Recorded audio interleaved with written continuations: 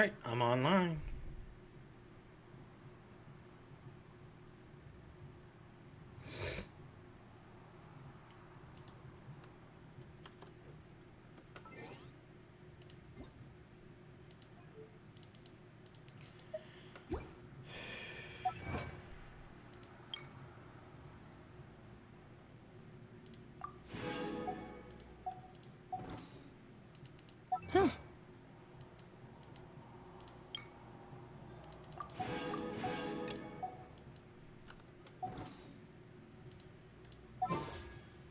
Ooh, so close. Well, actually.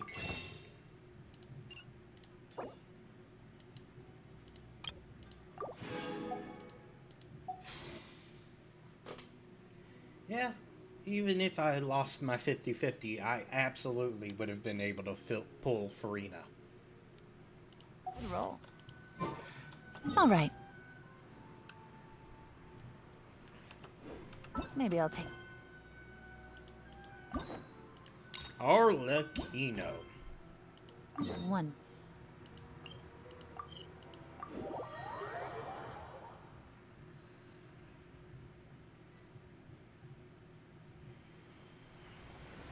Hey, traveler, Paimon. Oh, Paimon knows that voice! Over here.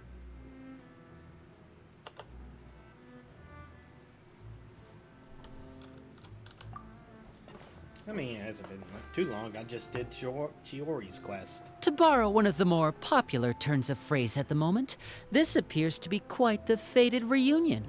Running into you two out of the blue like this has really made my day. I certainly wasn't expecting it. You can say that again. What brings you to Poisson? Wait, Paimon's got it! You must be here for one of your magic shows, right?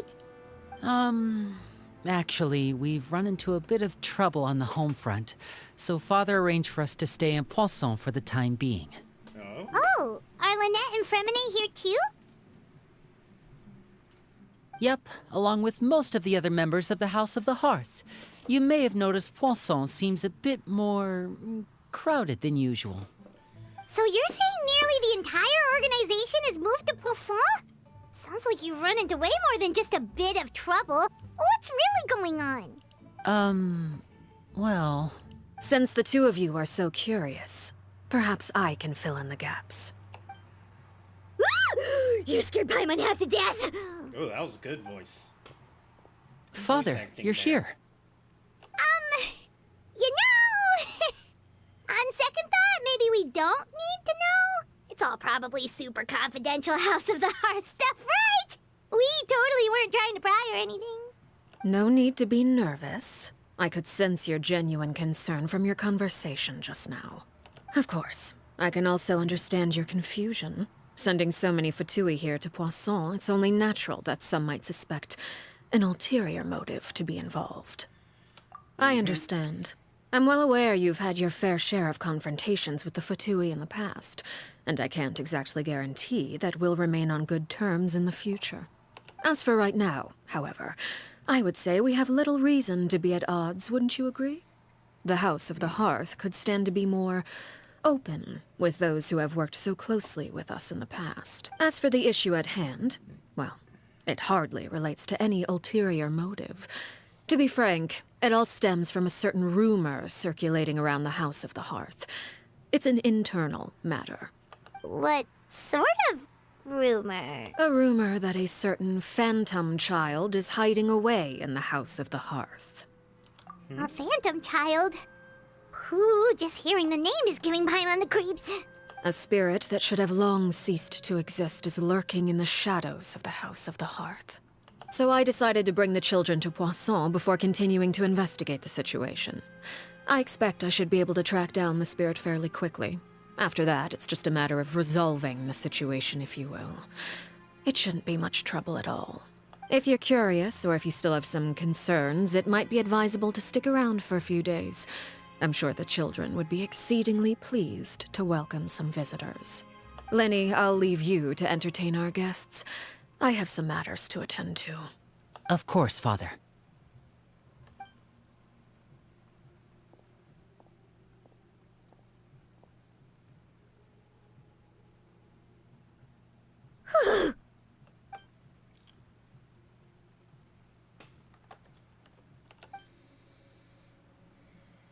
It has long been a dream of mine to invite you to our home and introduce you to my other siblings. You're quite well known in the organization already. A lot of people have been talking about you, especially after everything with the prophecy. If you're willing, why don't you stay a while and have a little chat with us? Alright. We don't have anything else to do right now anyway. But let's be clear, we're just gonna be there as guests, okay? Don't get any funny... Oh, wait a second. If we're your guests, that probably means we'll be treated to lots of yummy food, right? Of course. During our stay in Poisson, we've been helping out the locals with some fishing. We bring in quite the bounty every day. In fact, today's the perfect chance for me to show you what I can do in the kitchen. Let's go. I'll take you to where we're staying.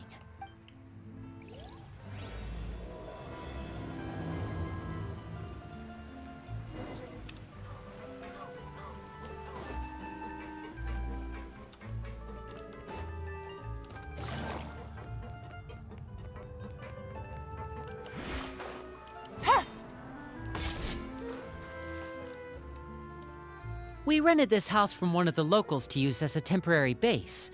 I'll come back later and tidy up a bit. After that, it should be all ready for you to stay in tonight. Awesome, thanks! So, where are we off to now?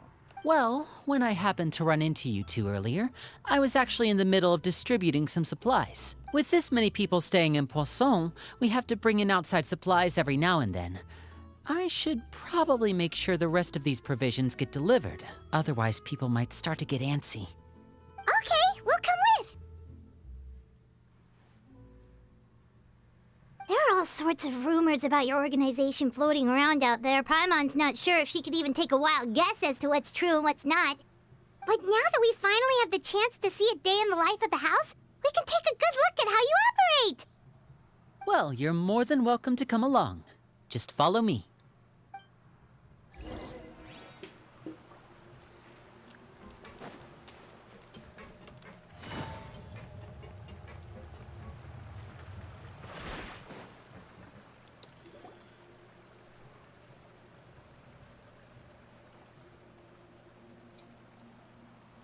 Linny! You're finally here. The supplies. I'm assuming you've... Brought them with me? Yep, here you go. Hello? Something caught your eye? It's the Traveler and Paimon! No way! Come here, everyone! Hurry! The Traveler and Paimon are here! One at a time, please. Don't crowd around them all at once. We don't want to scare off our guests now, do we? Oh, it's all right! Gotta say, Paimon didn't realize we were this famous. Of course! Father and Linny have told us so much about you. Father told us about how you helped Linny. According to her, you're a trustworthy friend. And as far as she's concerned, that's pretty much the highest compliment we've ever heard her give. As you can imagine, everyone's been very curious about you. I heard the Traveler is so strong that she can move a mountain with her bare hands. I heard Paimon eats so much that she can clean out the entire pantry at Hotel de Boer in just 3 days. Wait a second! That's the rumor you heard about Paimon? Oh, not cool at all! Oh, wait. When guests visit, you're supposed to give them gifts and stuff, right? Oh, we don't need something like that. Besides, we don't have anything to give to you. Come on, we insist. I can give you some of my new potions. Just pick your poison. And by that, I mean medicine or actual poison. I've got both. Huh?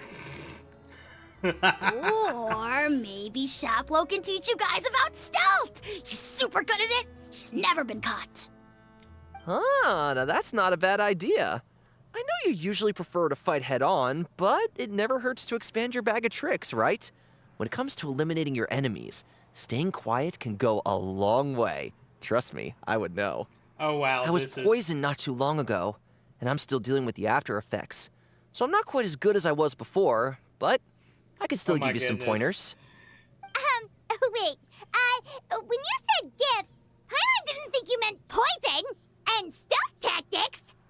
But those are the best things we can give you. You don't like them? I'll pass on the poison. How about this? Tell me the name of someone who really annoys you, and we'll teach him a lesson for you. Paimon. All right, Folt, Selwar. I think that's enough suggestions for now. When it comes to being a good host, it's the thought that counts. You don't need a physical gift to make our guests happy. In fact, pestering them with suggestion after suggestion might make them more annoyed than anything. I would say your enthusiasm has certainly gotten across. Really? I definitely feel the love. Awesome! It's been so long since we've had guests to play with. If there's anything you need, just let us know. Yeah, especially if it's poison or something. I've got all sorts of potions for that. Yeah, that confirms it. The House of the Hearth is absolutely a mafia family. Well, we'll talk to you all later. We've still got supplies to distribute. All right, see you later.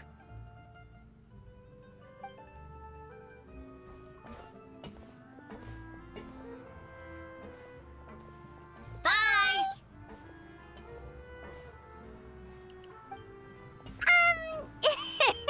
Lenny, about all that poison and stealth tactics talk just now.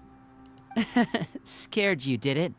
That kind of talk comes with being part of the House of the Hearth. When Foltz was really young, he strangled all of his family pets, just out of curiosity.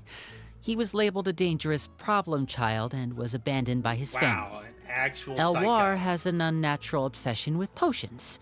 Father has forbidden her from trying all the different concoctions she comes up with, but she still tries to test them in secret. You really have to keep an eye on that one. Okay, possible Chaplot death is does around my ninja. age.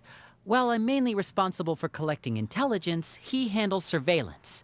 He's very passionate about his work and has no reservations about taking on some very difficult missions. I know you two probably aren't used to that kind of talk, but I can promise you they only had the best of intentions. Things like stealth tactics and developing different poisons, they really mean a lot to them. They were just trying to share the best of what they could offer, that's all.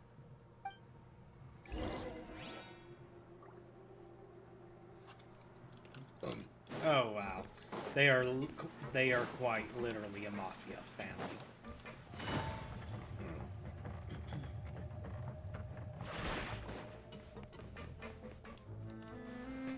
Filial, supplies are here. Thanks. And who are these two? Outsiders? Allow me to introduce you. This is the Traveler and Paimon. She Oh, got way you're too the famous excited duo at I've been hearing about so much about. outsiders. It's nice to meet you. I heard you've traveled to all sorts of places. Is that true? Of course, we're making our way all across to that. Oh, good for you. You must be pretty familiar with Fontaine by now, then. Have you seen the new opera that started running recently? I think it's called... The 4,000 Thieves? Oh, this is the first we've heard of it. It seems like it's going to be fantastic. From what I've been able to tell from the posters, anyway. You should definitely check it out if you have the time. Oh, and there's The Blind Maiden, too. That one is supposed to have audience interaction. Seems pretty interesting. After this mission is over, I think I'll go get a manicure. Oh, maybe I should dye my hair. Wonder how much it'll cost. Is it just Paimon, or do these two seem much easier to get along with than the others? Looks like the House of the Hearth has some normal members after all. These two are the spies. I heard that. Oh! Oops. I'm guessing you're referring to Foltz and the others? Yeah, we're definitely not all like them. I bet those crazies are practically foaming at the mouth right now. I'm sure they just can't wait to get back to Snezhnaya to carry out the plan. That's enough, Filial. Don't talk about family members behind their back, right? Whatever. Let's go. Guess this is goodbye then. If you ever have some time, we should go see the opera together.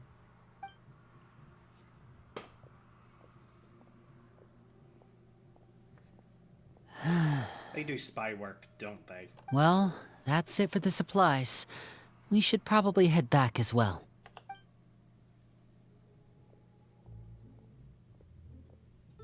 Well, they didn't seem too happy with each other. Seems like there could be something more going on here. So You're for right. now? We're only here as guests after all. Oh, Linny's getting super far ahead. Come on, let's catch up.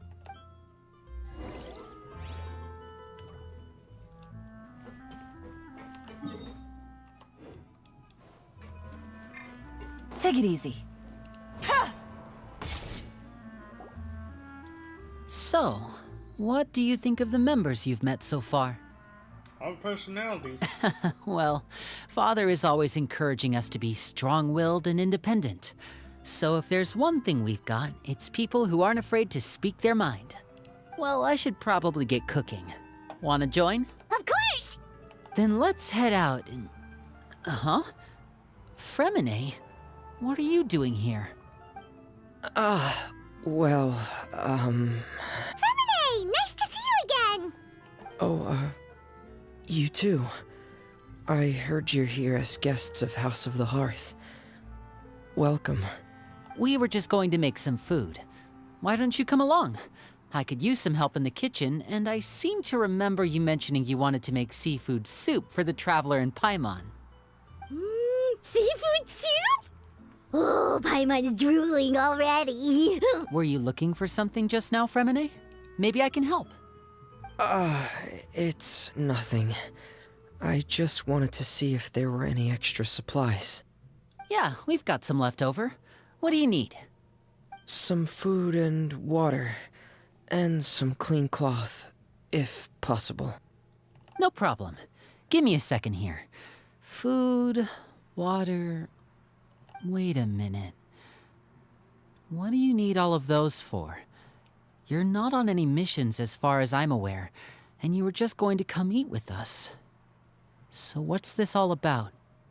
I thought I'd grab an extra portion because I get hungry at night. Could be because I'm growing, you know, and...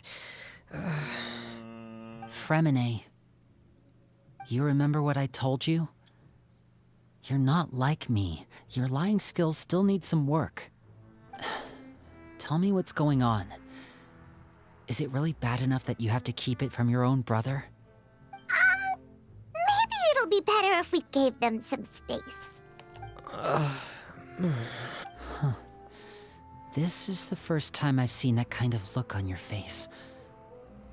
Whatever happened, does it have something to do with Father? Yes. Just follow me.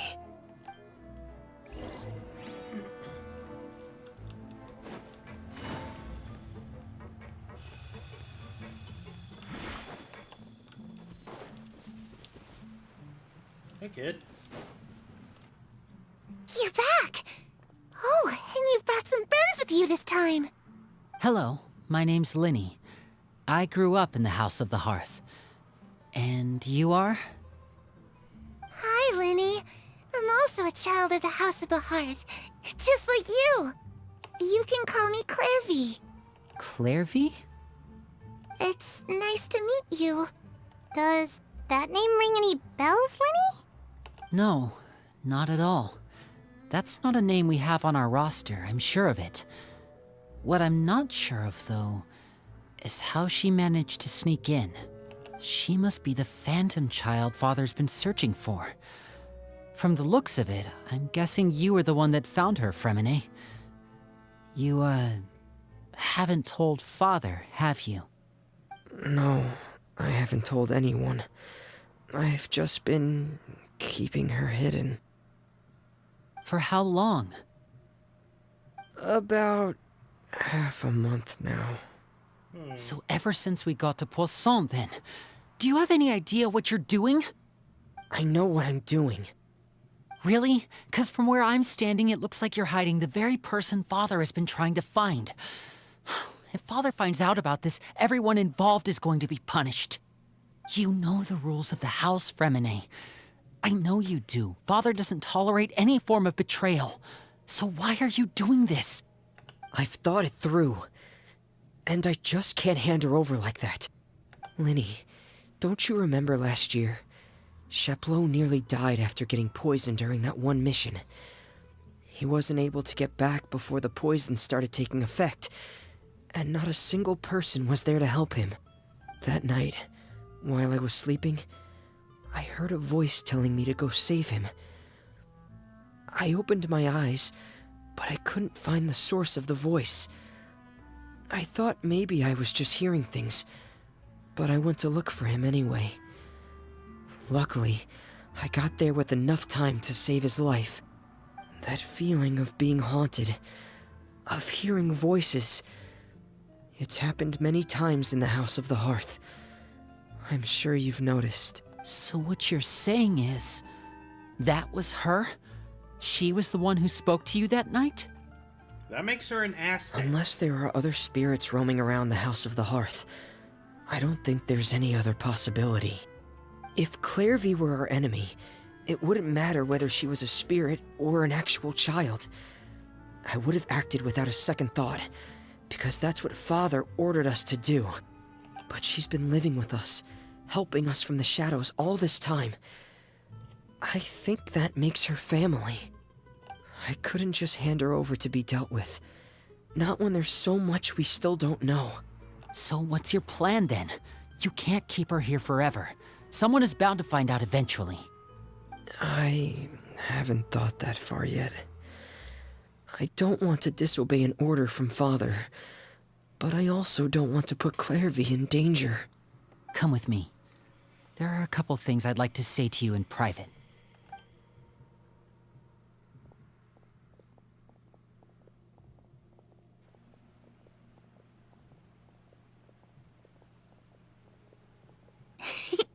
Those two sure care a lot about each other. Well, they got a funny way of showing it.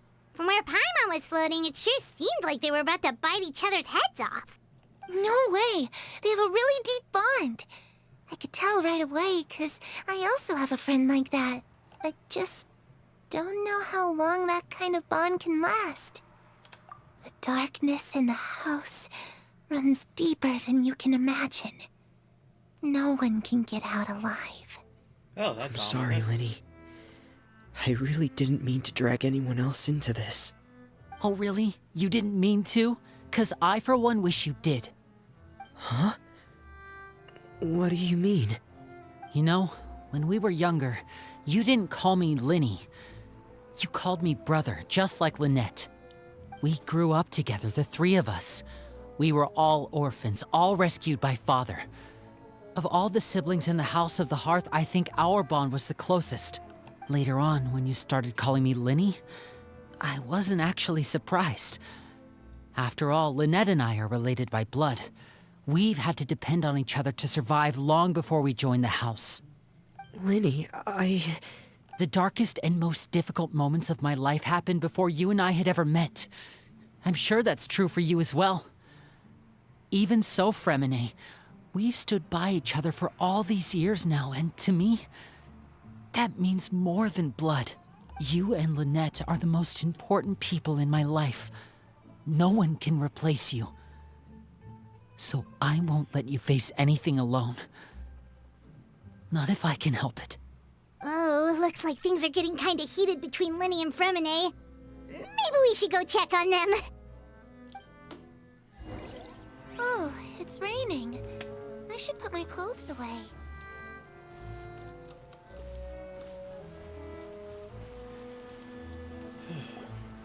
Hey, you two! Hope we aren't interrupting anything. Like a fight, or... Oh, wait a minute, Fremine. You're not crying, are you? Is everything all right? everything's fine. Thanks for asking. Well, we're all friends here, right? We've been through so much together, so if there's anything we can do to help, just say the word. It's just a small family dispute. It's not something our guests should trouble themselves with. In fact, it might be better if your stay ended here. What are you getting at, Traveler? When guests are around, families are often on their best behavior. And any disputes are less likely to escalate. That's what you're trying to say, isn't it? Exactly. I just... Thank you. I was really hoping to keep you out of it. But even if I could think of some other reason to turn you away, I'm not sure I could convince you. I know things could turn dangerous, so I promise you this. From now on, I'll protect you like my life depends on it. Me too. Well, back to the matter at hand then. If we don't plan on handing Clairvy over to Father, then our only other option is to solve the mystery of her identity before Father is able to track her down. That means finding out where she came from and what she's doing here. Then we can send her on her merry way and pretend like none of this ever happened. I've tried that already. And? And... nothing. I tried taking her somewhere really far away, but... after some time, she just reappeared. She even came with us all the way to Poisson. It seems like wherever the house is, she follows.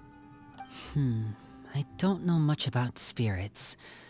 Do you two have any ideas? Let's see here. Paimon remembers hearing something like, if you fulfill a spirit's last wish before they died, they'll let go of whatever's keeping them here and return to the ley lines. Oh, it's just that Paimon doesn't really remember where she heard that, so it's not guaranteed to work or anything. Well, sounds like it's worth a shot. Guess that means we should go ask her about her wish. But first, Fremine, I need you to promise me something. What is it? I need you to promise me that this will stay between the two of us.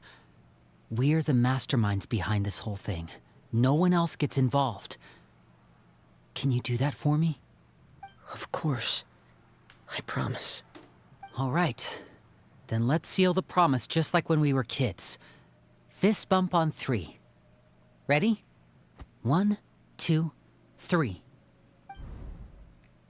I swear.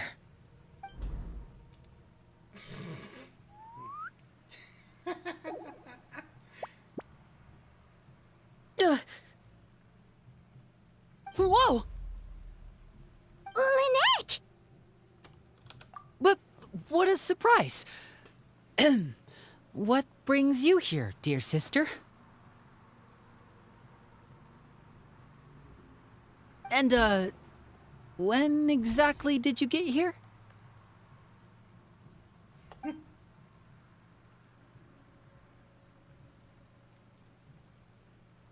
You're an idiot, brother. And you too, Fremine. You 3, Traveler. And you 4, Paimon. Wait, what did we do? I've seen Clairvy around the House of the Hearth before. I hadn't seen her in Poisson, so I figured she must not have come with us. But it turns out, you were just hiding her. I heard you talking about your plan. Rather than steering clear of the situation, I'd rather fully join in.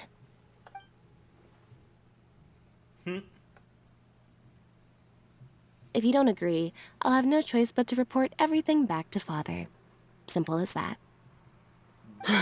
You're not giving us much wiggle room here, Lynette. Well, I guess we're all in this together then. After we talk to Clairvy, we'll figure out our next move. There's no time to lose. Let's go.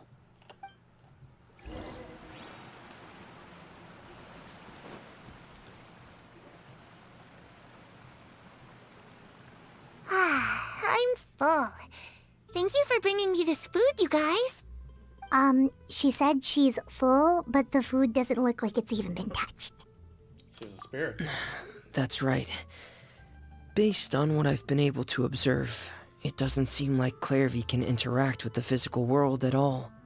Still, when she's presented with food, she'll always linger around it for a good little while. Maybe, in her mind, she really is eating those things. Does she know that she has already passed away? I've tried to ask her, but she didn't answer. My guess is that she's just as confused as we are. Or maybe she couldn't understand the question at all. Clairvy, if you've got some time, I'd like to ask you a few questions.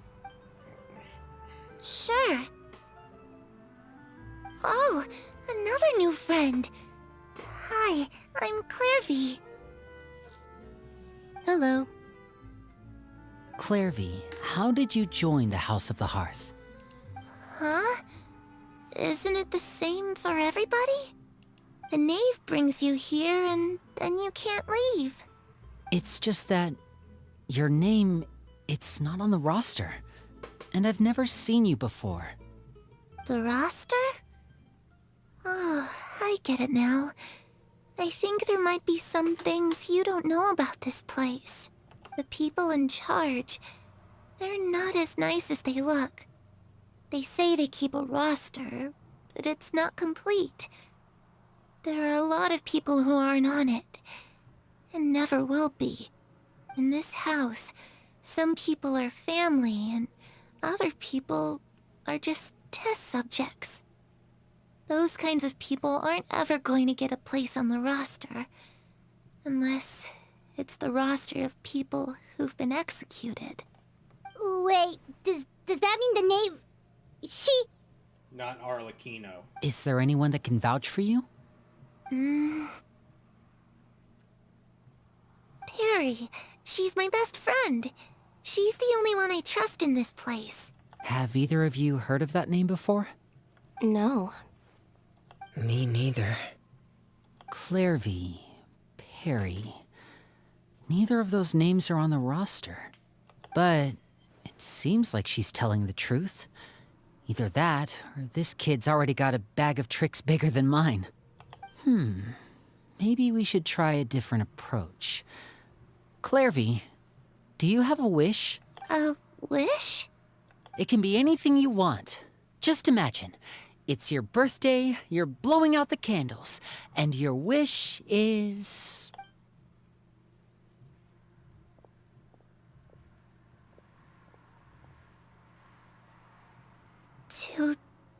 To go outside, where the sun can find me. That's... it? Well, that sounds easy enough.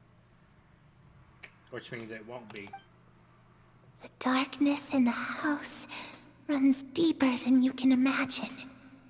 No one can get out alive.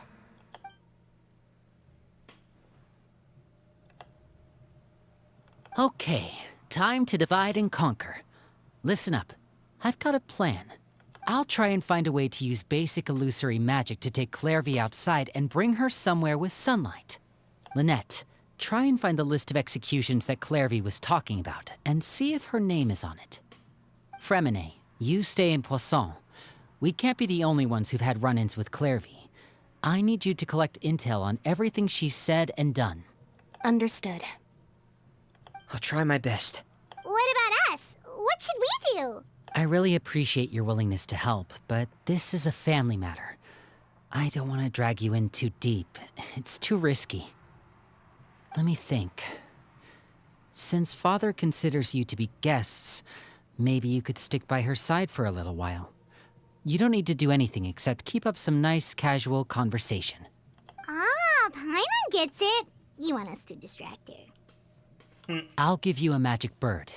If Father suspects something, all you need to do is release it when she's not looking, and it'll alert me that something's wrong. Of course, that's only as a last resort. If Father doesn't seem to notice us, there's no need to make contact. We'll reconvene here tonight after all's said and done. If the worst-case scenario happens and we're discovered, just tell Father everything. We're not going to let our guests get punished for our own actions. That's where we draw the line. You too.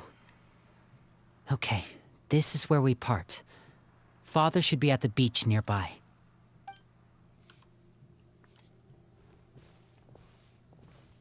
I really hope this goes well. No, it has to go well. That's the only way this can get resolved.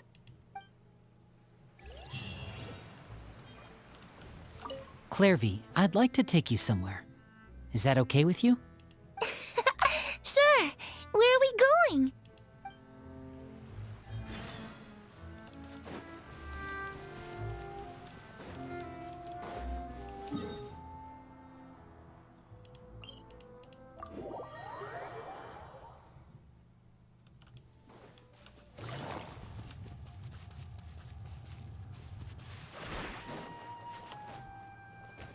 Ready.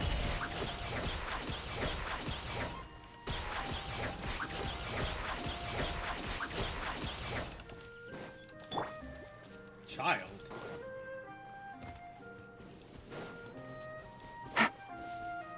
Tartaglia. It's the knave and child. Hey, aren't you supposed to be in Snezhnaya recuperating? What are you still doing in Fontaine? Oh, it's you two. I didn't expect to run into you here. I was unconscious for quite a while after the fight in the Primordial Sea.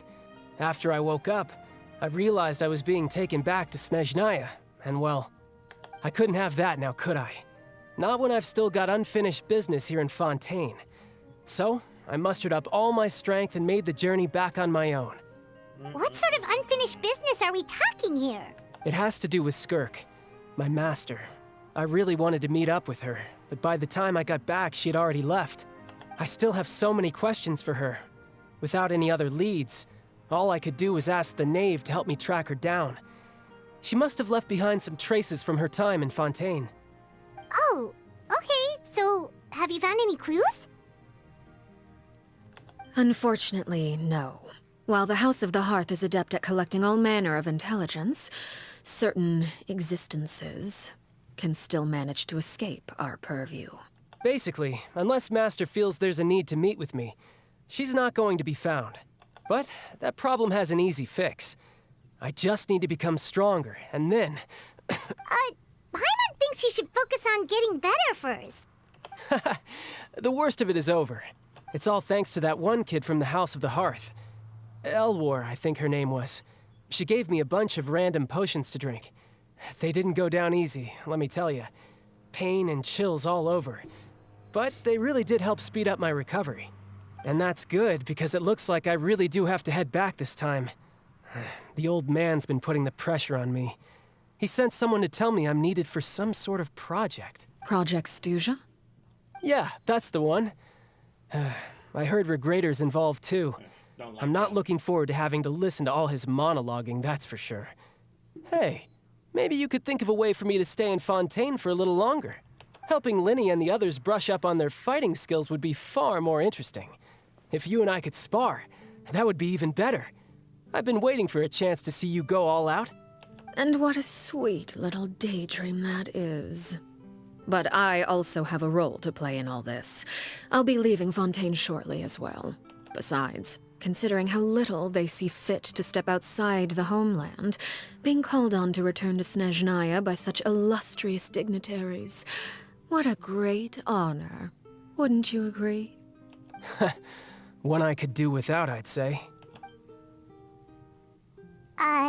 Is it just Paimon? Or does it kind of seem like they're... Casually trash-talking colleagues. So, dear guests of the House of the Hearth, to what do I owe the visit? Well, we just... right! We're super close to Lyney and the others, but we still don't know much about you! Is that so? Introductions have already been made, have they not? Oh, well, you see? There's only so much you can learn about someone from a short introduction. At least tell us something a little extra, like... Why do you call yourself father? Huh, good question. I'd also like to know. The fact that you have to ask tells me our intelligence work has been quite successful. Telling you the answer to that question would only serve to undermine that success. And we can't have that, now can we? Spoken like a true diplomat. That was some expert sidestepping right there. Well, if there's nothing else, I think I'll take my leave. I still have a small matter to resolve at home. Wait, don't go!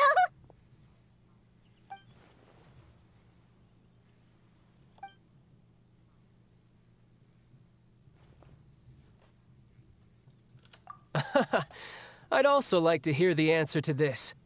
I've met some of the members of your organization, and they all seemed like really good kids. They actually reminded me of Tonya and Tusser. Which, by the way, if you ever betray them, I'm just letting you know, I won't let you off easy. And why would I betray them? Well, you've already betrayed the House of the Hearth once, haven't you? At least, that's what I heard.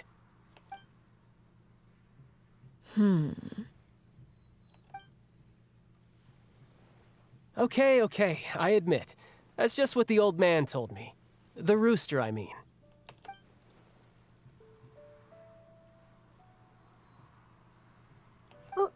Wait, did you really do something bad to those kids? Never mind what I've done. I'm more curious as to what the mighty rooster had to say. Care to enlighten me? Oh, she's Ah, irritated. well, nothing much. Just some stuff about you taking out many other members of the House of the Hearth, and even going so far to attack your own family. I see. Oh, based on your reaction, I'm guessing it's all a bunch of lies. Hardly. I don't appreciate his particular turns of phrase, but I suppose he didn't say anything untrue. Although, it would be more accurate to say that there is a certain level of prejudice involved, but I don't intend to clear that up just yet. Prejudice has a funny way of concealing the real truth behind certain things, an attribute that I find to be quite advantageous. Call yourself a Fontanian, for example, and people will assume all sorts of things, when the real truth is that this is simply the land where I was raised. Huh? You're not actually from Fontaine? But then why did you try to help out with the prophecy and everything? I was trying to protect the children born in Fontaine.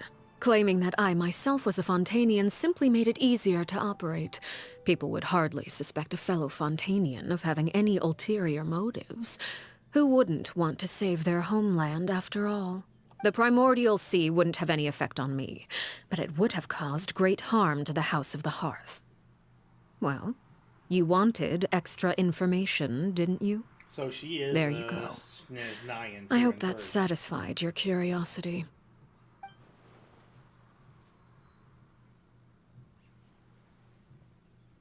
So, you stayed in Fontaine for the kids. I guess I was wrong to believe you'd betray them. Apologies. Looks like I was holding on to some prejudices myself. Good. Like I said, I like it when others have misconceptions of me. Actually, while I was recuperating at the House of the Hearth, there was something else that really caught my attention. I heard that members always resolve disputes and arguments with a friendly spar, and the loser has to back down. Seems pretty cool if you ask me. Would also give them plenty of opportunities to hone their skills. Well, that's only a recent development. In the past, such spars weren't nearly so friendly. The losing party would lose everything, including their life. They were that high stakes? Whew, at least that's not a thing anymore. Well, the current atmosphere's not half bad. I'm a bit jealous, actually. You've got so many family members around you, and you even get to live with them. Having a lot of family around means dealing with a considerable amount of bickering and scheming. Once Tonya and Tusser enter their rebellious phase, I'm sure you'll understand. Just imagine. Tusser becomes obsessed with plucking out strands from the rooster's mustache, or Tonya decides to dye her hair 42 different colors. Okay. I get the picture. And she's just talking about the normal ones.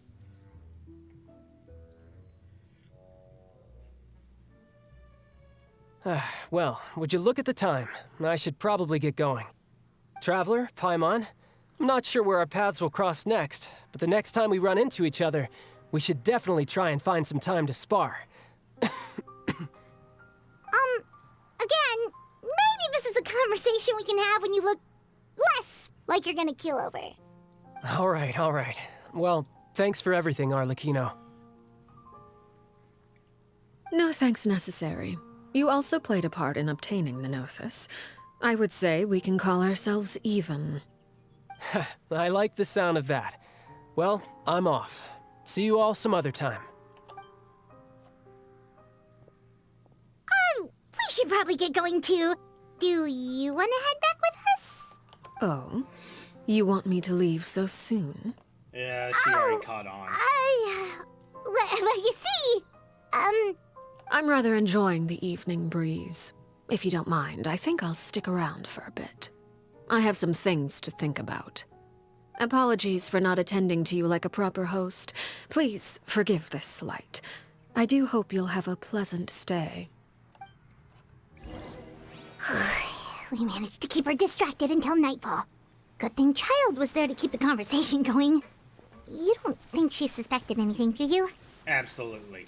Oh, I wonder if Liddy ran into any issues. Let's hurry back and see how everything went.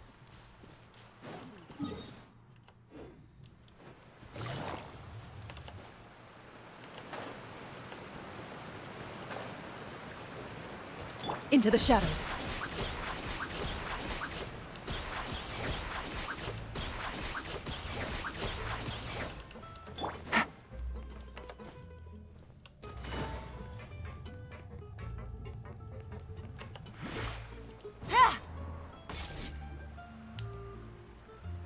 Winnie, how did everything go? Well, long story short, we ran into a small issue. Clairvy can't go into the sunlight. Everything was fine at first. She followed me up to the surface just like I told her. But as I led her out of the shadows and into the sunlight, she vanished.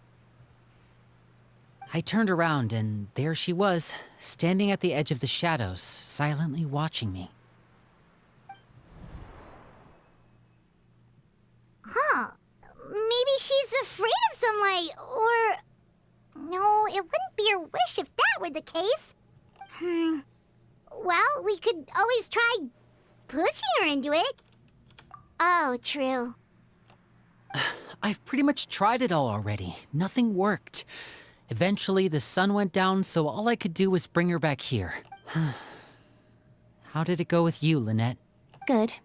I've got the list. It's right here. Really? Well, what are we waiting for? Let's take a look!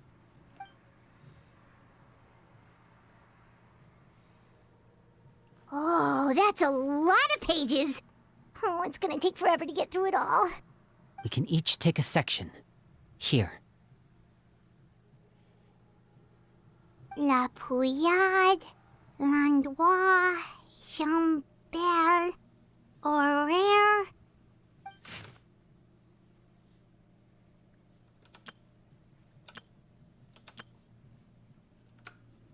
Oh, yikes. That Horaire guy has a huge scar on his face. He's kinda giving Paimon the creeps. Ah, I've met him before. The scar is from an injury he received during a mission. I still remember him joking with me about it. He said any future lover would take one look at him and then lose all interest. Did he say anything else? Well, I asked if there was someone he was interested in. He said no, and that's where our conversation ended. It was only later that I learned he really did have someone he liked. He risked everything to escape so he could be with her, but it didn't work. One day, Father asked to see him, and, well, I never saw him again after that. Wait, so that means the knave, she... It may seem cruel, but it's just one of the rules of the house. Betrayal is not to be taken lightly. We know too many secrets to come and go as we please. So, if you do try to leave, you pay with your life.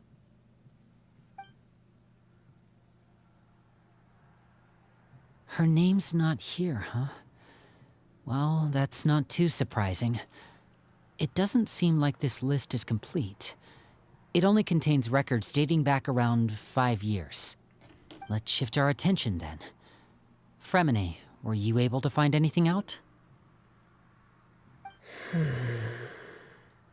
Fremine.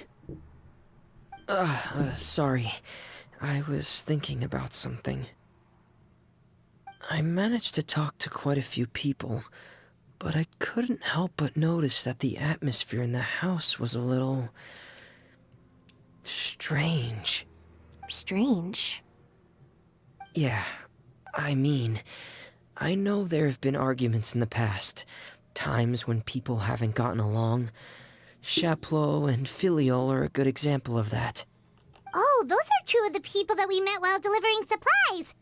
Paimon can see how they might not get along. They had very different vibes, and their, interests seem to be pretty different as well. That's to be expected, actually. Father brought us all here, shared her knowledge with us, taught us how to fight. That's one thing we all share. But that's also where the similarities end. Not all of us feel the same desire to stay here. As members of the House of the Hearth, we're also considered part of the Fatui. And to a lot of people, that's an identity they never asked for. Certain members get older and realize they want something else for themselves.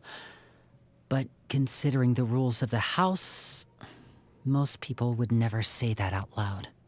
People like Chaplot and Foltz are loyal to Father and her vision. They're proud to be part of the Fatui. Filial and Nantoy, on the other hand, well, they aren't quite as enthusiastic. These kinds of conflicts have always been there. It's not like Father is in the dark about any of this. Well, that's true. But it just feels like things have gotten worse lately. Filial and the others, it seemed like they were meeting in secret to talk about something. I can't say for sure, but I think they've met Clairvy. You think she's been inciting them to act out?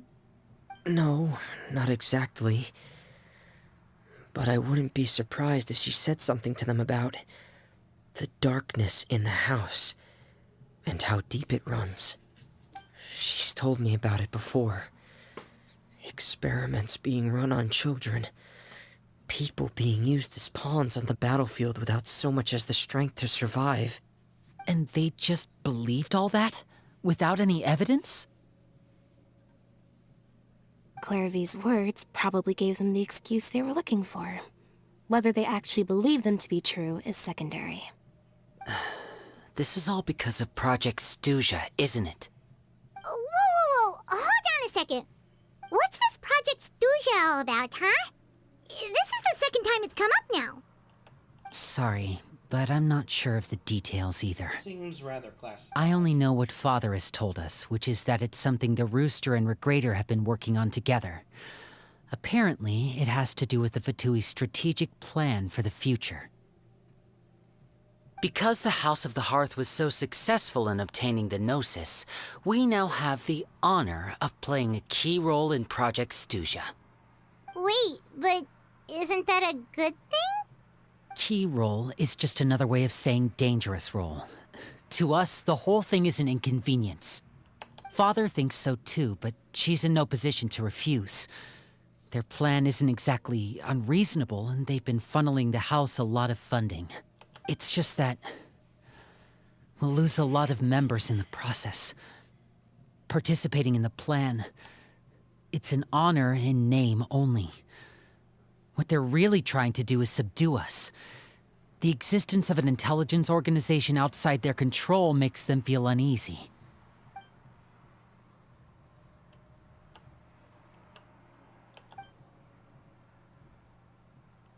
Okay, super complicated top secret Fatui business aside, what does all of this have to do with the conflicts you were talking about earlier? Paimon doesn't get the connection. External pressure has a way of exacerbating internal strife. You can't overlook the power of fear either. People are afraid of dying, and that fear is often the impetus for a lot of stupid decisions. I thought resolving the Clairvy situation would make everything go back to normal, but it looks like things are more complicated than I thought.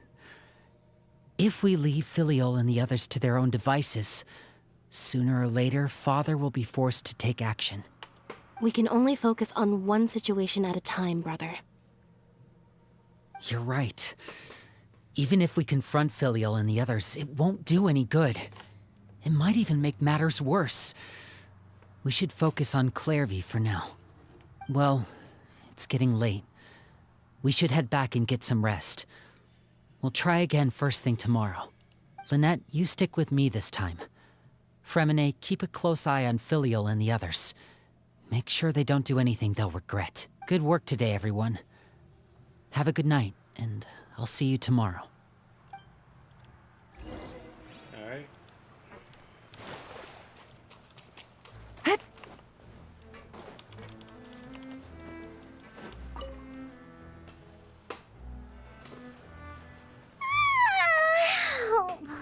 looking forward to an early night, but she can't sleep at all. Hey, you don't think the knave will be too angry with Linny and everyone if she finds out about all this, do you? She's even scary when she smiles. If she were to actually get angry... Ooh, you have to protect Paimon if that happens, okay, Traveler?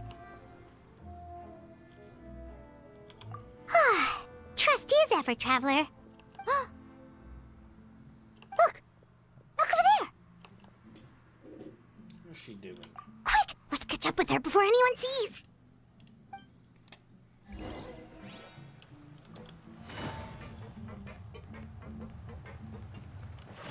Loaded.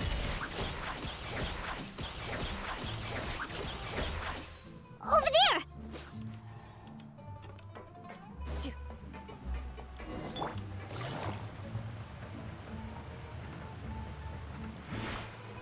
Oh, where is she going? Oh, if someone sees her, we're toast!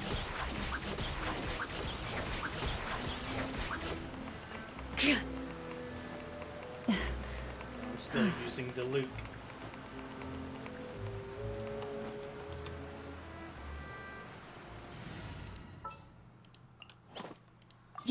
You...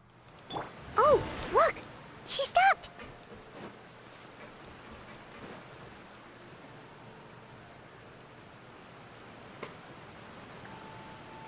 So she can at least stand in Clearview? the moonlight. Shh. I opened the window while no one was looking. Look how pretty the outside is. She still thinks of herself as being underground. If only I could have more than this. You probably think I'm being silly, huh? All this hopeless resisting? It's better to dream of what I could have than try to make it a reality, right? Please, help us get on the same page here, Clary. We need you to tell us what you know. Can you do that? Sure. Although, after you hear all this, I think you might regret that decision. Everyone in this family is nothing more than a tool, something to be used and exploited.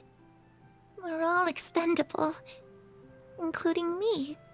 As long as you're useful, you get to stick around.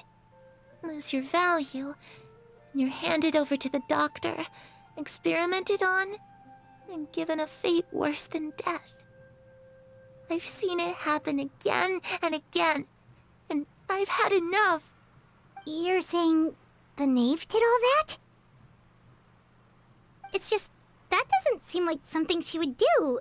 She's scary and all, but it seems like even she has lines she wouldn't cross. I knew you wouldn't believe me. Everyone thinks she's a good person. They all think of her like a real mother. That's why she calls Mother? herself father. Because she doesn't. But she want to doesn't be deserve mother. that title. She's disgraced it and tarnished it.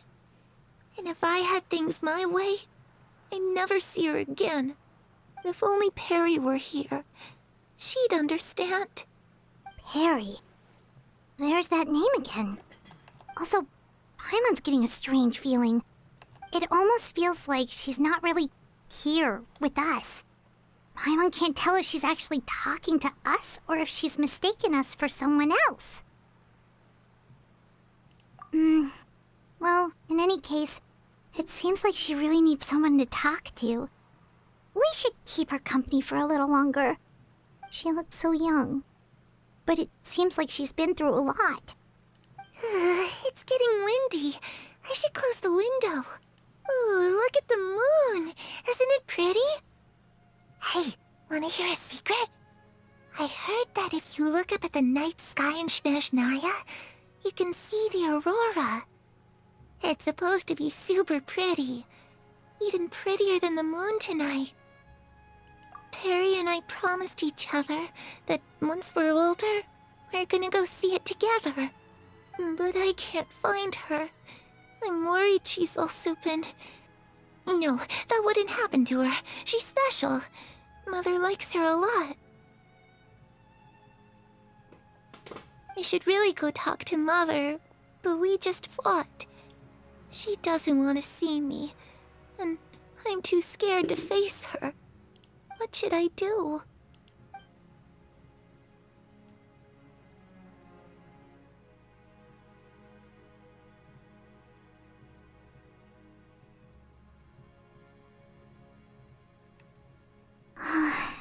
Paimon really doesn't understand what's going on with her.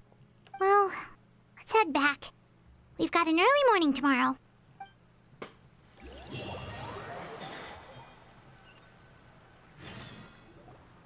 All right, looks like we're all here. Let's go ahead with the plan. Question? Oh? What is it? Have the Knave and the Doctor ever worked together? What makes you ask that?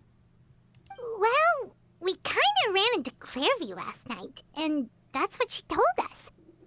We met the Doctor back in Sumeru. He's super dangerous, and he's done all sorts of bad things. It's possible that Father and the Doctor have had certain dealings, but I don't think Father would work with him. We're not really on the same side, so there's not a lot of trust between them. That doesn't exactly set the stage for a successful partnership. I did hear, though, that when Father first became a Harbinger, the Doctor offered to work with the House of the Hearth. Father rejected most of his proposals, except for one. It had to do with some sort of secret experiment. Secret experiment? Could that be what Clairvy was talking about? I don't think so. I don't know any details about the experiment itself, but I do know it's an entirely independent operation. The Doctor only proposed a direction for the research. That was the extent of his involvement. I still don't think that counts as working together. The details of the experiment are confidential, but complete records are kept on all participants. That doesn't seem to be the case with the situation Clairvy referred to. I know you don't agree with some of the Fatui's methods, and I'm not asking you to. But I am asking you to trust us on this. The House of the Hearth has its own principles. There are certain lines we're not willing to cross. Alright, that's good to hear at least. Clairvy seems to think the Knave and the Doctor worked together to do something horrible. If that turned out to be true, Paimon doesn't know how he would even face you guys. It's just that it doesn't seem like Clairvy is lying either. The easiest thing to do would be just ask the Knave directly, but Paimon doesn't think she'd tell us. Father didn't come back last night. She's probably still near the shore. We'll be counting on you to distract her. Lynette, you're with me. Fremine, you know what to do. Be on your guard, everyone. All right, let's get to it. Where are we going today? Let's try somewhere further away this time.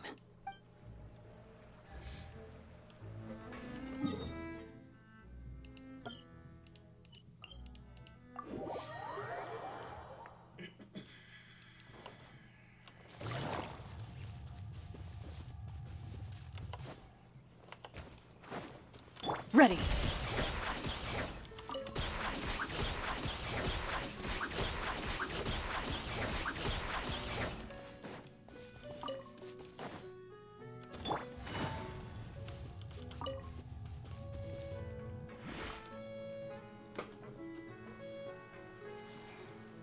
Ah, it's you two again. I must say, you look a bit pale. Did you have trouble sleeping last night? A little. Perhaps if you had less on your mind, you'd be able to absolve yourself of such troubles. So what are you planning to do now? Catch up on some sleep? Or should I give you some time to rack your brain for a topic to discuss before I ask any questions? Although I must profess to being curious. Without Child here, how do you plan on distracting me? Us? Distract you? A good one. But no, we were just here for a chat. Looks like you could have used some extra time to think. No matter. If you don't have any other plans, why don't you accompany me somewhere? Don't worry. I'll be sure to steer clear of any scheming children. The ocean breeze is sure nice today. Yeah. Children always think they can hide things from the grown-ups. But nothing gets past me. Least of all a little scheming. I think I'll let them have at it for a little longer. I can be very patient. Well, I'll leave you to think things over. If you're so inclined, meet me outside the Palais Mermonia. Yeah, I didn't think she bought it for a second. Good things come to children who do as they're told. So I do hope you decide to tag along. If only for your friends' sakes. What should we do?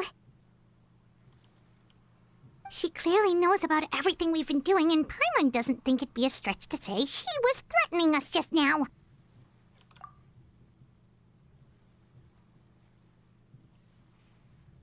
Oh, good idea. Hopefully he sees it in time. Well, we should probably head to the Palais Mermonia. Paimon doesn't want to find out what happens if we don't show up. Based on what the knave was saying just now, it sure didn't seem like it'd be anything good. Okay, then we probably shouldn't keep her waiting. It seems like Lyney and the others are on thin ice, so let's do our best to not get them in any more trouble.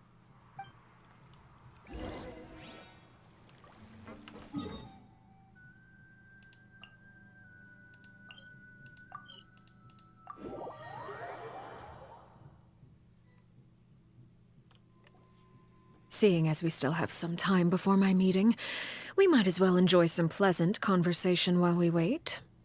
I'm glad to see you get along with my children. Being surrounded by good companions is necessary for a child's development. You're not planning on doing anything to them, are you? I assume you're referring to Lyney, Lynette, and Freminet. Although, there's that situation with Filial and Nentoy as well. It appears quite a few people have been acting out lately. No matter. I'm not one to discriminate. All those who betray the house meet the same fate. There are no exceptions. Does that mean you're going to kill them? Oh, are you here to beg for their lives? I'm sorry to disappoint, but the rules of the house change for no one. In my organization, everyone is responsible for their own actions. But don't you care about them at all? They really respect you. They even call you father. You must feel something for them. Any organization in which feelings come before principles is one destined for ruin. The House of the Hearth is hardly an exception. You could say our principles are more stringent than most. Perhaps I can offer you this consolation at least. As our guests, you two will not be held accountable along with them. I would imagine Lyney, Lynette, and Freminet will be able to keep their lives. As for Filial, Nentoy, and the others, I'm afraid there's little I can do. They can try to escape, but once you know our secrets, there's no getting out alive. But that's awful. Ah, you seem concerned. Out of consideration for my guests, I suppose I could turn a blind eye for a little longer. If Lyney and the others manage to dispose of Clairvy in the meantime, all evidence of their wrongdoing will be lost. In that case, I could hardly punish them for something I couldn't prove. If their efforts are unsuccessful, on the other hand, all will be held accountable. And the punishment will be severe. Of course. Oh, and here, I believe this belongs to you. Do try and keep better track of it next time. It takes a considerable amount of time to train a bird like this. It would be such a pity if you were to lose it. Permanently. Wait, where did you get that? Well, I'm afraid that's all the time we have to chat. Now, for the matter at hand. I asked you to meet me here because I have business at the Palais Mermonia. It has nothing to do with you, but I think it would be prudent for you to stick by my side for the time being. There will always be time later to run off and tell Lyney what you've learned. Well, time to go. Looks like we wrapped things up just in time.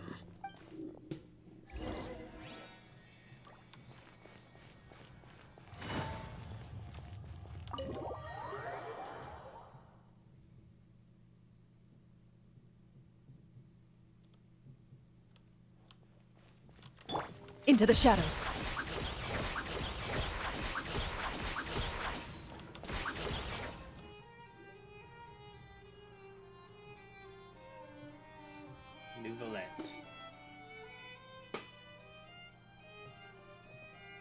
It's been a while, Monsieur Neuvillette. I must say, I wasn't expecting my meeting request to be approved quite so quickly. The Palais Mermonia operates with an efficiency worthy of admiration. It is only right that an esteemed diplomat such as yourself should be afforded the proper level of respect. Although, if I may speak plainly, I must confess that I did not anticipate we would have the occasion to meet again after presenting you with the Gnosis. I see you've brought the Traveler and Paimon with you as well. If I may inquire as to the purpose of your visit. I'll be departing Fontaine shortly. There is, however, an outstanding matter that I would like to see resolved before I go. It requires a rather lengthy explanation, I'm afraid. So I took the liberty of explaining everything in this proposal. Please review it at your leisure, Monsieur Neuvillette.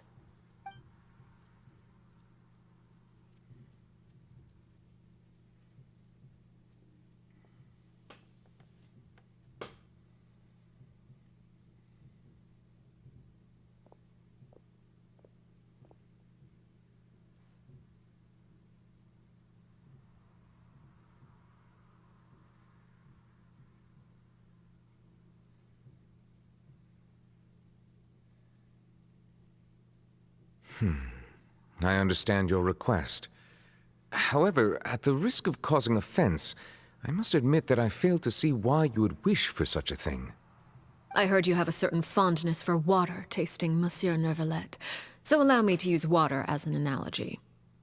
A family is like a large body of water with countless rivers flowing in and out. As someone who watches over this system, I would hope that each river that flows from the source will eventually reach the ocean. Of course, objectively speaking, I know this is impossible. Most of the rivers will dry up along the way, disappearing into the ground and leaving nothing but a barren riverbed behind. Not all rivers are destined to reach the ocean, but I would not see their existence rendered meaningless. I believe the water that flows within them is simply meant for a different destination, like a field in need of irrigation. Or perhaps the glass of a certain water-tasting enthusiast. Did you get any of that, Traveler? Your words paint an optimistic picture indeed. Allow me to remind you, however, few among us are willing to sip from a glass filled with tainted water. It may have been tainted at one point in time, but not to worry. I'll make sure it's strained of all impurities and returned to its cleanest form.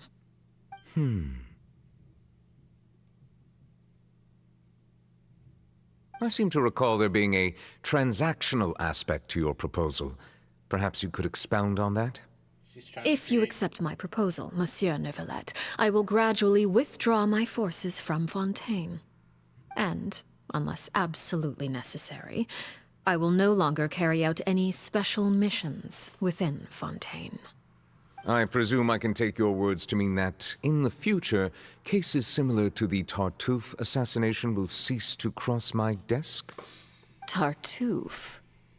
Ah, that thief who embezzled funds from all those charities, you mean? My deepest condolences to his family, but without any evidence, I cannot imagine how the House of the Hearth might have been involved in his passing. Of course, if you accept my proposal, Monsieur Neuvillette, I'm sure certain measures could be taken to reduce the frequency of such troubles. You choose your words carefully indeed. In that case, I am inclined to accept your proposal. My thanks for your generosity, Monsieur Neuvillette. Well, with that settled, we should be going now. I took the liberty of bringing along 2 bottles of spring water from Snezhnaya for you to enjoy. I do hope I get the chance to hear your impressions. Perhaps at our next meeting, yes? Indeed. I trust you would not overlook your commitment in the meantime. All right, Traveler Paimon. Time to go.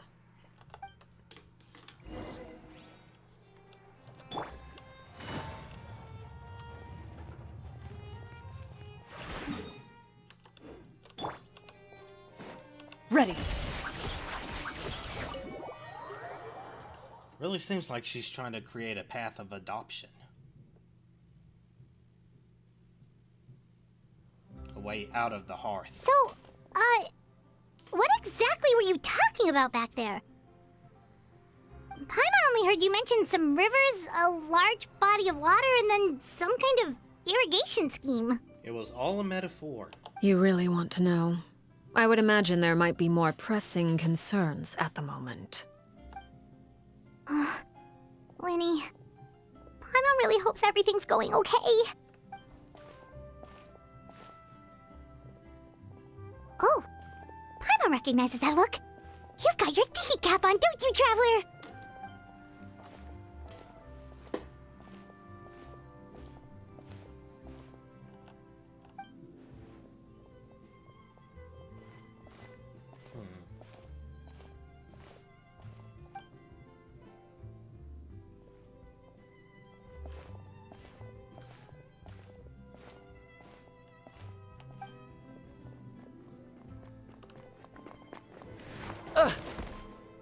Who's this guy? The face scar. Oh, shoot.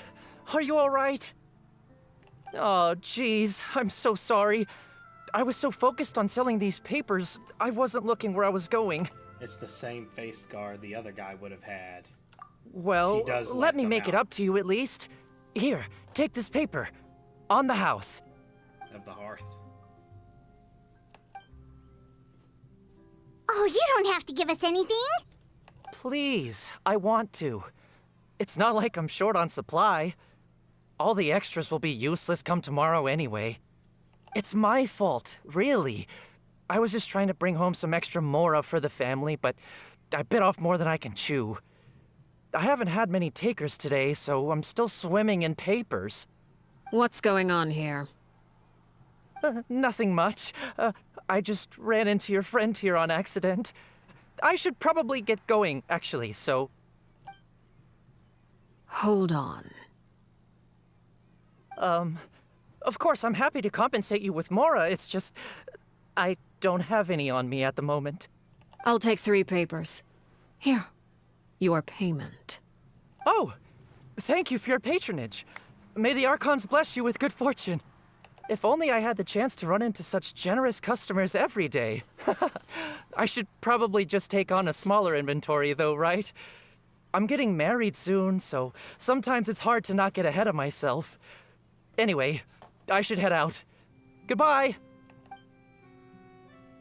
Well, Yeah, that's now that my the affairs guy. are settled, we should take the boat back to Poisson. We've even acquired some light reading to enjoy along the way. Actually, why don't we stick around for a little longer? Paimon just realized how hungry she is. She can't head back to Poisson on an empty stomach.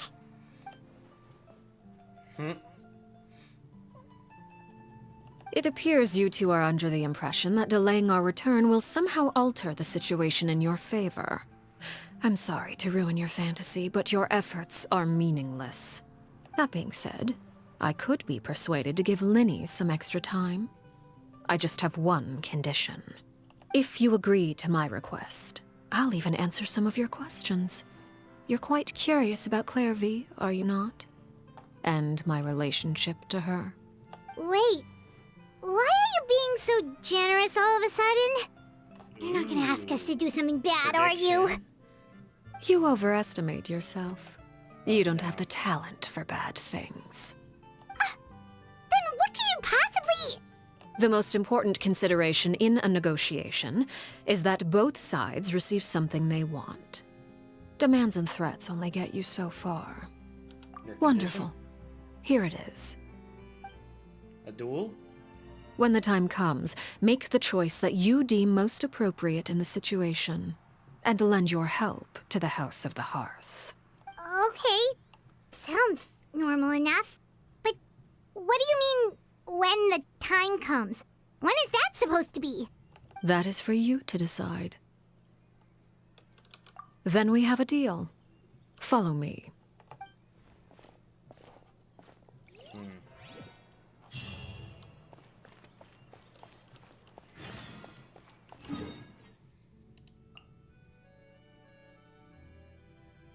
That's pretty out of the way.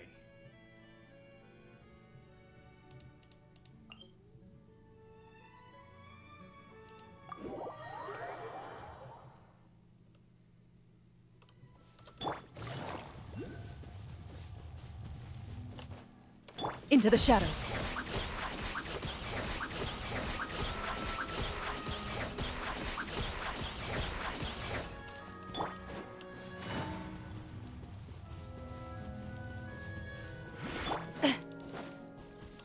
Ready.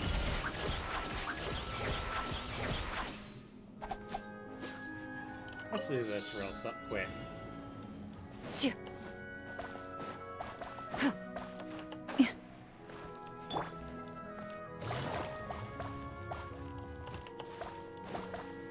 Take it easy.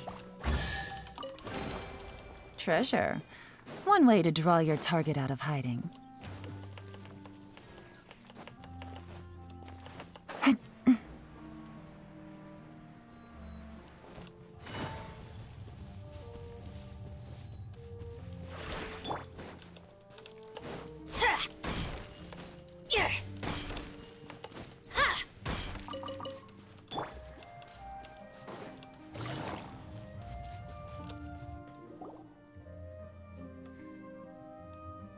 What is this place?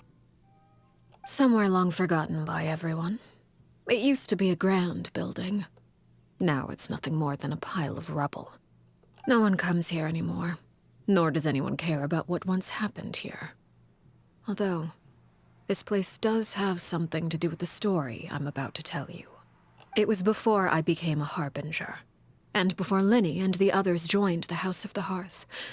Due to certain events, I first killed Clairvy and then her mother. And this is where it all happened. You were the one that killed Clairvy? Patience now. Allow me to explain Clairvy's side of the story first. I'll start from the beginning. Clairvy was 6 years old when she was brought by her mother, Crucibina, to live in the House of the Hearth. From the outside, it seemed like a fairy tale. A thriving family made up of kind adults and friendly children. Crucibina was the knave at that time, and the House of the Hearth was under her control. She was Clairvy's mother by blood, but she was also the mother to all the children in the house. Clairvy was happy here, for a time. But she quickly realized that being part of this family wasn't a fairy tale at all. It was a kind of purgatory. Purgatory? Exactly. The House of the Hearth takes in war orphans from all over Teyvat. But as for how to raise them, that depends entirely on the person in charge. Crucibina came up with a novel idea. She would teach the children to fight, force them to duel each other, and then crown as the king of the house the child who proved themselves most worthy of inheriting her title. It's difficult to estimate the number of children who died or were maimed in the process. There's little I can say about the ones who died. The ones that emerged with permanent injuries, on the other hand, well, they still served a purpose. They would be handed over to the doctor to be experimented on, or sent away on dangerous missions. Nothing more than tools to be used and then discarded. So those were the experiments Clairvy was talking about. But what actually happened to her? You said that Clairvy was Crucibina's daughter, so if Clairvy tried to convince her to stop what she was doing, Crucibina probably would have listened, right? Yeah, no, she wouldn't have. Despite being Clairvy's mother, Crucibina cared little for her daughter. She forced Clairvy to join the House of the Hearth only as a means to demonstrate her own impartiality as a mother, to prove that she treated all her children equally. Clairvy did try to convince her mother to change her ways, but it was to no avail. After her efforts failed, the only other option was to rise up and try to fight back. Unfortunately, the other children had already been thoroughly indoctrinated into the illusion of happiness Crucibina had created. Of course, there was one exception. Someone Clairvy's age who knew the truth about the House of the Hearth. Her name was Peruere. Peruere. Wait, That's you. the friend that Clairvy mentioned? Friend, huh? I suppose we can call her that for now. Clairvy was a cheerful and passionate person with a tenacious spirit. Peruere, on the other hand, was rather cold-blooded. Her cold-blooded nature allowed her to see through Crucibina's facade. Yet, it was also this cold-bloodedness that prevented her from acting against it. At least at first. While Clairvy longed for freedom, Peruere was convinced that, amid all the fighting and violence, she would make it until the end. Despite their differences, the two became fast friends, united by their knowledge of the truth. Clairvy told Peruere that she hoped to create a real family, where no one would be killed or sacrificed. There may have been a certain naivete to her ideas, but Clairvy proved her determination many times over. She tried countless times to run away, ask for help, or expose the truth. But her efforts only earned her beating after beating. The only thing that kept her going was her strength of will. Even with her body racked with pain, she would still stand on her tiptoes and open the window at night. She and Peruere would look out at the moon together, a fierce longing for freedom shining in her eyes. But one day that light simply vanished. Oh no. What happened? Her hopelessness resulted from a culmination of things. 10 years had passed. 10 years worth of failure after failure. She and Peruere weren't children anymore, but finding any chance to escape still seemed as hopeless as ever. It was during this time that Peruere suggested a new plan.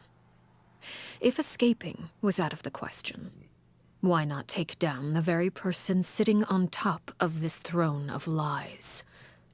Mother herself. Clairvy rejected that proposal. She claimed that, as a famous harbinger, Crucibina possessed an unimaginable amount of power. Trying to kill her would have an incredibly low chance of success. Clairvy never gave another reason, but Peruere could see it written all over her face. Clairvy still thought of Crucibina as her mother. Killing her own flesh and blood was a line she couldn't bring herself to cross. If she couldn't escape and fight back, then only one option remained. Precisely. Death was the only way that she felt she could be free. It happened during a duel. When she arrived at the dueling ring that day, her partner turned out to be none other than Peruere, the very person that had stood by her side all those years. It was a fierce battle, but ultimately, Clairvy decided to let Peruere end her life. From that moment on, Peruere's journey was one written in flames. When the rain finally came and washed it all away, there she stood, the sole victor in Mother's endless game of slaughter, a trail of corpses strewn across her path to success. It was the very result she had predicted 10 years prior. Even then, she believed she would make it until the end. She wasn't surprised by the fact that she emerged as Mother's undisputed heir. Rather, her success left her with an She was unsettled. And there was only one thing that could quell that sensation. Perhaps you two would like to take a guess as to what it was? Killing the person at the top. Crucibina, you mean? But... Correct. This is the place where Peruere killed her best friend. A mere year later, this is also the place where she fought tooth and nail to kill the mother they shared. The moment she acted, any conception of what was right or wrong ceased to matter. It's one of the principles of the house. Only those who survive get to write the rules. Peruere won the battle, and became a harbinger herself. After which Her Majesty, the Tsaritsa, bestowed upon her a new name. Arlecchino. So the Perry Clairvy was talking about... It was you all along. You're Peruere. I left that name behind long ago. I must say, hearing it now does bring back memories. After I defeated Crucibina, the moniker of Mother died with her. I chose to forego the title she called herself and even chose to give up my own name. I rebuilt the House of the Hearth under a new identity. Not only as Arlecchino, but as father. And that is where the story ends. Any more questions? Yeah. Based on what you just told us, Clairvy wasn't a little kid when she was killed. So the Clairvy we met... Was she really a spirit at all? I suppose you could call her an illusion born of flame. Her existence is like ashes to a fire. Something left over in the wake of blaze and ruin. You see, a certain power runs through my veins. It's not unlike a curse. My flames leave behind shadows of anything they consume. Of course, the chances of those shadows morphing into a sentient entity are exceedingly slim. Clairvy is a very special case. Clairvy died when she was 16 years old, but what emerged from the flames was her 6-year-old self. Her appearance wasn't the only thing affected. Most of her memories were lost to the blaze as well. Memory is a mysterious thing indeed. Losing a portion of your memories will alter your sense of self. Lose 10 years' worth, however, and it would be like living in the past. Like returning to a version of yourself that never grew up. No wonder Paimon got such a weird feeling when we were talking to her. Perhaps I should put it this way. Clairvy is someone trapped in time. It may seem like she exists with us in the present, but she truly lives in the confines of her own past. So if all of that is true, then you must have known about Clairvy for a long time. Indeed. She's a rather volatile and unstable entity. Sometimes she would look after the children. She's even saved some of their lives. But other times, she would hide from me and become obsessed with revealing the truth about the house to anyone who will listen. Shadows don't have the capacity to learn or grow. Any new information they encounter is quickly forgotten over time. Your attempts to expose Clairvy to sunlight. They failed, yes? The reason is actually quite simple. In Clairvy's mind, the house is impossible to escape, and it is this very perception that traps her there. But no matter. All I have to do is kill her again, and all will be resolved.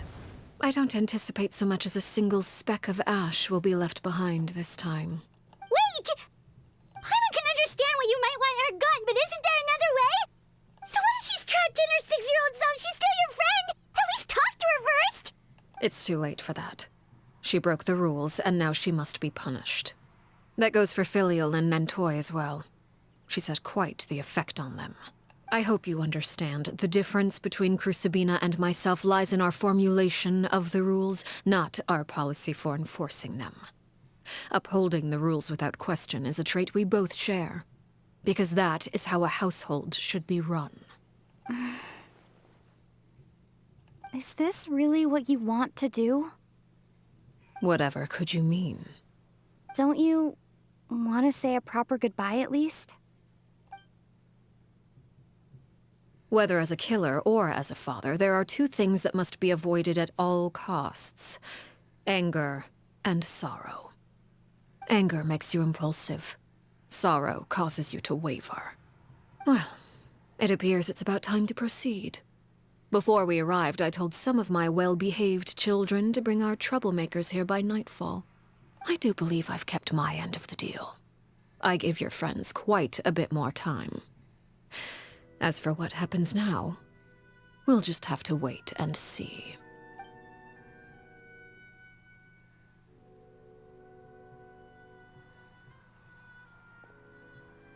Here they are, Father. Oh, you gonna execute him? Seeing something like that would actually be a first for me. Lenny!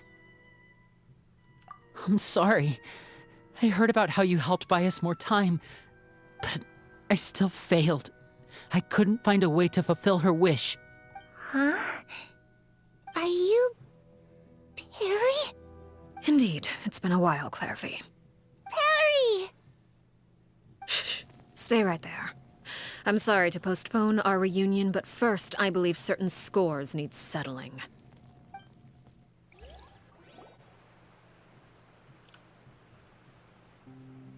Father, let me explain. Out of my way. Father! You chose to conceal a threat to the house.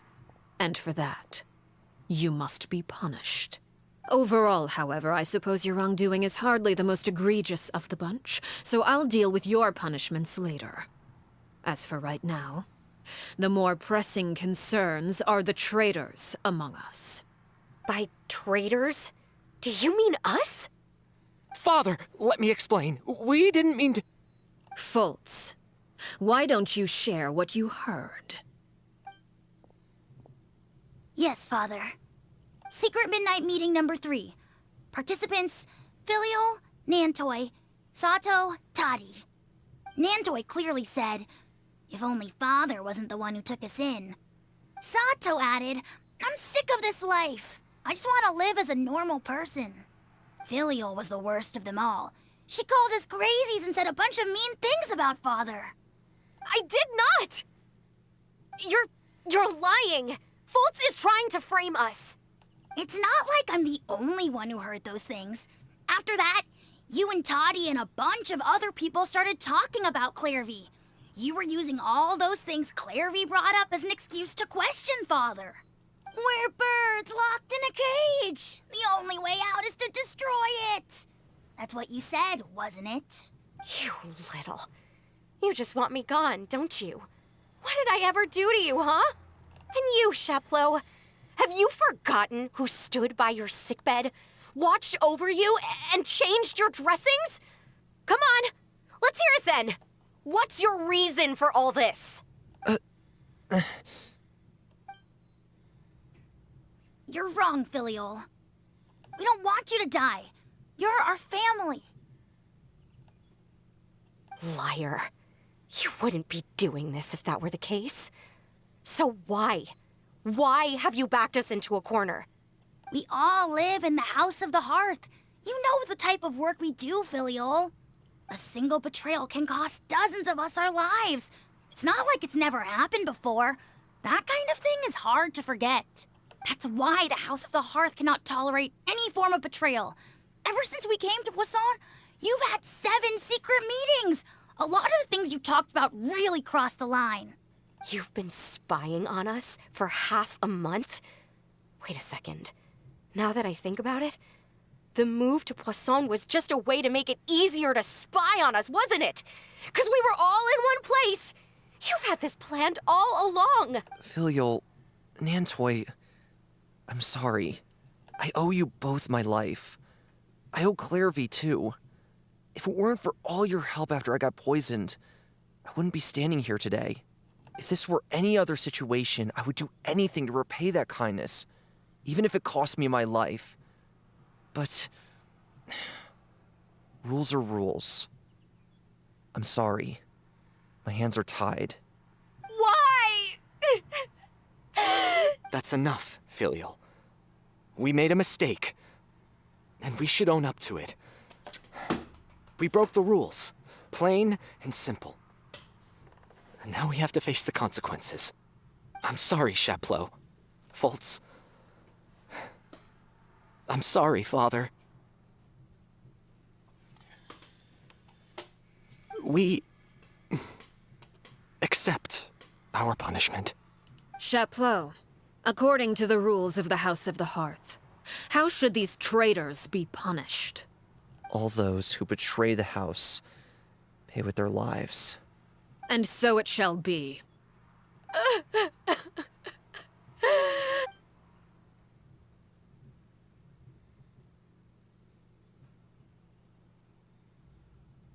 Father, please wait! Something you want to say, Linny? Please reconsider, Father. What Filial and the others did, does it really count as betrayal? We all come from broken families. From the very first day we joined the House of the Hearth, we wanted nothing more than to make it a real home. But the truth is, none of us know what a real home should look like. I'm not saying I have all the answers.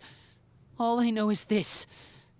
Killing Filial and the others may uphold the rules, but doing so will only bring us further away from being a real family than we've ever been. So please, Father, please, reconsider. I agree with Linny. Father, please. Linny, you... I also agree with Linny. An order once given cannot be rescinded. However, given the extent of your determination, I suppose we shall have to go about this a different way. Draw your weapons and face me. Our weapons? Father, are you referring to a duel? Precisely.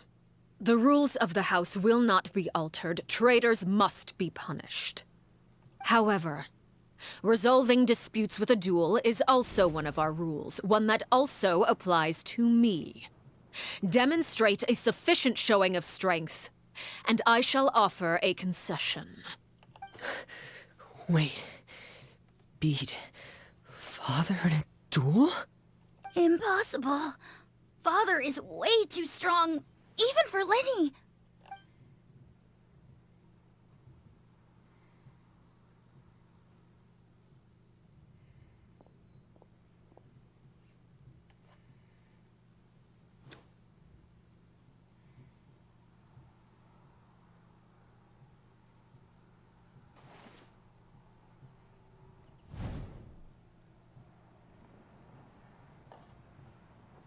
Did you hear that, Traveler? Linny and the others have to duel the knave. What should we do? Can they really win something like that? If they lose, those people from the house are really gonna be executed. Hey, are you listening?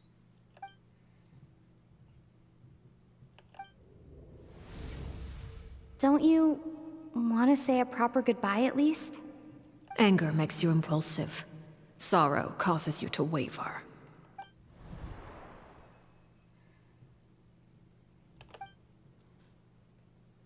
Oh, looking at that expression on her face, she seems really serious about this. The moment comes. Guess that means there's do no what you chance she's can throwing for the duel on hearth. purpose, huh? When guests are around, families are often on their best behavior. And any disputes are less likely to escalate. When the time comes, make the choice that you deem most appropriate in the situation, and lend your help to the House of the Hearth. What's wrong, Traveler? Hey, where are you going? Traveler? You're asking to join the duel against the knave? I'll allow it. We do have a ready-made dueling ring at our disposal, after all. All I would advise is this. Keep a firm grasp on your weapon, and give it your all. Any less, and you may just lose your life.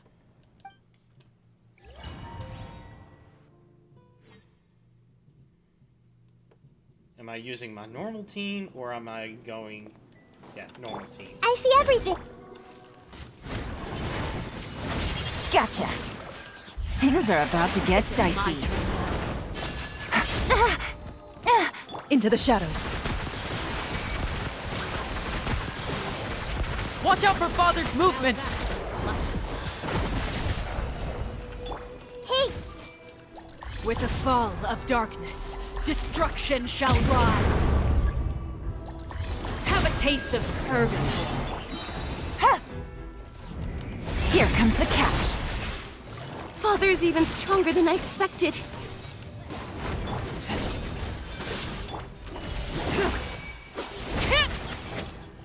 Is it my turn now? Spare your energy. Running is a blow. Everyone hold hands. Make yourselves at home. If I really have to draw my blade, then... It's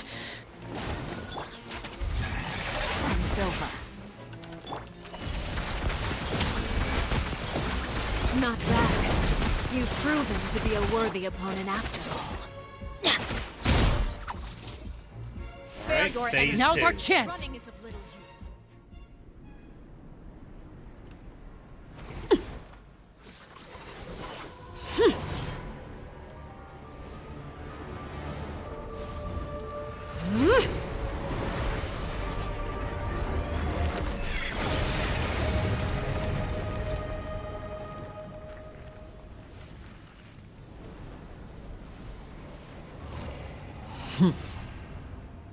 Cinder of two worlds.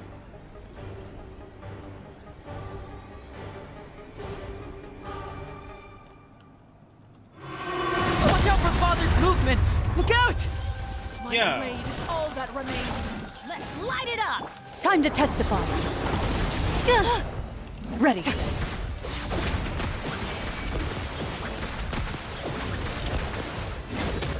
Everybody stand back! Now's our chance! Over here!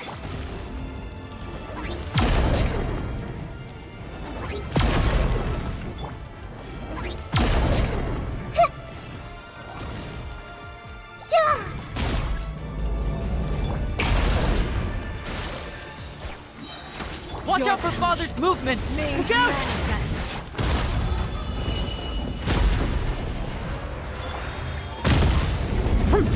Into the shadows. Sundown is only the beginning.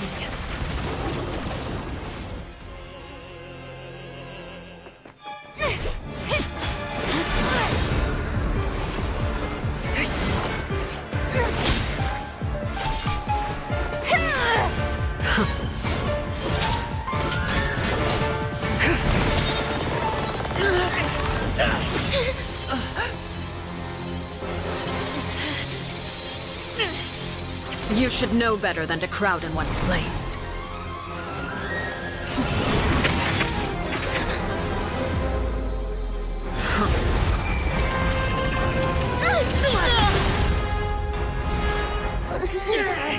Oh, I know.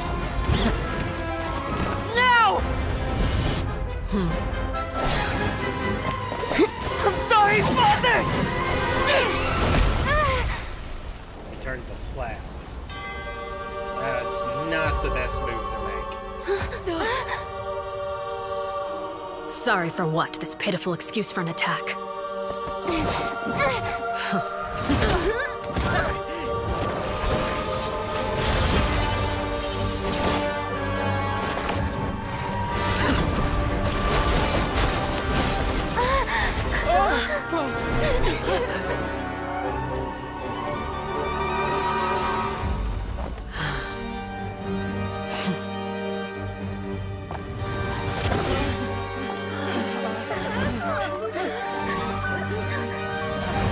Father, no!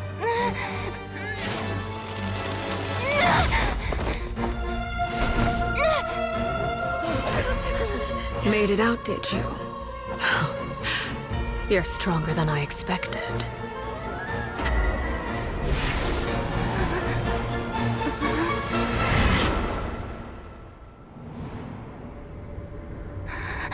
A crimson moon.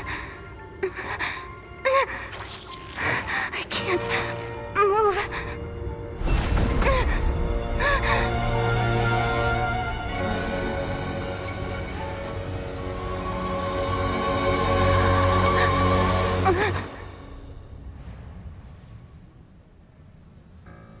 Still, not strong enough to beat me.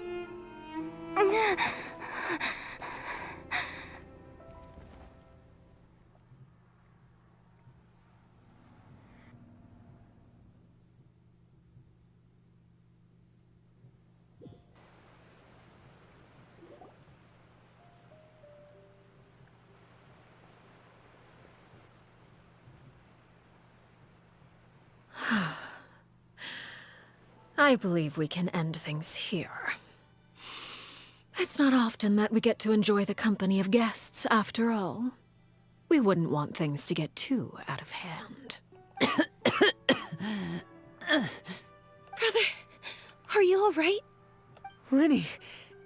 Given that I am the victor of this duel, as agreed, The punishment stands. No! I never thought things would end like this. However, everyone involved in the duel demonstrated a remarkable level of strength and determination. In light of this, I'm prepared to change the method of execution. Elwar, the bottled flames I gave you for safekeeping. Do you still have them? Yes?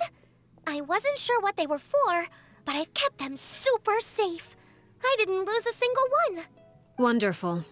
Then, in just a moment, I'll have you administer them. Bottled flames? Indeed. They're the product of a secret experiment. Under certain special circumstances, flames can be extracted from my person and preserved. Once ingested, searing pain will spread across every inch of your body. No harm will come to you physically, but your memories will be burned away. If you can withstand the pain. When you awake, you'll have forgotten everything you know about the House of the Hearth, and will be expelled from the organization. In other words, administering this concoction will kill the version of you that grew up in the house, and give you a new identity. So she does have that option.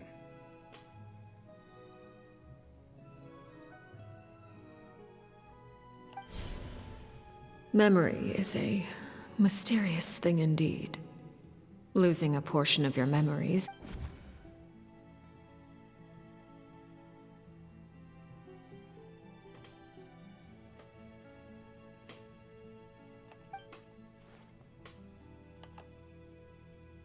So, you're just letting us go, Father?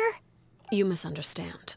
Memories are extremely important. Once consumed by flame, the version of you standing before me will die, and our secrets will die with you. So no, I don't intend to just let you go, because the person who survives will be nothing but a stranger. Even so, I won't have to live in fear anymore. I'm sorry, Father. I'm sorry I let you down. But I really... Don't cry, Filial. You haven't left the house yet, so there are still rules to be followed, yes? Remember what I taught you.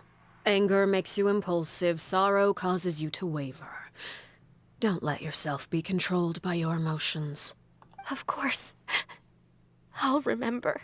Dry your tears, and go pursue the life you really want. Yes, Father. Chaplot, Foltz, Elwar. Take them back to Poisson. And bring Lyney and the others as well. I prepared 3 extra vials of bottled flames. As for whether to take them, the choice is yours. Goodbye, children. The next time we meet, I will no longer be your father. Thank you for all you've done for the house. I hope you have bright futures ahead of you.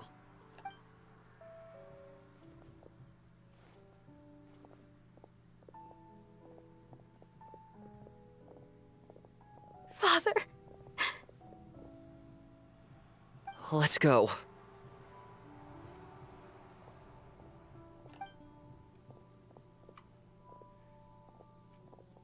Here, grab my arm, Lyney.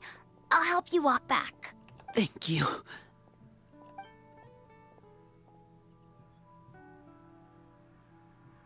Clairvy.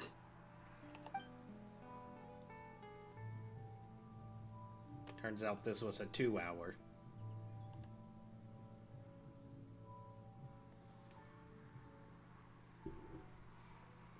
Can we talk now? I've been waiting for a super long time. You really are Perry, aren't you? I haven't seen you in so long. How come you're all grown up? Wait, did I somehow travel to the future on accident? Or am I dreaming? What a long dream. Neither. You died, Clairvy. That's what happened. You could have at least sugarcoated it a little. Look, she's speechless. Oh. Okay then. Huh? That's it? You accepted it just like that? Yep. If that's what Perry says happened, then I believe her. Perry wouldn't lie to me. Plus, I don't really need to know why I'm like this. I'm more curious about what happens in the future. If you're a harbinger now, Perry, that means Mother is gone, isn't she? Can you tell me about it? I want to know what happened to her. And to me. You never stopped trying to defy fate. At first, no one believed you. You could only vent your frustrations to the moon. In fact, you often sought comfort in the night sky. You wanted to see the aurora, so one night we promised each other we would go to Snezhnaya to see it together. Later on, you tried to run away, but you were brought back each time. Mother spared your life, but it wasn't out of kindness. Instead, she decided to make an example of you by slowly torturing you over time. That way, the other children would know what happens to traitors. Still, you never gave up. Mother hoped that through ruthless duel after ruthless duel, she would be able to crown an ultimate victor among the children she raised. But you called on everyone to unite, to fight to a draw in order to reduce casualties. Your efforts may have only delayed the inevitable, but still. You gave them hope. You tried everything you could think of, but every attempt ended in failure. Still, you never turned your sword on Crucibina, and you never turned it on me. On that gloomy day, you told me, "For the last 16 years of my life, I've done everything I can to fight for freedom. But now, I realize that the only freedom I truly possess is the freedom to choose to die." I never imagined I would say something like that. I must have been feeling really worn down. But somehow, I still think I understand. According to Mother's plan, only one of us was going to make it until the end. And I always hoped that person would be you. If I could do it all over again, I still don't think I would make a different choice. Even when I first met you, I knew you'd be able to do what I couldn't. Is that so? Even now, I'm not sure I truly understand what kind of freedom you were trying to pursue. But as the head of the House of the Hearth, and as the children's father, I've tried to give them the most basic of freedoms. The freedom to choose their own fate. It's something I discussed with the Iudex of Fontaine. The children who want to leave the house will have their memories wiped clean of all secrets pertaining to the organization. In return, they will be allowed to live a normal life in Fontaine without being prosecuted for their past. Of course, I won't simply hand freedom to them on a silver platter. They have to fight for it and prove themselves worthy of it. Only freedom that is earned has true value. That's more than enough. That's the difference between freedom. That's exactly the kind of and life I was liberty. fighting for. You know, Perry, I think you're a pretty amazing king, and a really great father, too. I'm really happy that you're the one who took over the house. I guess I do have one regret, though. I still haven't seen the outside world. Well, it just so happens that our dear guests over here have been to many nations and traveled to countless places. Perhaps they would be willing to tell you what the outside world is like. Really?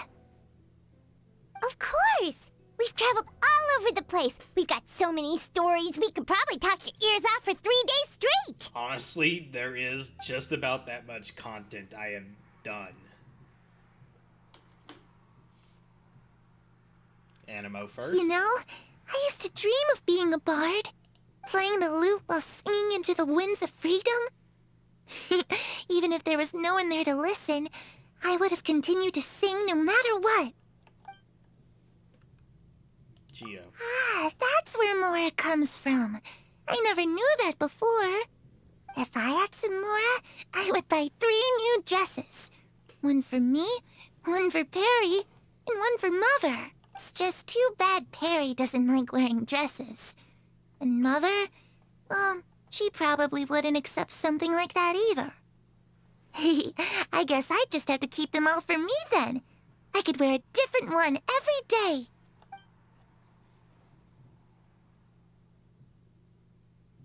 Those yokai you mentioned, what do they look like? I once saw a drawing of this one guy with horns on his head and a super scary face. Are He's a there bit of any a dum-dum, yokai like but that? Not a bad guy. Oh, sounds like you're talking about an Oni. Yep, we've met one, and let Paimon tell you, they're not nearly as scary as they look. I was always too afraid to skip Mother's fighting lessons. But at the academia, I bet you could do all sorts of secret things in class. Things that have nothing to do with studying. I'm just kidding. Being able to study whatever you want without having to fear for your life actually sounds pretty great.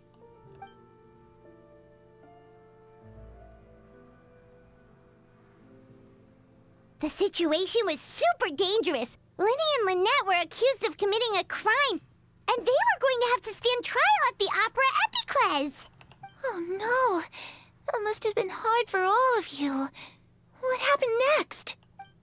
Don't worry, we were able to turn the situation around super quickly. All thanks to Detective Paimon, of course. How'd you do that? Come on, tell me. Okay, so it was like this. After the failed magic show, we rushed to the scene and...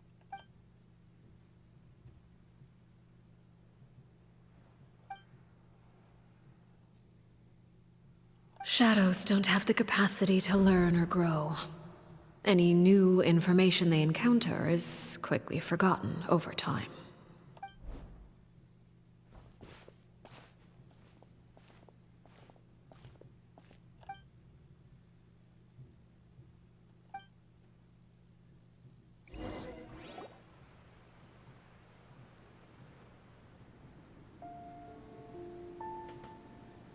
Clairvy, you've worked tirelessly from the shadows to overthrow the House of the Hearth.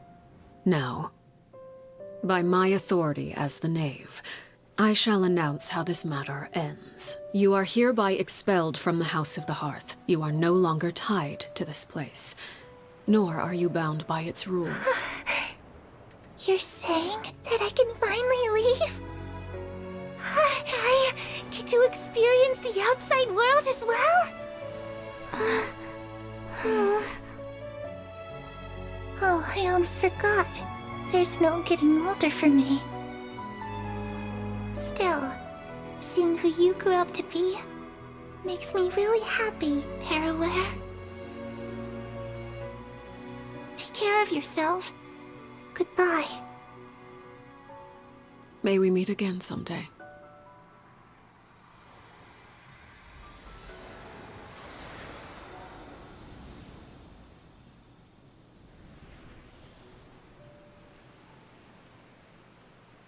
Clairvy.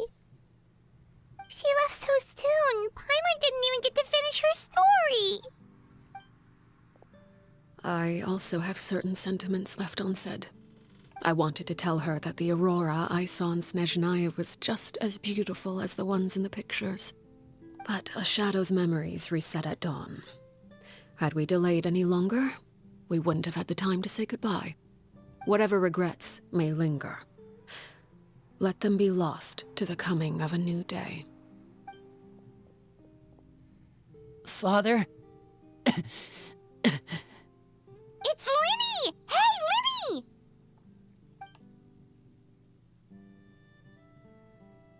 What is he doing back here? Let's go check it out.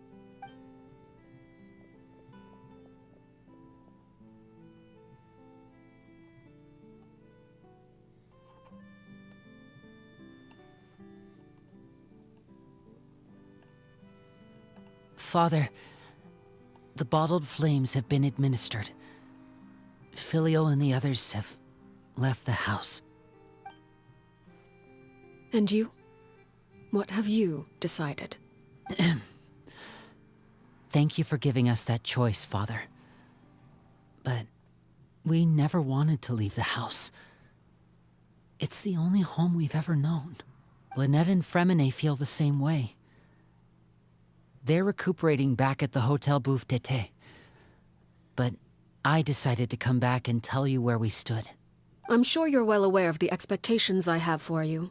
I want you to follow in my footsteps and become the next king of the house. Yet you seem to have different ideas, I must admit. I'm rather surprised by your decision to stay. There's nothing wrong with choosing to live a quiet life. Leading this organization is a heavy responsibility, one not so easily carried by someone forced onto the throne. I just never understood what you saw in me. What made you believe I was deserving of that throne? You're brave, talented, and, most importantly, you cherish your family. You would do anything to protect them, even if it costs you your life.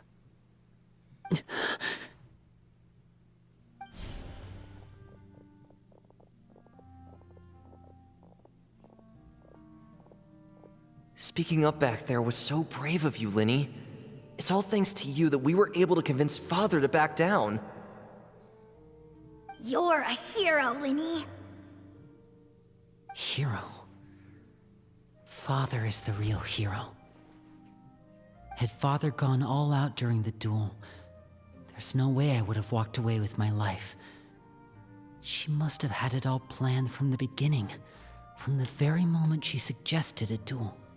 I'm not deserving of that title. I'm not strong enough or smart enough. You're wrong. In my opinion, all you need to be deserving of the throne is conviction and the necessary strength to act on it. We may have different ideas of what it means to be a family, but you can hardly be said to lack conviction. What you truly lack is strength. For someone of your talent, though, that's something that will come with time. Even without that strength, you still chose to face me in a duel, even though the odds were stacked against you. That capacity to honor your convictions is what I truly see in you. Father. No one knows what the future holds, what tragedy or triumph may be in store. Being at the head of this organization requires the strength of will to face whatever comes. Caution will only hold you back. If reaching a certain standard were required to go after what you want, I would never have succeeded in killing my predecessor. Back then, there was still a considerable gap between our abilities. Strength may decide the ultimate victor, but those who let a lack of strength dictate their decisions or undermine their convictions will never be worthy of the throne. I understand, Father. Thank you. Children must grow up to surpass their parents. Only then can a family continue to flourish. The road ahead is not an easy one, so I'll ask you one last time. Are you certain you want to stay? You've done so much for me, Father, and that kindness must be repaid. Plus, with Project Stuja at hand, there are many dangers ahead, and I, for one, don't intend to back down. Protecting my family at all costs. That's my conviction. Then you're welcome to stay. As for Project Stuja, you need not be too concerned. If those cowardly businessmen and heartless dignitaries try to take us down, I'm prepared to teach them a lesson. Having members who longed for the light was our organization's last weakness. With those members no longer among our ranks, the House of the Hearth is like a spider hiding in the shadows. We need only wait for our prey to come to us. At present, our imperative is to use their plan to our advantage. In doing so, a crimson moon shall rise amid the frigid blizzards of winter. No demonstration of loyalty shall go unrewarded, and no sacrifice shall be in vain. As for the two of you, whether we meet again as friend or foe, I'll remember the camaraderie we shared in this moment. No matter how arduous the journey ahead, I hope we both reach our desired destination.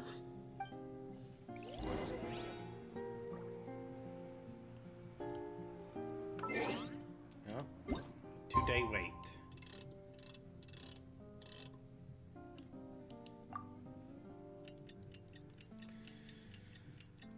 Whew.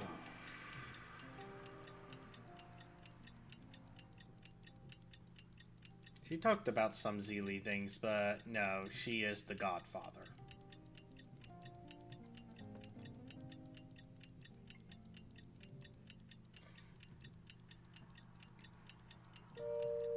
My role is champion duelist. Didn't Linny say that Lynette and Fremine were recovering at the Hotel Bouffe d'été? Oh, Paimon wonders how they're doing. Maybe we should go check on them.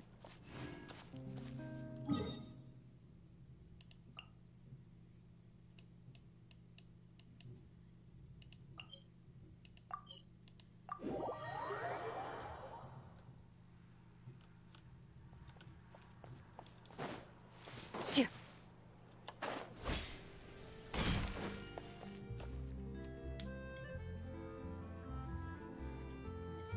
Lynette? Fremine? How are you feeling? Much better. Whew, what a relief! What about you? Are you feeling alright? No need to worry. I knew you'd come out unscathed. Us, on the other hand, well, we've been bedridden for 2 days. I couldn't even turn over. Oh, and I wanted to ask, is Clairvy gone? Linny and the other members have left Poisson and returned to the House of the Hearth. According to him, there haven't been any more sightings of a spirit roaming the house. I see. I'm glad. Father came to check up on us 2 days ago and told us about what happened with Crucibina and Clairvy. Actually, I've met Crucibina before. Wait, what? You've met the former knave? Crucibina died a year after Clairvy. It was during the year between their deaths that I joined the House of the Hearth. Crucibina had an extremely cruel and radical way of doing things. While she was alive, the atmosphere in the house was suffocating. When I joined, though, the experiment she valued so much had already come to an end, and all the people involved, dead and injured alike, were gone. Crucibina never talked about the past with us newcomers. A couple of months after I joined, Father killed Crucibina and burned all her files. With that, the names of all the people subjected to her experiments, Clairvy included, were lost to the flames, along with the painful memories they represented. Father took in Lenny and me a couple months after that, but she never mentioned anything about Crucibina or Clairvy. It really seems like something she was planning to keep to herself. The last time you talked to her, did she mention why she kept it a secret for so long? She said she didn't want us to be affected by the darkness of the past. She was worried we'd develop a false sense of gratitude towards her if we knew about it. The foundation of a family should be free of any corrupting influence. Whatever happened in the past, it has nothing to do with who we are now. And that's what Father told us in the end. But I still thanked her for everything. It was only after hearing about what Crucibina did that I finally realized how insignificant our lives could have been. The members of the house meant nothing to her. To say that she valued them in any way, even just as a tool, would probably be giving her too much credit. If Father hadn't taken over the House of the Hearth, I probably would have already... Father rarely brings up the fact that she saved us. She doesn't believe that being indebted to her should be what ties us together. But even if we didn't owe her anything, we would still choose to stay. Because this is our home. We may have arguments or times when we feel wronged. Some people may even choose to leave. But as long as Father is here, we will always have a home. Whether the path before us is bathed in sunlight or shrouded in shadow, we'll follow Father wherever she chooses to go. So I wanted to say thank you for helping us make it through this crisis. Without your help, we could have lost a lot more along the way. anything, really. Of course. You're welcome anytime. Are Filio and Nantoy okay? I actually saw them at a cafe this morning. They didn't recognize me. From what I could tell, they were drinking coffee and talking about one of the operas that started running recently. They seemed happy. If I had to take a guess, I would say they finally found the kind of life they always wished for.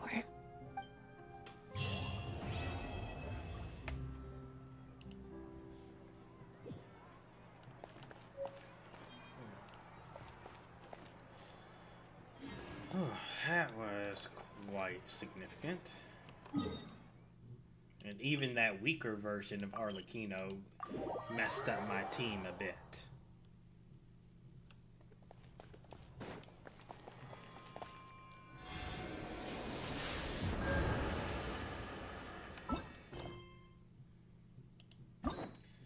Alright, let's see if I can get Steino done.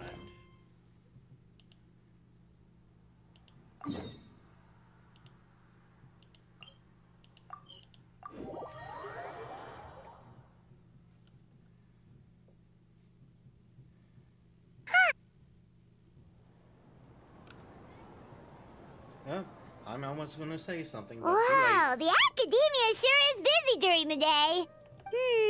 But where should we go looking for people that we know? Traveler, Paimon. Sino! It's been so long since we last saw you! You've been doing well. As do you. You don't seem weary at all from your travels. If anything, you seem stronger. So, what brings you back here? Oh, nothing in particular. Paimon just saw a really big mushroom out on the road the other day and suddenly missed all our friends in Sumeru. Funnily enough, we were reminiscing about you recently too. It was at a group dinner. I look forward to hearing about your travels. Something tells me we must have a lot to catch up on. Really? You were thinking of us too? What a coincidence! Indeed. Or as I call it, the Biryani factor. What?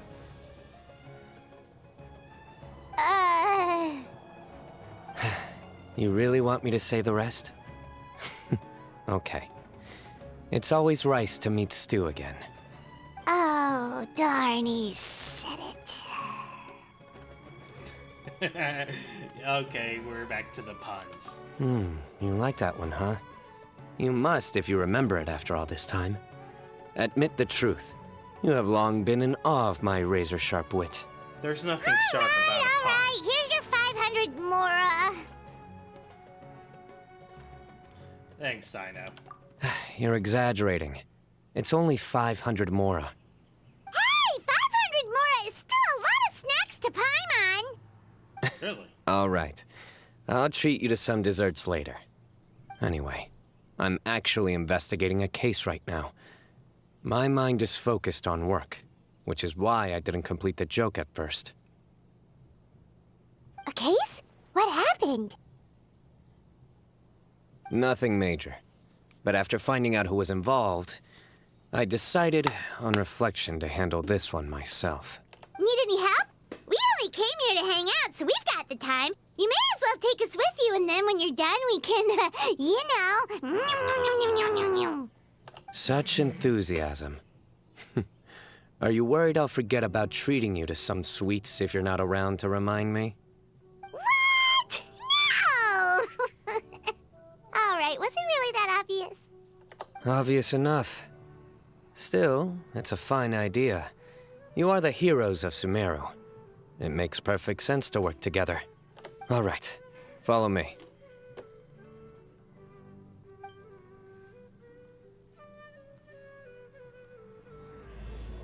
Oathkeeper?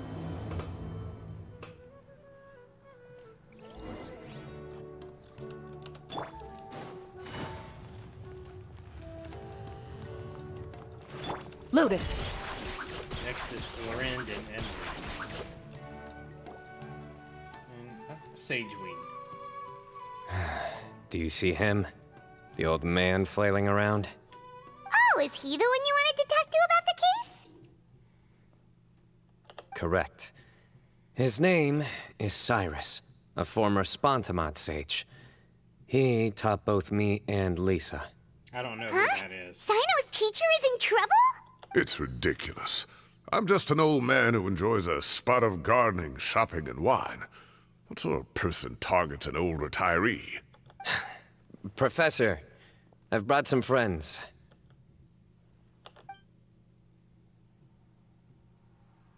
Ah, Sino. Now who do we have here? Hold on, let me think. A flying fairy dressed in white? A youth who does not seem to hail from this land? My goodness. You must be the legendary traveler in Paimon. I've heard all about what you've done for Sumeru. Wow, looks like we're really famous. I've told him about you before. You are my friends, after all. That's right. Let me summarize the situation. A couple of days ago, Professor Cyrus suddenly received a threat letter. A threat letter? Exactly. Who sends a threat letter to an old man like me, for goodness sake? This is the letter in question. Cyrus, I have uncovered your secret. If you wish to prevent it from going public, leave 10 million mora at the back door of the cafe. Secondly, don't come looking for me. You'll never find me. But I will always be watching you and all of your secrets. Finally, if you dare to report this to the Matra, there will be consequences. Wow, they sure didn't mince their words. Clearly, this person must be desperate for Mora. 10 million mora, what a joke. I'm just a single retiree with nothing to my name beyond the tomatoes in my garden. Where do people think I'm hiding 10 million mora, huh? In my tomatoes? There were no witnesses, so currently the letter is all we've got. So, Traveler, Paimon, let's put our heads together. Ready when you are. Paimon's ready too. All right, take a look. Do you see anything suspicious?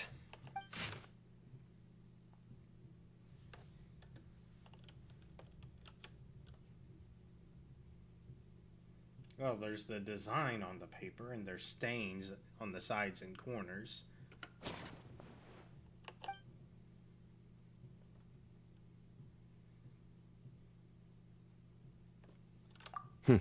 Very good.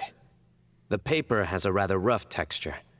It's not the typical kind you see in most books. Another thing is, some of these strokes look kind of blurry. Could there be an issue with the ink? Possibly. And I bet the paper has something to do with it. Most of the paper around here is much smoother than this, and the ink is absorbed quickly so it doesn't run. This paper, meanwhile, it's very coarse-grained. Almost as if it's made from some sort of plant matter. It's certainly not the same paper as we use in the academia, but the ink is nothing special. Just regular black ink that gets a blue tinge when applied to paper. So do we think the culprit has a connection with the academia or not? Wait, check this out! Looks like this part got wet at some point. Agreed. The staining suggests it was a colored liquid, not plain water. It also looks like it was wiped off with a damp cloth. A colored liquid, so... tea? Wine? What's it smell like? Looks like we're thinking along similar lines. Let's go talk to Arof. There are some things I'll need him to take care of.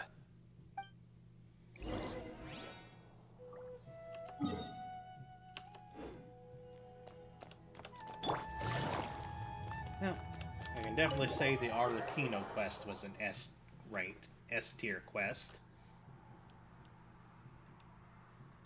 Into the shadows.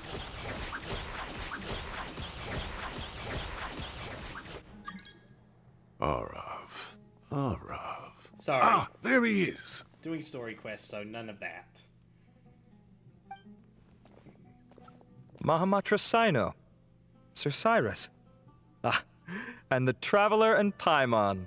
It's been a while.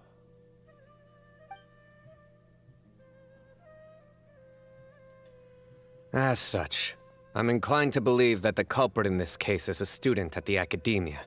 Somebody young and strapped for cash. Oh, one last thing. I'd start your investigation by taking a look at the cafes in the city. Oh, of course! You think the culprit spilled their coffee on the ladder, huh? They do look like coffee stains to me. Also, if I'm not mistaken, the letter is written on a type of scented paper that has aromatics added during the manufacturing process. The kind often provided as writing material for customers in cafes and taverns. Ah, of course. Yes, like they sell in the gift shops. I remember now. Zaha Hadid bought some a while back. She said she was going to use it as wrapping paper for a vase. Understood. I'll assemble a team to investigate the points of interest immediately. You have my gratitude. One last thing. Send some Matra to guard the entrances and exits of Sumeru City. And change into plain clothes. Don't let them see you coming. Will do.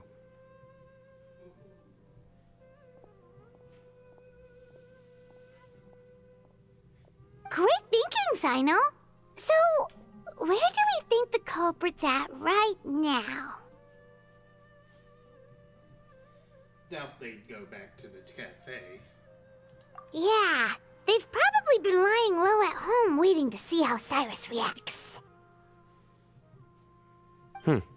You're right, Paimon. Really? Which part? The culprit's approach. Whatever happens, they need this Mora. But just because they warned Professor Cyrus not to go to the Matra, doesn't mean they know what he'll do next. So, like you said, they need to wait and see. And crucially, the culprit said they'd be watching the Professor's every move. Huh? Wait, are you saying...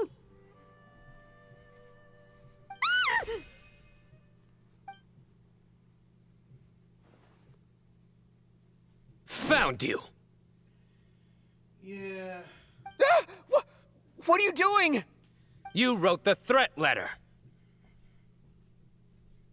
I don't know what you're talking about. What threat letter? I sensed someone was watching us from the shadows the moment we entered the House of Dana. You managed to stay relatively well hidden for someone reckless enough to threaten Professor Cyrus. There are a lot of people here, but we were looking specifically for Arav. Whoever followed us the whole way was likely to be the culprit. I was just listening in, that's all. You know something big's going down when Mahamatra Sino shows up, right? So I got a little curious. What's the big deal? You smiled when Arav left. I saw it as clear as day. Is smiling a crime now? There are coffee stains on the letter. You mixed some coffee with water, gently smeared it onto the paper, then wiped it off with a wet cloth. All to create the impression that the letter was written at a cafe. Closing off the exits to the city doesn't affect you, because you already live here. And as long as the Matra were focused on the cafes, you would be free from scrutiny. The cafe was a red herring all along. You had to be somewhere where you could monitor the Professor's movements. You can't pin this on me! I haven't done anything! Really? Then why are you shaking like a leaf? The innocent have no reason to fear the Matra. But you... your heart's racing, and your eyelids are twitching. You're a terrible liar. I would never... Don't try anything or you'll pay the price. Now come with me. Well, this is happening rather quick. Well, that was over quickly. Sino already caught the guy. You're telling me. One minute I go out for a quick smoke, the next minute I see Arav already on his way back to meet up with Sino. Looked like a young guy, too. Couldn't have been much more than 30. But after what he's done, I'm afraid he's ruined his whole future. Everyone, it's all over. Gosh, that was so fast! The culprit's name is Uraka, a 16-year-old student in the Rataoist Darshan. Huh? 16? 16?! Cyrus thought he looked 30-something! We checked his records. He's 16, a third-year student. But he looks so old. Yeah, seriously, Seriously. Foolish child. He's too young for the criminal life. What the devil drove him down this path? We questioned the culprit regarding his motives. Oh, just spit it out. Nothing can surprise me at this point. Okay. Very well. Now it's serious. It's our understanding that Araka is a mediocre student who has been underperforming in his classes. He started taking extra tutoring to improve his grades, but developed a gambling habit around the same time and lost a lot of mora. Down on his luck, he went to the tavern for a drink and overheard some people chatting about Sir Cyrus's comfortable retirement. They mentioned that he's always arguing about his tomato plants with some old woman on the street. Some old woman on the street? Goodness gracious. Has that rascal attended a single one of his classes? That old woman is Kasharwar's very own professor, Zaha Hadid. How can he not know who Zaha Hadid is? Is this going somewhere? Oh, right, yes. So another thing. We don't just argue about tomato plants. And what are they trying to insinuate by comfortable retirement? A man grows a few vegetables and suddenly he's living a life of luxury? Maybe it's more the fact that you have the time to grow vegetables in the first place. Araka mentioned he'd heard a rumor, alleging that Sir Cyrus illegally obtained a large sum of money from the desert before retiring, and kept it for himself instead of reporting it to the Academia. Araka believes this money to be the reason why Sir Cyrus hasn't kept up with any academic research or other projects since his retirement. And given your advanced age, he thought you'd be an easy target to blackmail. Oh, Araka. I'm at a loss for words. I'm so angry I don't know where to start. People make up rumors all the time. I am quite confident that Professor Cyrus has never embezzled a mora in his life. Arav, you'll have to find some excuse to interrogate Araka again later. I need you to deliver a few firm fistfuls to him on my behalf. I completely understand how you feel, Sir Cyrus, but I'm afraid that course of action goes against the Matra's principles. Professor, there's no need to be childish about this. Oh, come on. I was clearly joking. Okay. Where does this go from here? The Academia will determine the appropriate disciplinary action against the student. And as for the individuals spreading rumors about the professor's obsession with tomatoes and some old woman on the street, there could be a slander case here. The Matra will continue to investigate. Who said I'm obsessed with some old woman on the street? Mind your wording or you'll start a whole new rumor. You seem confused. Oh, don't you understand? Uraka is just a young boy who made a very rash and very stupid decision based on some groundless rumor he heard. Besides, I didn't actually hand over any mora to him. The whole thing sounds a lot worse than it is. Hello. All it costs me is a little reputational damage. That's all. Ooh. Please rest assured, Professor, that the Academia will issue a fair and reasonable punishment. You're overreacting, yes, buddy. I have no doubt about that.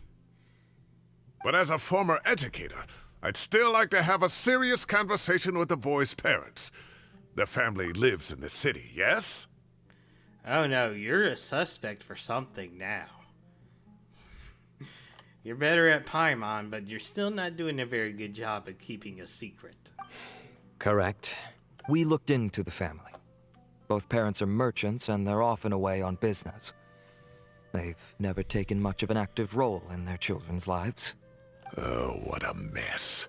You don't have to seal the evidence away yet, do you? I'd like to have that letter back for the time being, if possible. I need something concrete for when I talk to the family tonight. We have to show them how serious this situation is. The relevant authorities have already reviewed the evidence and are now discussing Araka's punishment. You can hold on to the letter for now. Just make sure to return it within a couple of days. Oh, so you'll be able to close the case in 2 days? Which means Give or we need take, to solve it. cases like this are quick to resolve. Very good. Well, thank you for all your help. Perhaps we can all go for a meal together. Oh, my treat, of course. My apologies, Sir Cyrus, but I have a prior commitment. Enjoy the meal, everyone. Ah, I see. Well, that's a pity. But Sino, you have to come. You found the culprit at record speed, and I owe you for that. Ah, and isn't Tighnari in town at the moment? Bring him along, too. Wait, you mean Tighnari's in the city? He is. Tighnari's master, Sir Nephis, called him and Kale to the Academia to help out on a project. They should be at Nephis's office at this hour. Though I must say, I'm surprised you're extending an invitation to Tighnari. Did you do something to offend Sir Nephis? Don't be outrageous. Nephis offends me all the time. It's never the other way around. Anyway, hurry up and fetch Tighnari. I'll head over to the tavern with the Traveler and Paimon. See you there. Go on now. Don't keep us waiting.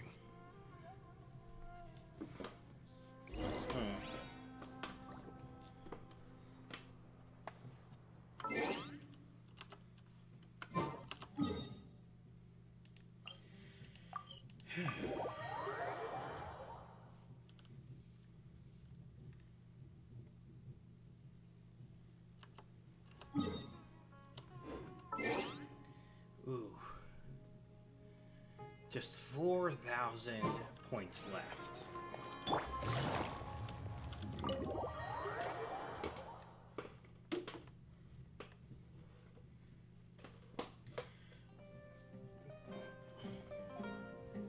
Not to brag, but we never had problems like this at Ratawa Hist back when I was still teaching.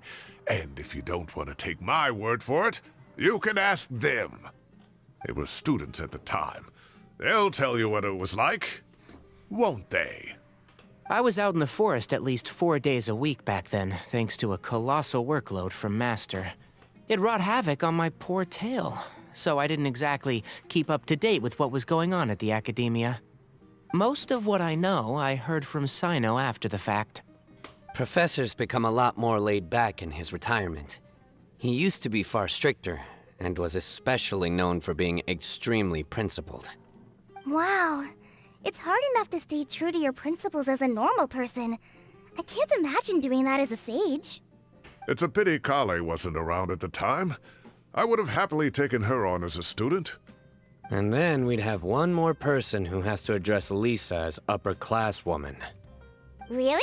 Can't you just call her Lisa? She seems to prefer it when people treat her like an older sister.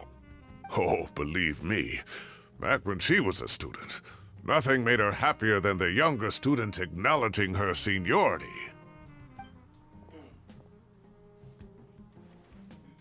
Whoa, more food? Are you sure about this? We don't want to take advantage. Oh, don't worry about it. Order whatever you like. And if it's not enough, order some more. After all your help today, treating you to dinner is the least I can do.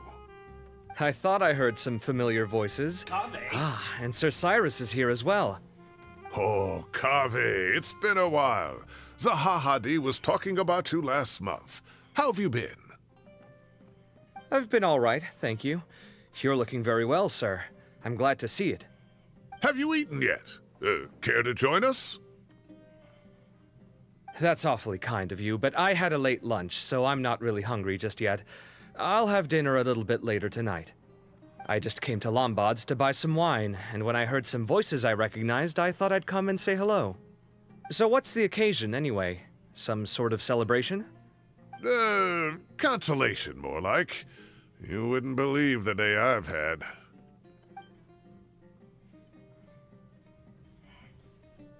Sounds like things have really gone downhill since I was there. My whole time as a student, I've never heard of anything remotely like that. I can't believe how young the guy is. What are his parents going to think? Young people are always more susceptible to making rash and ill-advised decisions. Their minds are still developing. It's just an unfortunate fact of life. But still, this boy has some nerve. Just look at what he wrote. Oh, it makes my blood boil. Wow, yeah. Jeez. I will always be watching you and all of your secrets. And then he just followed you into the House of Dana? If this were my son, he'd get the scolding of a lifetime. Oh. Luckily, I'm also an extremely principled person. Fine, they'd get scolded and Kame! criticized. Your order's ready, sir! Coming. I'll have to get going. Have a nice evening, everyone. I'll catch you all another time. Okay, bye-bye! Here I am. The coffee beans are in here too. Yep, it's all there. I'll stop babbling away now. Let's eat before the food gets cold.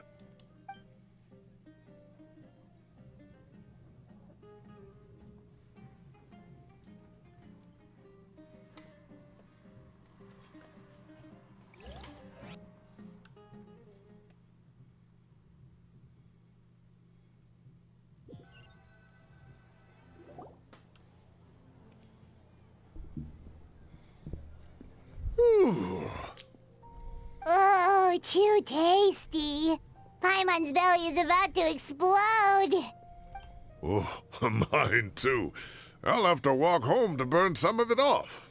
Thanks for dinner, Sir Cyrus. Master Tighnari and I will bring you some homemade herbal tea next time.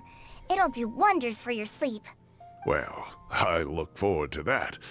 In fact, could I trouble you to bring a little extra for the other old folks on my street? I'll be the envy of the neighborhood. No problem at all. I'll pack some up and bring it over. I'll see you all later.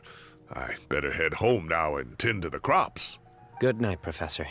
Don't let those tomatoes keep you up too late. Hey, my tomatoes are serious business. I am not about to be beaten by Zaha Hadid. Anyway, I'll be leaving now. Whoops. Don't stay up too late now, children. I bid you all a good night. Take care. Have a safe trip home. All right. Now, we finally have some us time. What do you mean, us time? Well, I was talking with Tighnari and Kale, and since we all have some free time, we thought we could all go camping together. Think of it as our way of welcoming you back to Sumeru. Camping? Oh, that sounds fun. Paimon's in! Right? It's been so long since we did something fun together. I can't wait. Everyone, let's meet tomorrow afternoon at the riverbank to the southeast of Gandharvaville. No need to bring anything. We've already packed everything for the trip. Just bring your delightful selves and prepare to have some fun. You got it. We'll be there. Great. Then we'll see you tomorrow.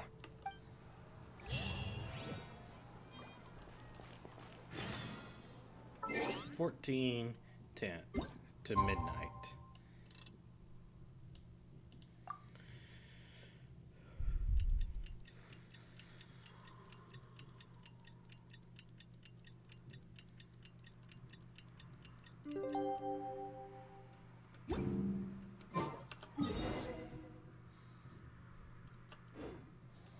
Time to set off. Let's head to the southeast of Gandharvaville and meet up with the others.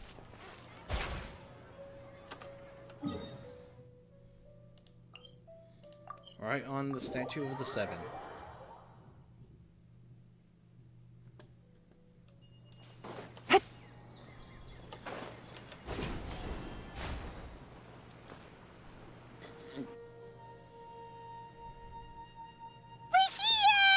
Wow, you guys are ahead of the game. You set up the tents already. I'd say we're right about on schedule, actually.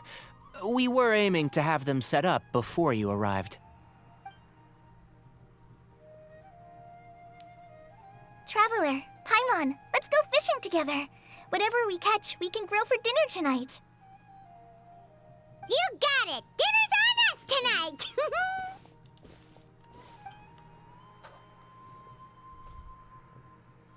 I hope I can contribute too. The other Forest Watchers gave me some fishing tips a little while ago. I'm really looking forward to giving them a try.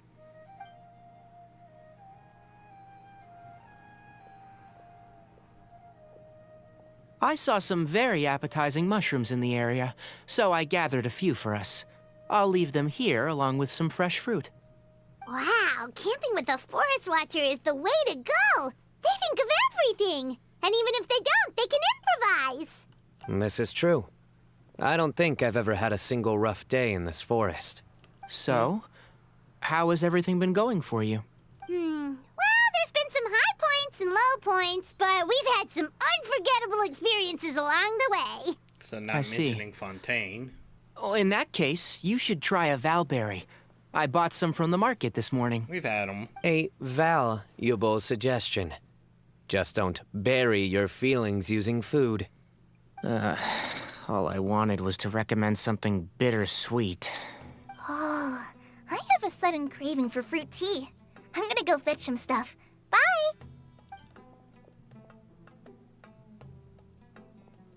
He really thinks he's She punny. sure made a run for it. Unbelievable. She made a run for it. So Kale chose the path of tactical retreat. Could it be she foresaw what shall soon come to pass? Oh no. Traveler's all My for it. dear friend, you know what I am about to say. It's Genius Invocation time. Excellent! A kindred spirit. A great warrior can sense when a duel is nigh. But it looks like we'll get told off if we start playing now. Let's enjoy the nature for a while longer.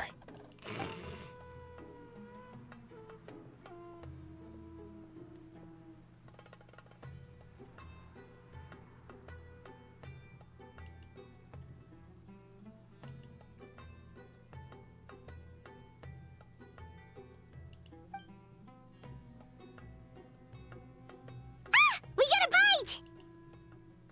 Interesting. I'll reel it in.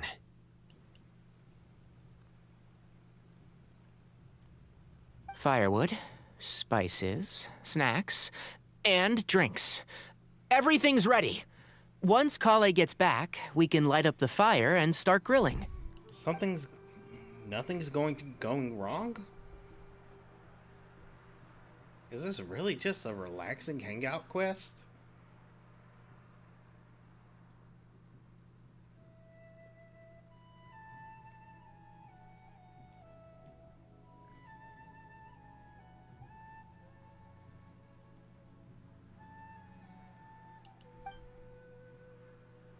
Honestly, I feel myself relaxing too. There are 3 tents. Which one do you two want to take? How about the one on the left? Well, Paimon just thinks the ambiance here is a little better. True. But it's also the closest to the water. If there are any sleepwalking fungi around tonight, they might stumble into your tent. Well, that's no good. Take my weapon. You can use it to bar the entrance. Anyone would think you were sealing the gates to King Deshret's mausoleum. Excellent. Then this tent will be an impenetrable fortress. I'm back! No, How's your some appetite? serious Knuckles Ready for the energy. barbecue? Always.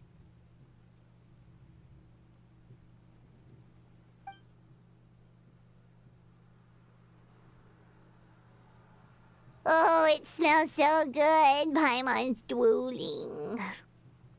Someone sure is desperate to eat. I think it's time to add the seasoning. How do you like your skewers? Well done? Medium? Rare? Steak Wait, is rare. what? Skewers Isn't would be that just medium. for steaks? Hey, if it works for steak, maybe it works for other things too. Medium well for me. Okay, these are about ready now then. It'll be a few more minutes for anyone who wants theirs well done. I'm digging in. Oh, that was so delicious. Yeah, If medium Paimon's rare for stomach had steak, medium space, for she'd eat 3 more skewers. Skewers. I ate a lot too. Here comes the food coma. If you're tired, then go rest. You must be getting sleepy too, Paimon. Why don't you guys head to your tents? Sino and I will clean up. Tonight I show you mercy. Our sacred duel will take place another day. Good night.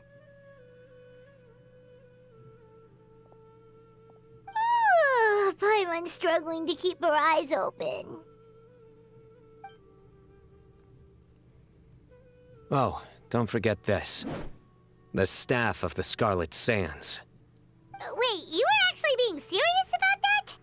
It's a very powerful weapon. Try it. Paimon can't even lift that thing. Fair enough. You sure you don't want it? Yeah, Paimon's sure. We'll be fine. And even if we do get an uninvited guest in the night, Paimon will be here to take care of the traveler. My hero.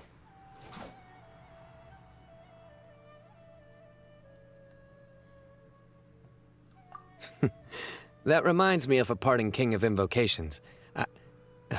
I'll tell you about it tomorrow.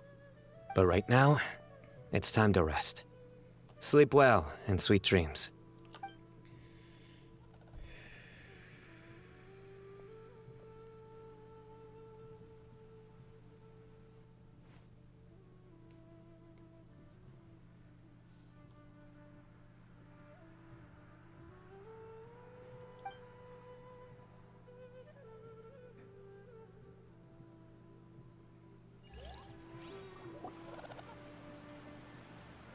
I think they should all be here. Traveler? Paimon? Are you in there? Could you come outside for a sec? Wow, Look at we're this. Just bringing everyone together. What the? What's this sword doing here? Is it supposed to keep out intruders? Evidently. What? Who is it? Oh, what time do you call this? Paimon's gonna take out the sword. Yeah! Oh, hey them, Kaveh! What are you doing here? It's the middle of the night! Sorry to wake you up at this hour of the night, but we've got a situation on our hands. Let's get dressed and talk about it outside.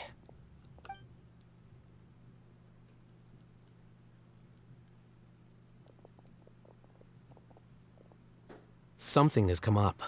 And since it pertains to Cyrus and Cyno, I deemed it essential to inform you all.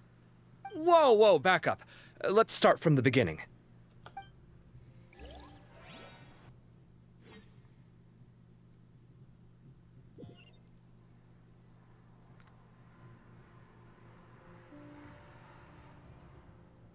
Huh? Where'd the wine cups go? I could have sworn I left them here after I washed them. Ah, there they are. I'll have a cup too.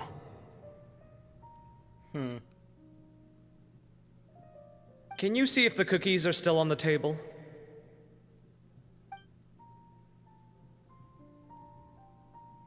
They are. And so are the fruits. Oh, this is so bland. I should have gotten a few bottles of what Cyno's group was drinking last night. Do tell. What were they drinking? Oh, right, I forgot to mention. So, I ran into Cyrus yesterday evening when I went to the tavern to pick up some things. He was hosting a dinner for Cyno, Tighnari, Kale, and the Traveler and Paimon. Anyway, they got a bottle of Lombard's new vintage for the table. At least, I think that's what it was. It looked pretty good. Sounds like they're all tangled up in this. You know what it's about, right? 16-year-old kid tried to extort Cyrus. He was asking for 10 million mora. I heard some people talking about it on the streets, yes. Didn't take them long to catch the culprit. The sages are probably dealing with the case by now. I wonder what Sir Nephis and the others will make of it. Oh, Cyrus showed me the extortion letter, too. It was crudely written, but the paper had this beautiful pattern on it that I've never seen before. Really caught my eye. Give me a sec, I'll sketch it out for you.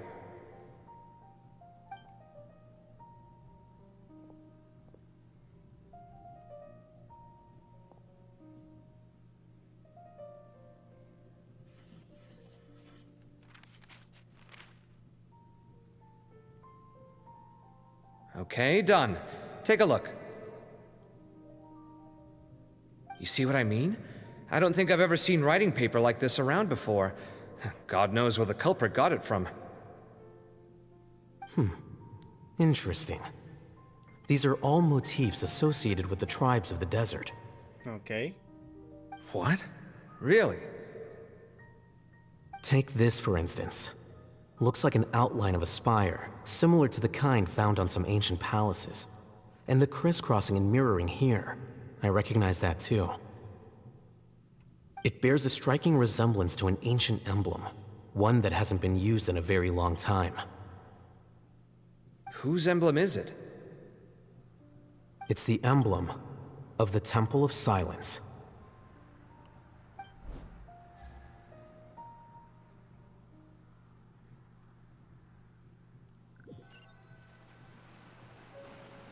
After discussing it with each other, we both agreed that something didn't feel right, so we went looking for you.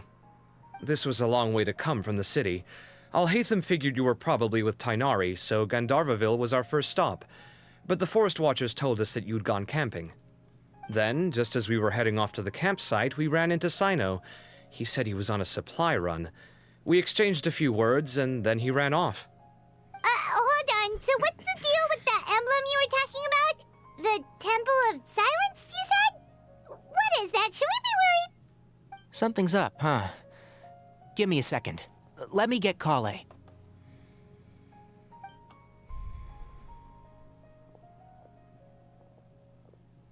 What he said was better than what was written. So you've never heard of the Temple of Silence? Well, to put it simply, it's an organization that has existed in Sumeru for over 1,000 years. These days, you can find a Temple of Silence office in the Academia. Theoretically, it's responsible for the custody and disposal of information and documents not fit for public dissemination. At least, that's what they tell the outside world. In truth, it's essentially a vestigial institution nowadays. There's an office with their name on it, but it's functionally obsolete. Historically speaking, the original Temple of Silence is said to have been established by Hermanubis, one of the 7 pillars of King Deshret and the greatest of all sages. Most of the organization's members hailed from the desert.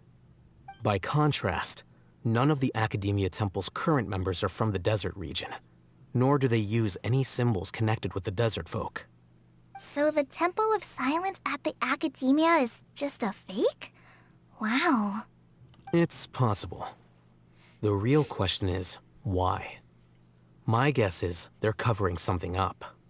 So, how do you know all this? Sounds like some pretty top secret stuff. Did you forget? He did a stint as acting Grand Sage, and kept the pay raise even after he resigned. So that's done with. Oh, yeah! Paimon did totally forget about that. So you took the chance to read all the top secret documents while you were acting Well, he Grand wouldn't be Sage, able to read huh? them later.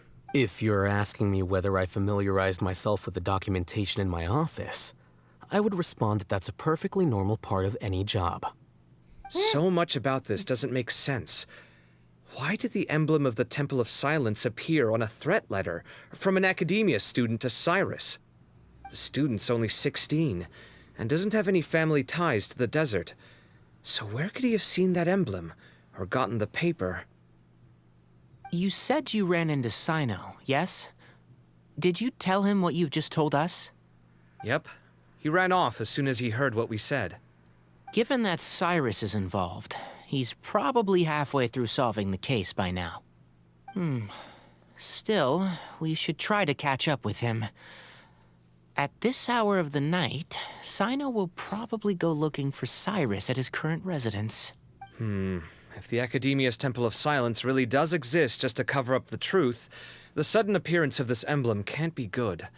It's sure to stir up trouble. We should pay a visit to the Academia. Yes. As the Sage of Amorta, my master ought to know the truth about their office. You can ask him to tell you what he knows. The more information we have, the better prepared we'll be for whatever happens there. If this situation is connected to the real Temple of Silence, the emblem has to be part of a bigger conspiracy. Kale, could I trouble you to send a message to the Core of 30? Tell them to keep an eye out for Cyno and Cyrus. Traveler, Paimon, you two come with me. We'll go after Cyno. Sounds like a plan. Let's go. Cyrus has been living in the city lately. He rented a place near the field so he can keep an eye on his tomato plants. Then let's go look for him there.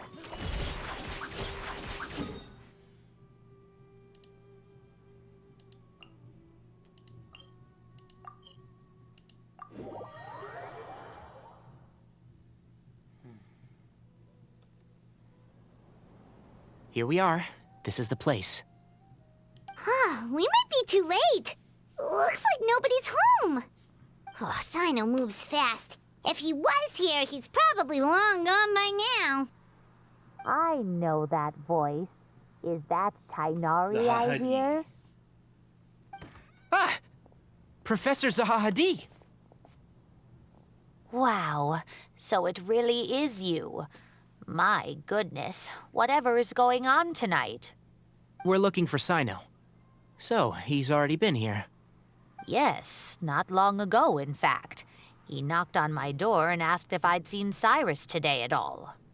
I told him the old fool left early this morning, and I hadn't heard him come back. So we went to his place, and would you believe it? He's gone. Goodness knows where to. It must have alarmed Sino, because he took off in an awful hurry after that. He never did explain what this was all about. How serious is it? Well, if Cyrus isn't at home... Oh, it sure doesn't sound good. Professor, did you hear that a student recently tried to extort Cyrus?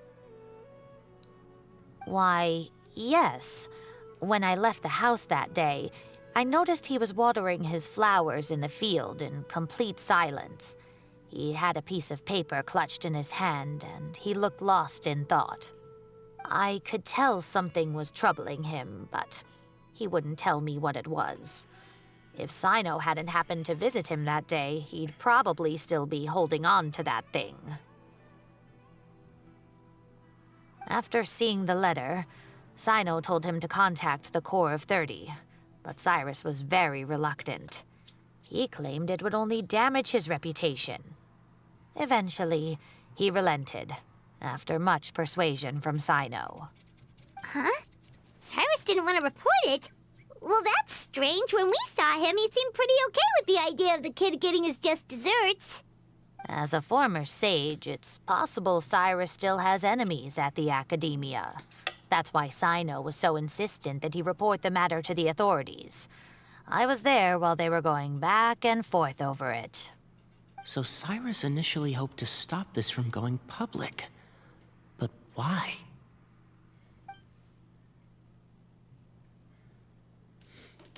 Yep. Oh, dear. What on earth has that old fool gotten himself wrapped up in? Oh, I do hope he's not in danger. You're older than he is. I almost forgot. Sino left me this letter to pass on to you. He wrote it when he came by earlier. He realized you might come looking for him. Thank you. What does it say? Let Paimon take a look.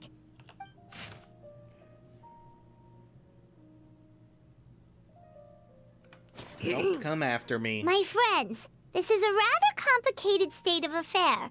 Unfortunately, I cannot disclose more than that.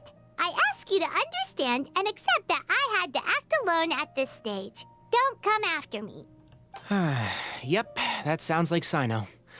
Thank you, Professor. Please do not worry. We will do all we can to protect both Sino and Cyrus. Traveler, Paimon, let's head to the Academia and regroup.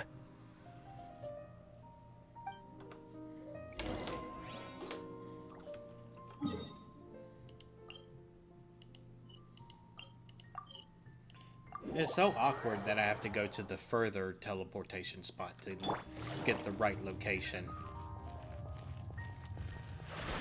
Ready.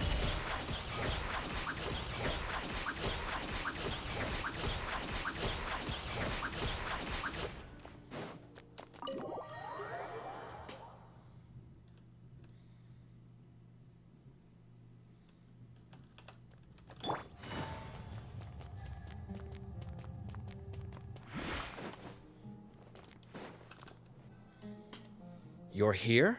I thought you were going after... I could have done some mind reading. I guess you lost their trail. Oh well. We went to Cyrus's house. No one was there.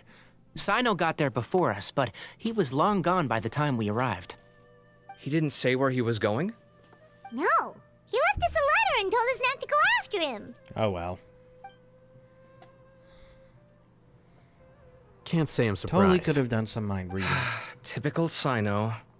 Anyway, some updates on progress on our end. I drew the emblem from memory again, but in more detail this time.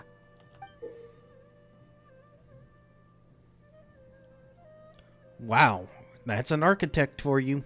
I checked some ancient texts for a similar design. The one I found was a little blurry, but the similarities in the general form and certain details were clear enough to confirm a match. Yeah, and we're lucky we found anything at all. It turns out the emblem was all but lost to history. We scoured the entire Academia collection, and that book was the only one with a record of the motif. Meanwhile, Arav managed to get Uraka to disclose his source. The one who told him about Cyrus's embezzled funds was a young man from the desert. According to Uraka, he had a striking presence and was well educated. Apparently, the two met in the tavern over a game of cards. The guy claimed to be in the city for business as part of a merchant caravan. Uraka was intrigued when he heard what his new acquaintance had to say and brought up the idea of extorting Cyrus for Mora. The guy encouraged him to go ahead with it, then handed him some pen and paper to write the letter. I see. So it could be that this person planted the paper intentionally. So, how do we find this guy? Did Uraka say where he is? He doesn't know. He claims not to have seen him since that day in the tavern. The man gave him some tips on how to carry out the extortion, but from then on, Uraka was acting alone. Nephis and Arav have gone to meet the Core of 30 and review the city's entry and exit records. Also, Nephis admitted that the Temple of Silence in the Academia is just a facade. The true Temple of Silence once came to the rainforest to establish a collaboration with the Academia, but as time went by, the sages gradually became corrupt and foolish. The Temple of Silence felt that they could no longer trust the Academia and ended the partnership. They retreated back to the desert about 400 years ago. Ever since its inception, the Temple of Silence has been the guardians of King Deshret's civilization and belief system. They traveled throughout Sumeru, sequestering and guarding any wisdom that posed a threat to the people's livelihoods. At its roots, it was a legitimate and reputable organization whose purpose was to guide people towards the right path. The Academia of the day knew that the split would damage their reputation if it became a matter of public knowledge. And so, they set up a dummy organization of their own to conceal the truth. Not only that, but they managed to keep up the charade for hundreds of years. Oh, okay. So how did Cyrus become acquainted with the true Temple of Silence if they left centuries ago? I'll bet that's the question that bothered Sino.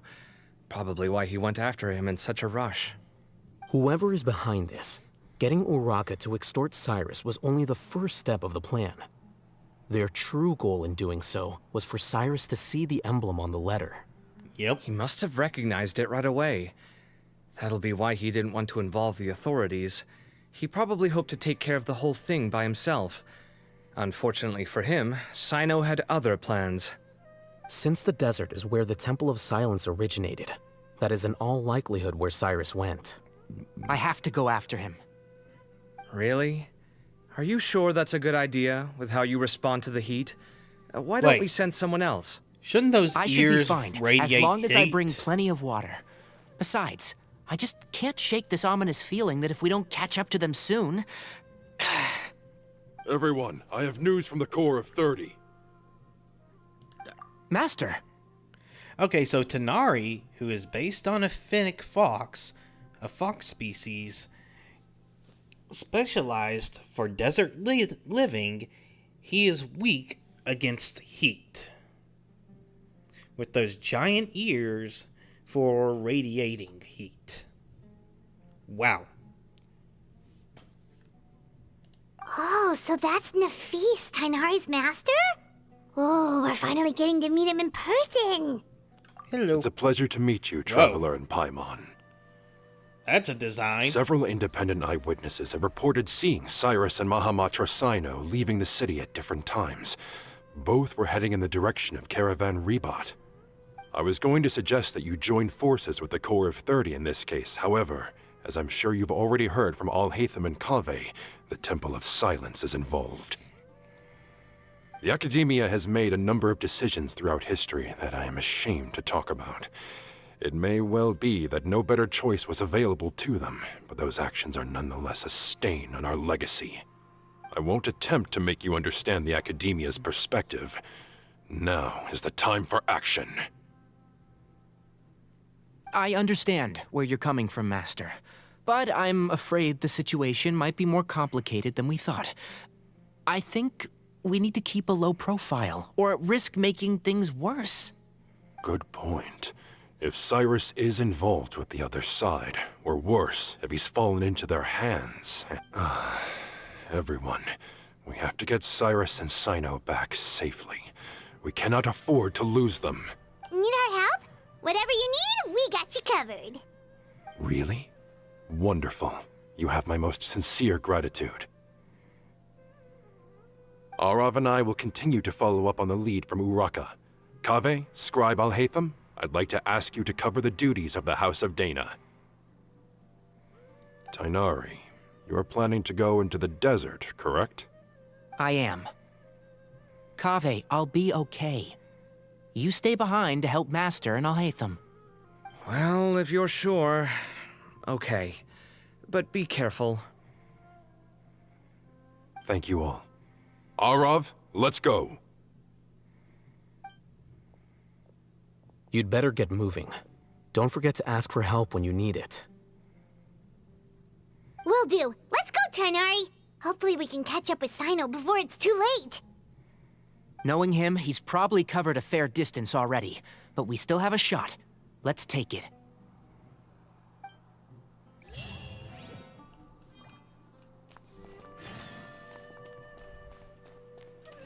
I see no Alhaitham or Kaveh.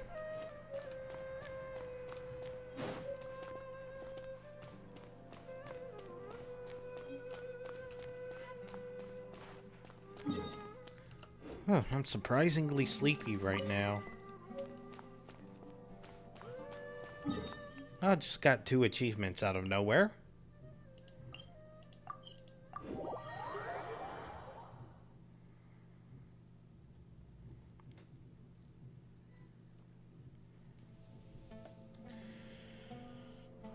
Okay, we made it to Caravan Ribat.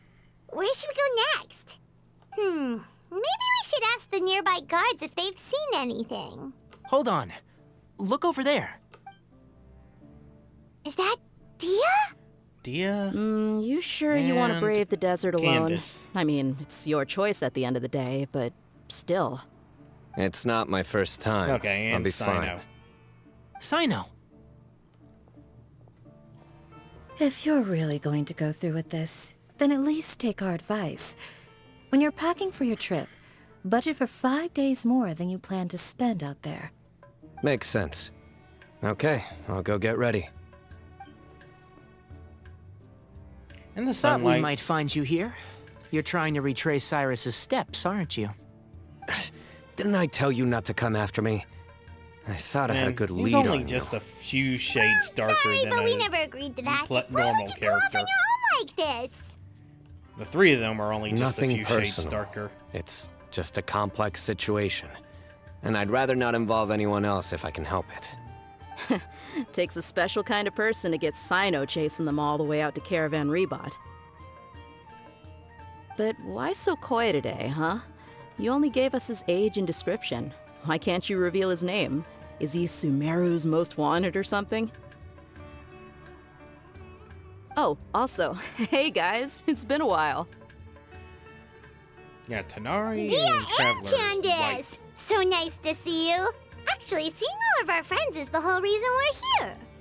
You're looking well. Glad to see it. Candace and I came to Caravan Rebot on business. We ran into Cyno as he was asking about some elderly gentleman's whereabouts. Some people say they saw him. Guess he stood out as an older guy heading into the desert alone with just a sumpter beast in tow and very few supplies. That's gotta be one heck of a story there. Cyno, it's okay if you can't tell us anything about the case. But let us know how we can support you. We're here to help however you need. The more people we have working on this, the quicker we'll be able to find the person you seek. No, it's not that simple. If I'm right, he'll be doing everything he can to avoid us. We spoke with Zaha Hadid.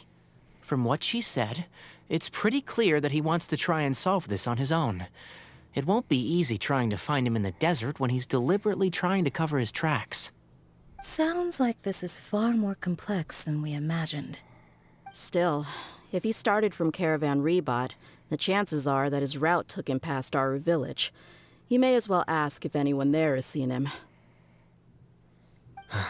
My thanks to you both. Once this is resolved, I will find a way to repay you. Come on. No need to get all serious. Just buy a round of drinks next time we're all in the city or something. That's a deal. All right, so, you all set? Yes, we'll handle it from here.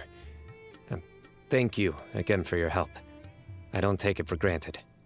All right, then we'll leave you to it. Just remember, if you change your mind and need some reinforcements, we'll be here. And don't think you'd be imposing. You can depend on us. Don't worry, we'll keep him out of trouble.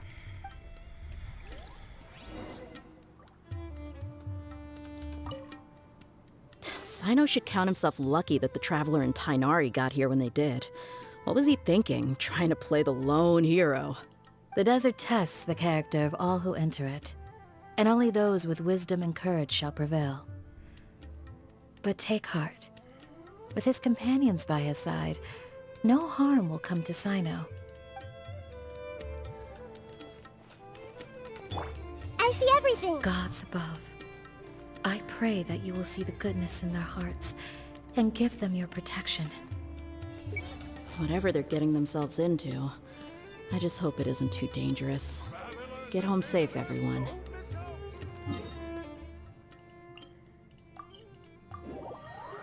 All right.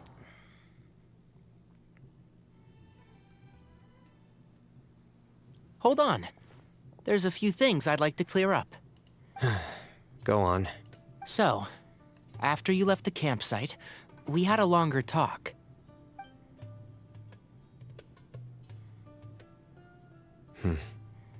Clearly, we've only scratched the surface of the Temple of Silence question. It doesn't surprise me at all that the one in the Academia is a fake. Do you have any connection with the Temple of Silence? I do. I trust you're all aware of the spirit that gives me my power. Hermanubis, the original founder of the Temple of Silence. Okay. Due to my unique constitution, I was put through a number of trials in the desert when I was younger. Later, I met the professor, and he brought me to Sumeru City. But my memory of that time is hazy. I can't recall much. It's a good thing that Kaveh noticed the emblem on the letter.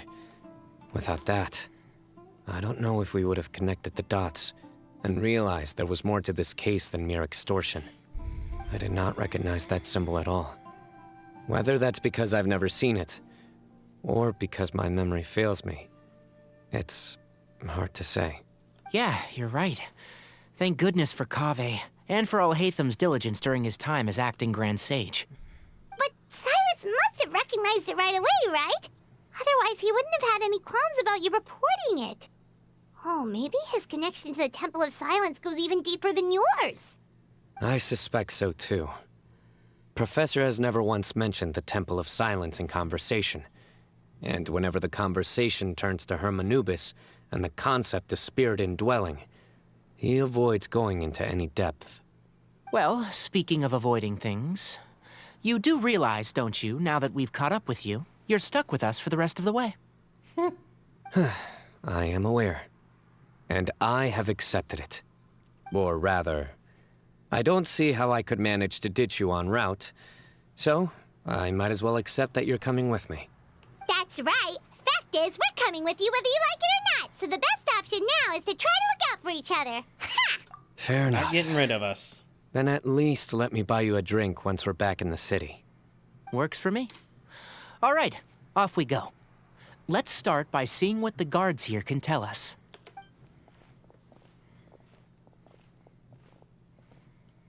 Hello. Mahamatra Sino? I'm looking for someone. So I'd like to confirm any recent foot traffic in and out of Aru Village. Man, there's been quite some time A invested. man matching that description passed by Aru Village not too long ago. He stopped by to load up on food and water and feed his sumpter beast. Then he was on his way. Where was he going? Let me think. He took a seat by the entrance of the village for a while, and had a brief chat with the person who came to deliver the water. He said he was headed somewhere near an oasis, but he didn't mention which one. Do you have a map? I can mark out the direction he was heading and the best routes to any nearby oases. I have one. Mark away. Great.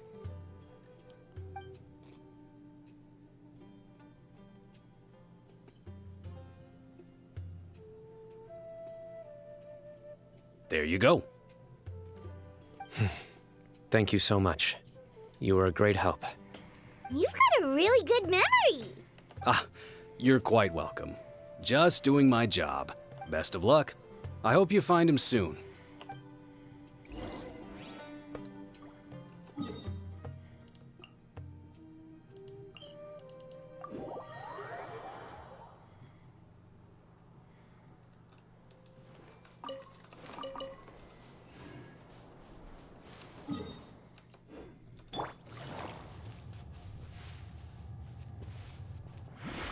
Into the shadows.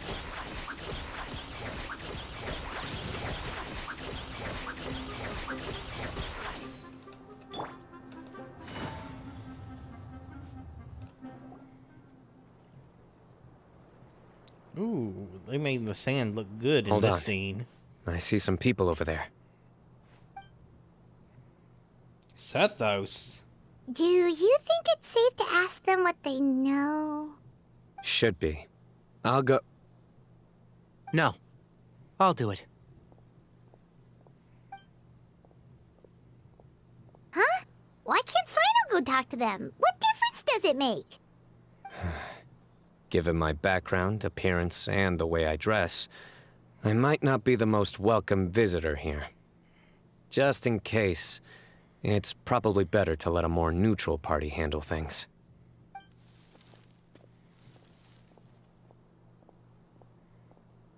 Ah, hello there.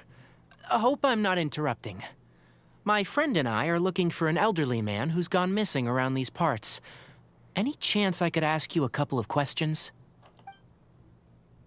Oh, a missing person, huh? Sure. What do you want to know?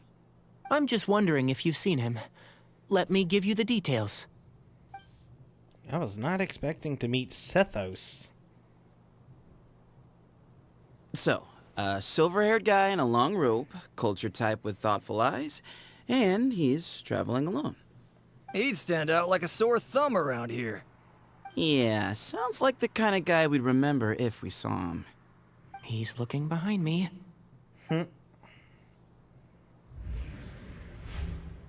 Uh-oh. That guy's looking our way.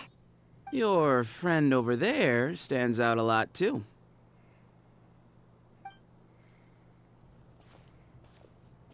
Hey, aren't you Sino, the General Mahamatra? Yes, that's me. You don't seem surprised that I recognized you. It wouldn't be the first time. Oh, you're the one looking for the old man who's gone missing, aren't you? I have a bad feeling about this guy. Someone's on edge. You don't trust me much, do you? No need to hide it. I understand why you're wary of us. Still, you came to us asking for help.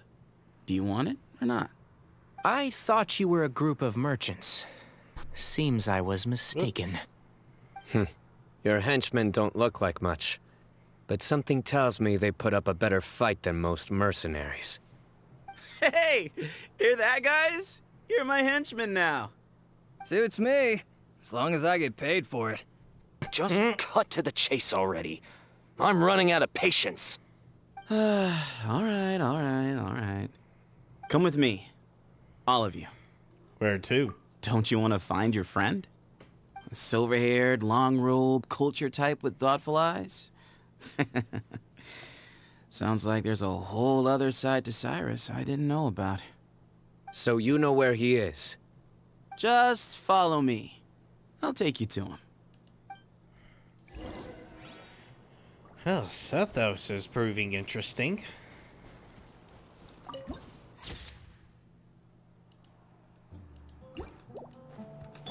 Everyone hold hands.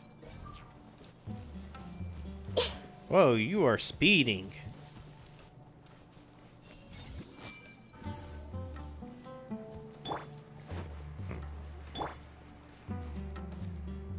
I see everything. Yeah.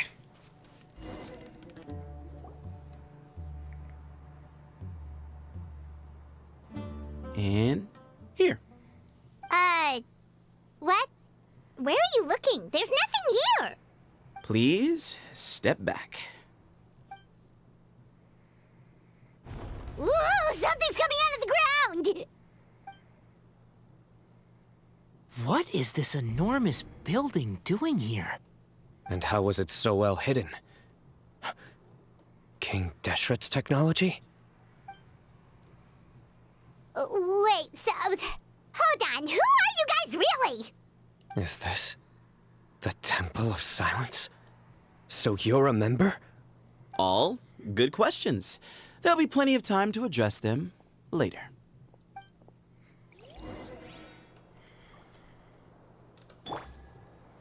Since Sethos is... Eventually I'm going to get to read his mind.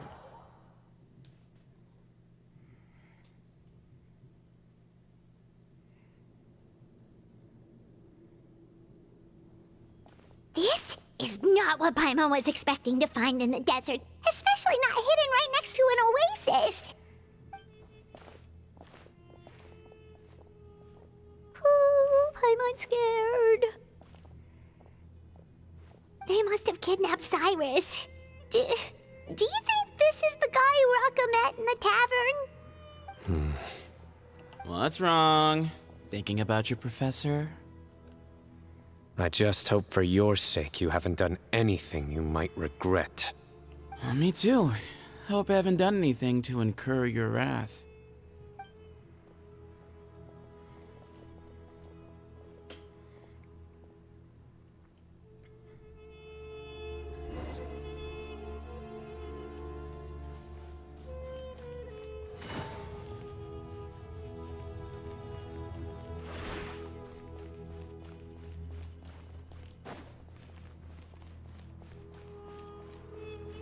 Ready.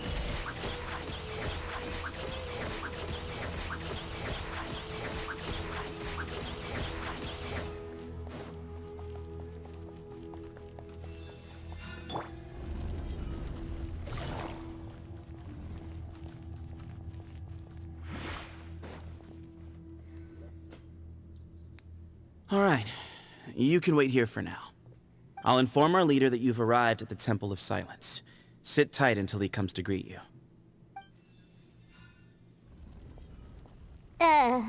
So he's just gonna leave us here unattended? Maybe we're not being kidnapped after all. They can't have been at the oasis by chance. They were waiting for us. Whoever the leader is here, they were obviously counting on us showing up. So this is the Temple of Silence. After leaving the rainforest, they hid themselves here? Hey, look! That guy's coming back. Don't worry. Someone will come and call for you soon. What's your name? Sorry, guess I was so delighted to see you, I forgot to introduce myself. My name is Sethos. I'll be here if you need me, but I'm not planning on answering all of your questions. Other than that, you can occupy yourselves however you see fit. So we're free to explore by ourselves? Yep. I mean, I'm not worried about you running off. Cyrus is here. And unless I've misunderstood, you're all quite anxious to see him again. He's right. Well, if we've got some time, We might as well take a look around.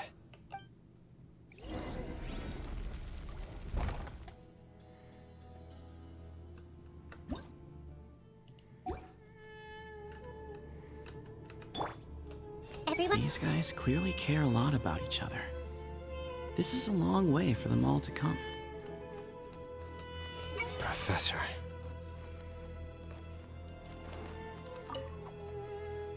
Hey, Sethos! Have you got some time to chat? Sure. Although, I'm assuming by chat, you mean you have questions for me?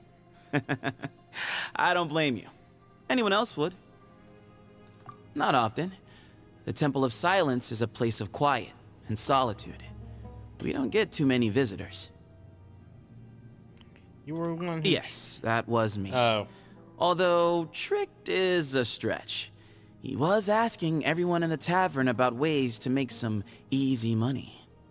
He insisted that nothing was off the table, even if it broke the law. So, I told him that Cyrus had embezzled a large sum of mora from the desert. So you framed Cyrus for a crime that he did not commit? No. That's not entirely true. Let me jog your memory. The letter just said that he had uncovered Cyrus's secret. It didn't say what secret that was. Tell him to use that word? Of course. Uraka was a great accomplice, really. Very cooperative with a little bit of wine in him. Did exactly what he was told. And not much of an original thinker, though. It doesn't surprise me that he struggles academically. Why did Cyrus leave for the desert as soon as he received the letter? You'll have to ask him that one yourself.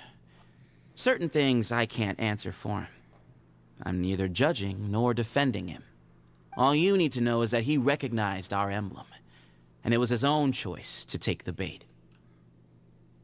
Do you know Cyno? What kind of question is that? He's the General Mahamatra. Everyone in Sumeru knows who he is. Right, but back at the Oasis, you can't have known who he was for sure, or you wouldn't have asked him. So, what we're really asking is, have you never seen him in person before? I've lived in the desert my whole life. Guess you could say I've never had the pleasure. Ugh, why does Paimon feel like this guy's not being straight with us? Come on, we've only just met. If I give you all the answers up front, you'll have nothing left to look forward to. Nope, not once. Well, yeah, I already knew that, but let's see what he says. I have no need to go there. Not when the taverns are full of the Urakas of this world. Besides, we're well aware of what goes on at that place. Spies? It's not as clandestine as that. The city gates are wide open. Anyone's free to walk in. You can find out all you need to know just by walking around town and hearing the word on the street. Simple enough.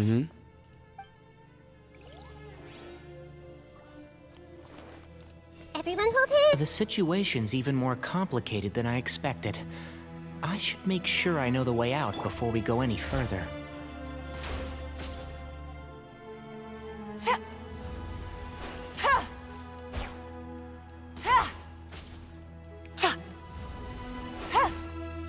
What am I even hitting?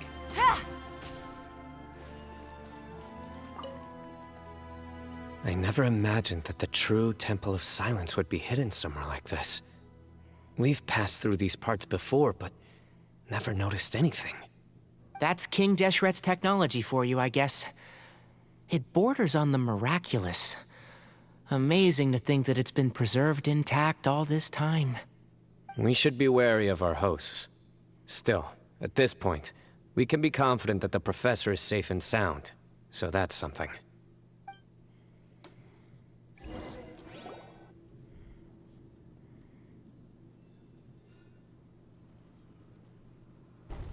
Ah, here he is. He? Unless she's guiding or introducing.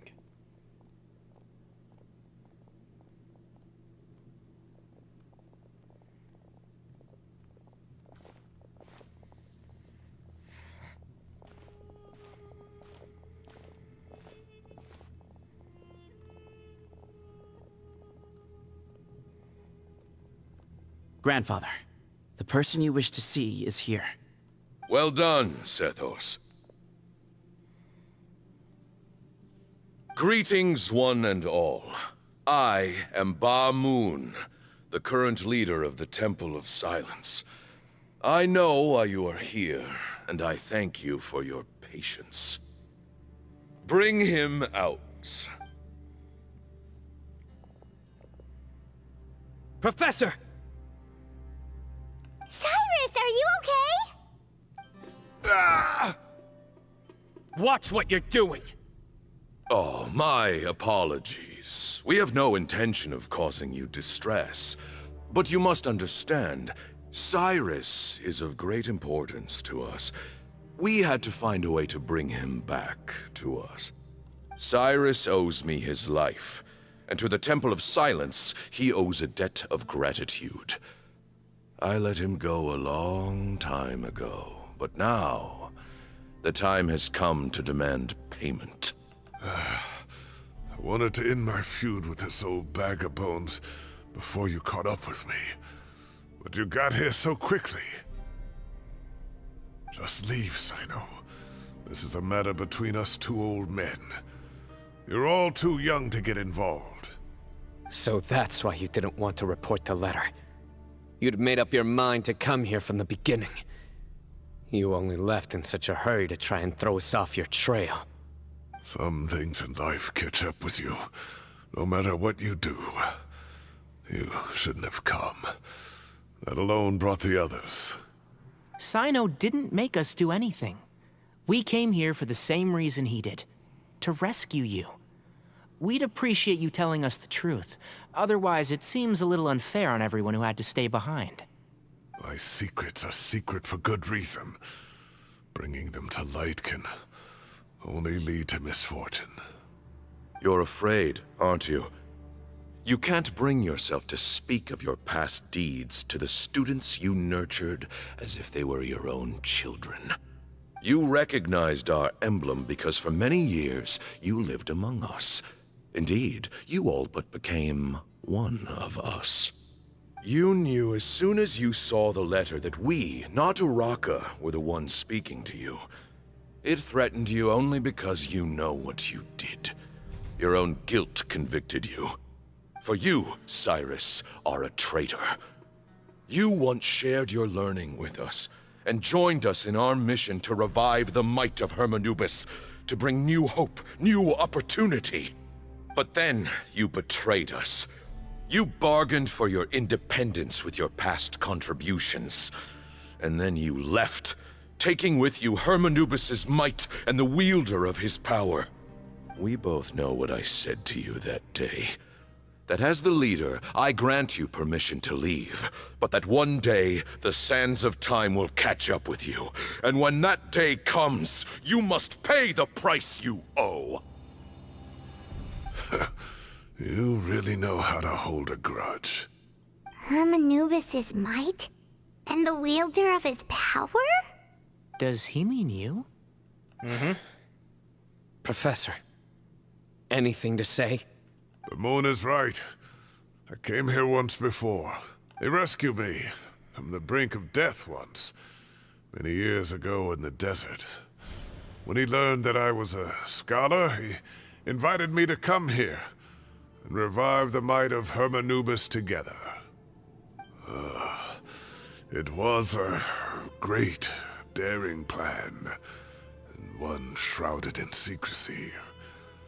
The Temple of Silence had been bereft of Hermanubis for too long. The strength of its faith and its warriors were waning. Ba Moon proposed that we implant Ba fragments, shards of Hermanubis, into the bodies of suitable vessels. If the experiment was successful, the spirit of Hermanubis would then dwell within the vessel. Many believers volunteered themselves for the experiment. But we soon discovered that the bodies of grown adults could not withstand Hermanubis' power. In the end, Ba Moon offered his own adoptive grandson.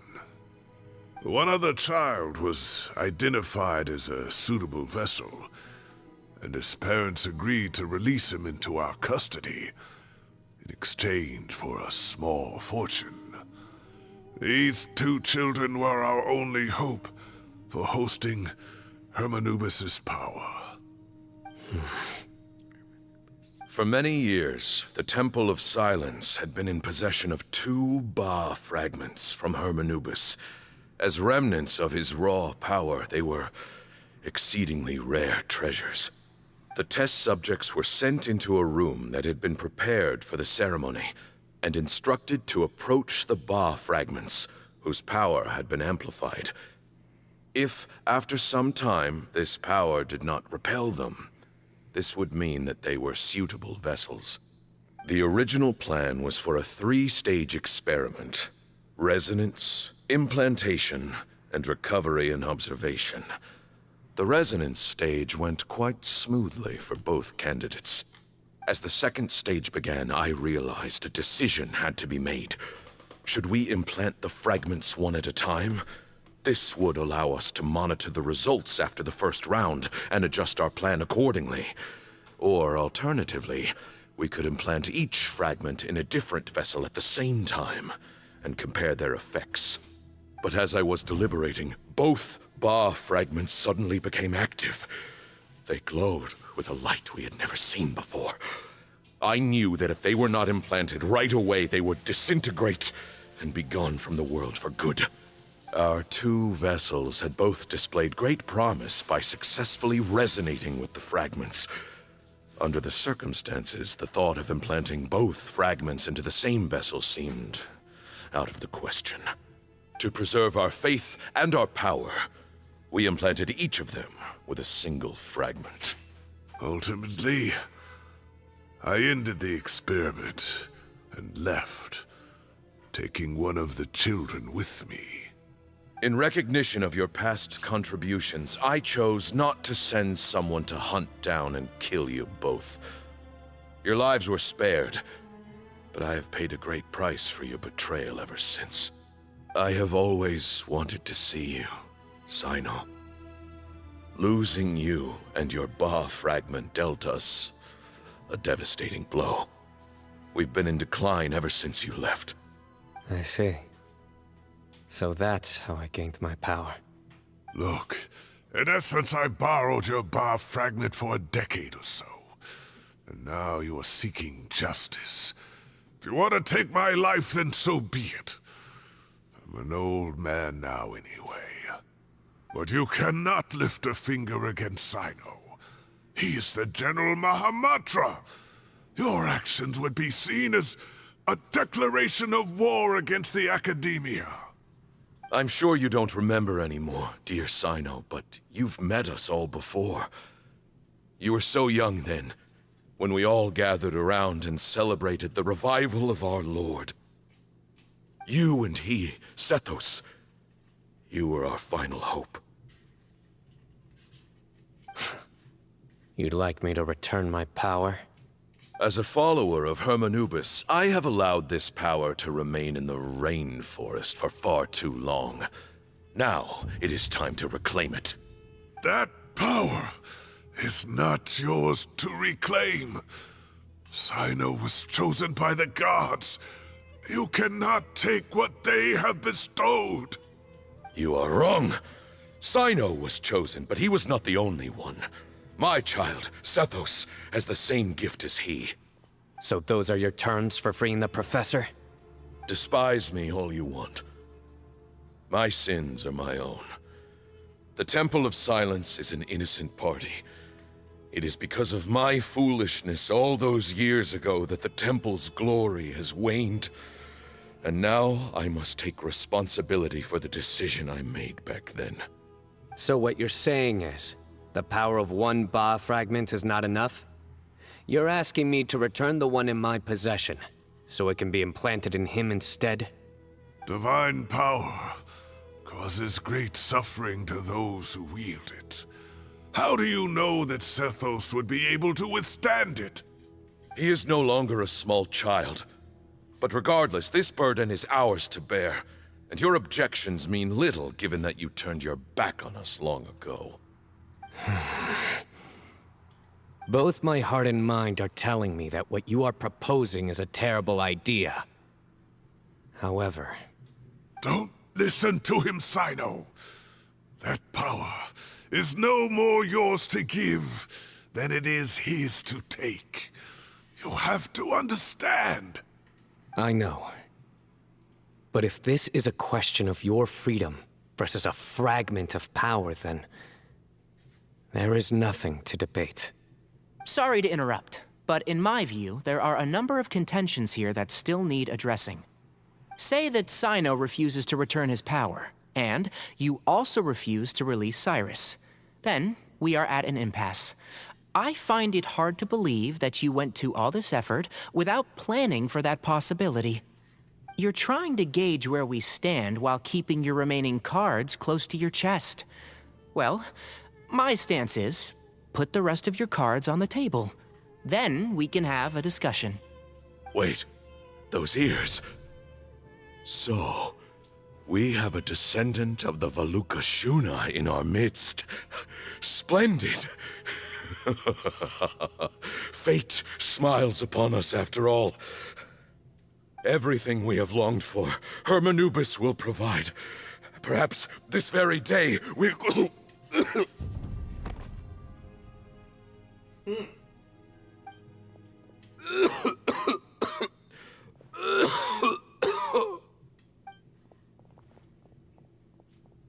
Why is he coughing so much? He looks like he's in really bad shape.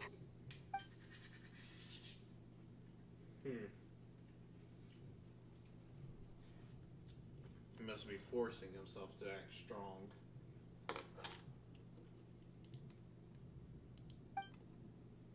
Eyesight is failing, where you would have noticed Tighnari earlier. Pamoon, you... Take our leader back to his room. Sethos, you must... Grandfather, I know what you wish to say. Leave this in my hands. I don't like to drag out conversations, so I'll just cut to the chase.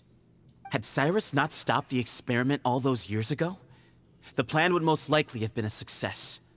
The wisdom of Hermanubis would have been ours. Still, it's no use talking about what-ifs. We cannot change the past. I'm not like my grandfather. The Temple of Silence has a grand legacy and a sacred duty to fulfill. So it's somewhat inevitable for the leader to have an inflated sense of self. But I see things a little differently. I don't believe the temple has the same stature that it once did. Time has worn away at its prestige and changed things almost beyond recognition. So I'm not going to force your hand. You're all free to leave. Except for Cyrus. My grandfather gave him his chance once, and now I'm giving the rest of you yours.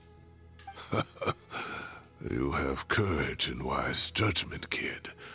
Reminds me a lot of Pamoon in his younger years. I truly wish that the temple would take an objective look at the academia of today. You've been to the city yourself. I'm sure you've seen that much has changed for the better, and things will only continue to improve. Why not consider cooperating with the academia once more? If you hadn't betrayed my grandfather, I might well be open to persuasion. But it's a bit too late for that now, Cyrus. Tighnari made a good point earlier. He said there has to be more to your plan than this, and I agree. All you and Ba-Moon are after is the Ba fragment. The professor will accept whatever fate you deem fit for him out of a sense of guilt. I am the one who has a choice to make. And that's how it was always going to be. Ultimately, you want to trade the Ba fragment for the professor, correct?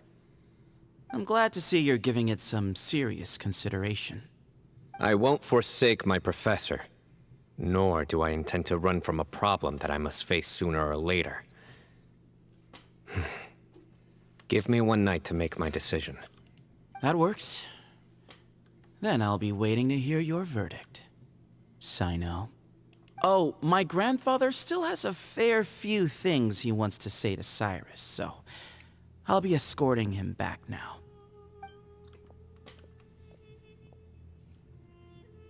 Are you sure about negotiating with him? I need to think this through. Everyone, let's meet again later tonight.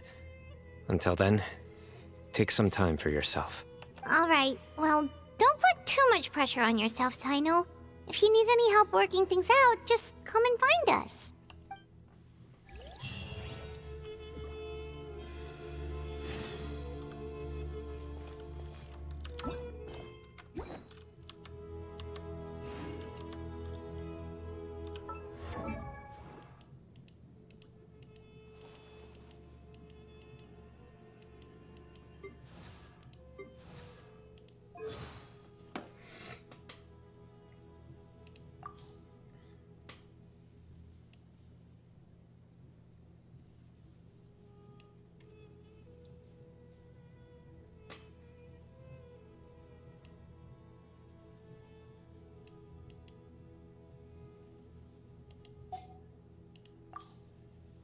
If you're always asking why, you end up thinking yourself into a corner.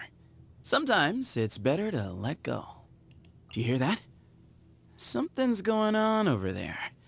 I'm gonna go check it out. Early bird. There's a lot of very fascinating people in the academia. Kinda makes me want to go study there. Have you ever tried drawing in the sand? From up high? It makes for an incredible sight. But you need to pick somewhere less exposed to the wind.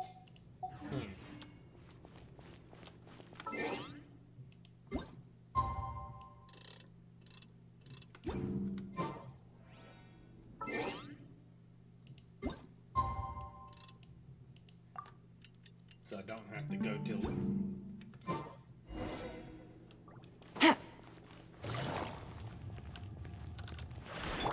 I see everything.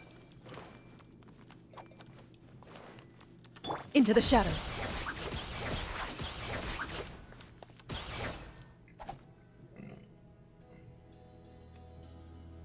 I've taken some time to reflect on this.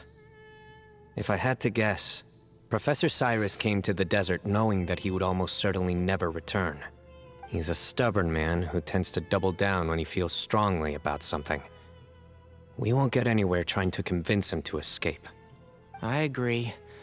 My master Nephis says the same thing. Once Cyrus makes up his mind about something, he won't listen to reason. So that's one thing. A few other things come to mind too. You've heard all you need to hear about the Temple of Silence. So on that, I don't have anything to add. My own memories of this place are hazy though. Probably something to do with the overpowering presence of the Ba fragments. That might explain why I suffered from constant headaches and fevers as a child.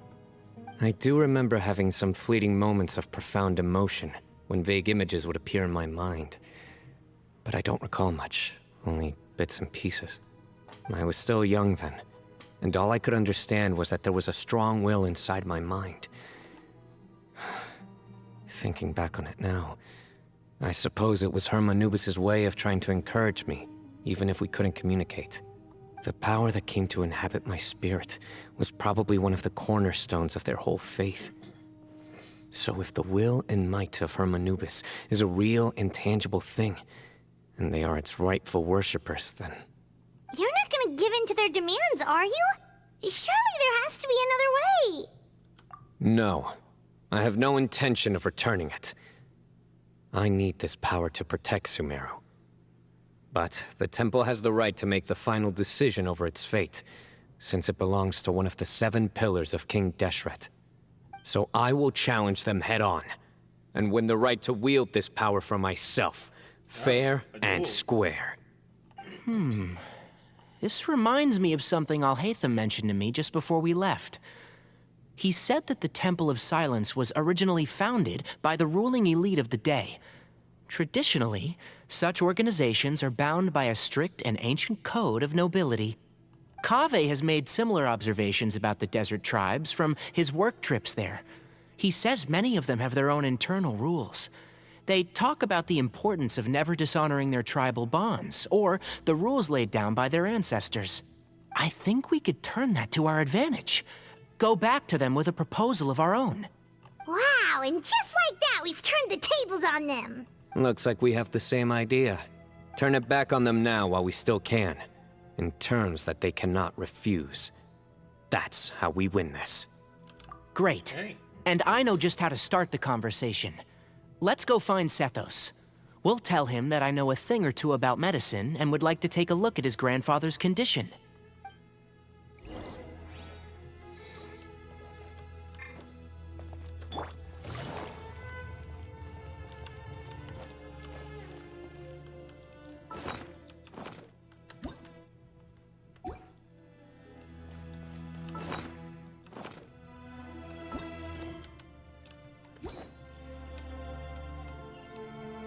Take it easy.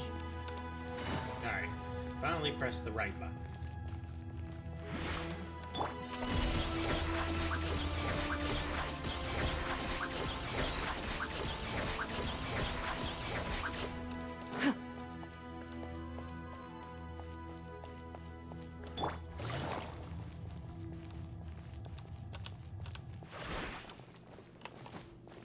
Know when to mind read, so let's go.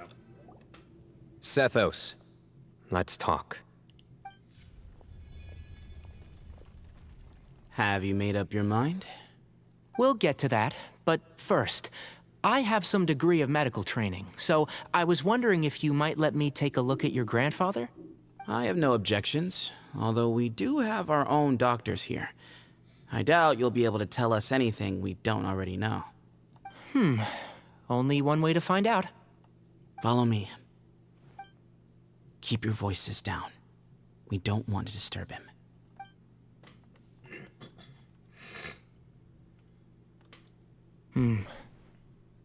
Let's talk outside. Bamoon has fallen into a deep coma, and his prognosis is quite grave. I'm sure that your physicians have come to the same conclusion.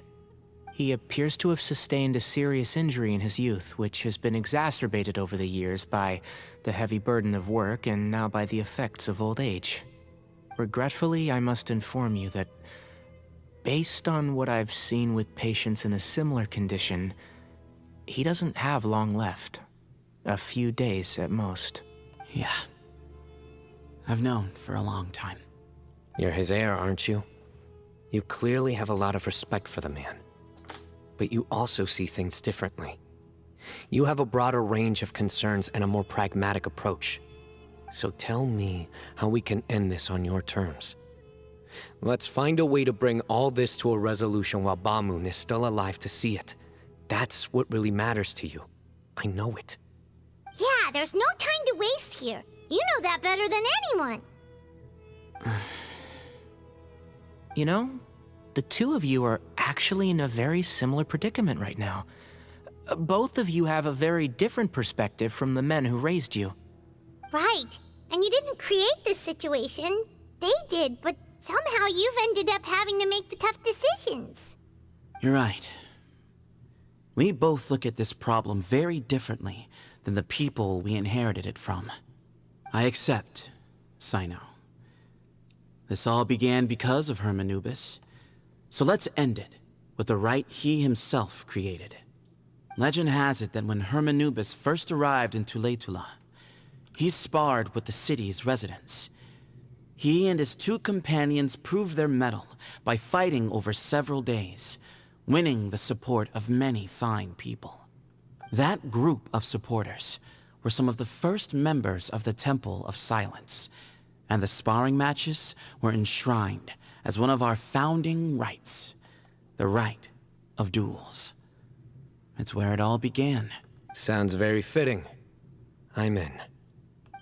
As a fellow vessel of Hermanubis, your ties to the Temple of Silence run deep. So I will permit you to participate in this rite, along with your chosen companions. 3 against 3. Sounds good. However, I have some additional terms. As the challengers, you must win all 3 of your fights to win. And Cyno? Both of us must put our Ba fragment on the line. The winner takes them both. Letting Cyrus leave with one of the Ba fragments was a mistake, made by my grandfather out of pity. It is a long-standing issue that must be addressed for the Temple of Silence to move forward. I can make no concessions on that front. None needed. We're on the same page. If I win, the Temple of Silence must release Cyrus, and consider this past dispute resolved. If you win, I'll return my power to you. It's a deal. Then let's meet at the ceremonial hall tomorrow evening, 8 o'clock.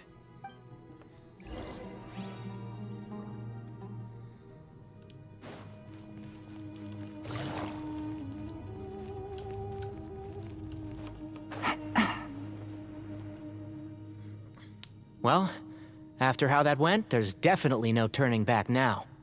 There never was. Turning back hasn't been an option for me since the moment the professor slipped away to return to the desert. You have to win. You need this power, both as General Mahamatra and for yourself. Yeah, that's right. Besides, it stayed with you ever since you were a small child. Surely that's a sign it thinks of you as its rightful owner. Both as General Mahamatra and for myself. Yeah, when you put it that way. I've had to overcome a lot to tame this power and claim it for myself. Not everyone could have done that. Exactly. We'll help you see this. The Traveler and I will never lose. And neither shall I. The desert was home to an ancient and great civilization that, for a variety of reasons, fell out with the civilization of the rainforest. It's just as Dia said. Prejudice has pushed people apart. But there must be personal factors at work here too.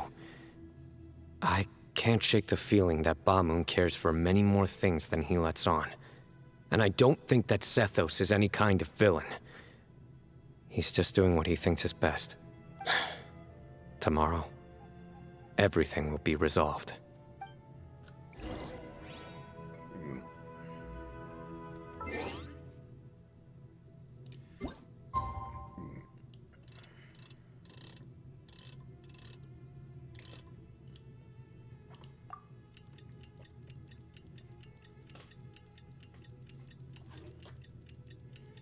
We got the perfect 8 p.m.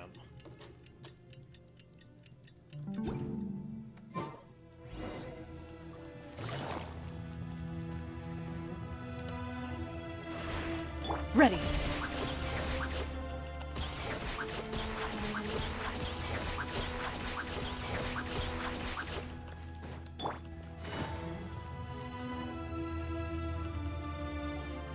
We gather on this day to perform once more the rite of duels, with the greatest of all sages, Lord Hermanubis, as our witness, for his power and authority is present in our midst.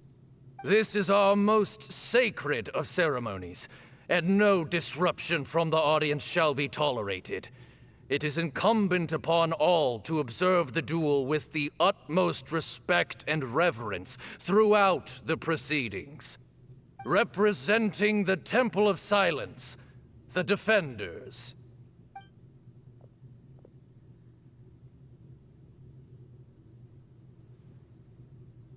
Grandfather, you're here. A rite of duels after all these years. I am surprised by your decision, Sethos. I know what I'm doing, Grandfather. Just leave it to me. Representing the Academia, the Challengers. Ready. We will fight to have our voices heard. Warriors, take your positions and decide on the order of battle. We come not to debate what brings our challengers here, nor what will become of the defeated duelists. Duelists, the might of Hermanubis himself is at stake here. Now, fight. Fight until the rightful victor is proclaimed. Huh? Are you sure? I agree. She's very strong. Sending her out first will definitely intimidate the opposing side. Okay, then you're second. Sure. We have decided. So have we. Let's begin. I'm guessing the next two fights will be Duelists of the first bout, please step forward. or we'll skip Tighnari. Alright. Let's see how my pyro does. Don't forget, safety first! Oh, Dendro. Hey, you there! You better play nice with her, or Paimon will make you regret it! Little bit too much chatter from the audience over there. Hey!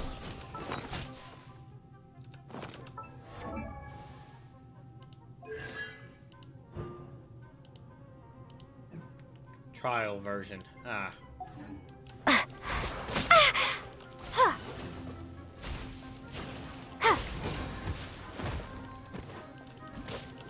Scatter! Yeah! Yeah! Nope, that was trivial. A swift end to the first bout. I now invite the duelists of the second bout to please step forward. When you're both ready, you may begin. Let's begin. Oh, I'm playing against Watch Tighnari. out! Go, Tighnari, go! He drank plenty of water before the bout, so he should be fine. I'll bury you! Yeah! Rah!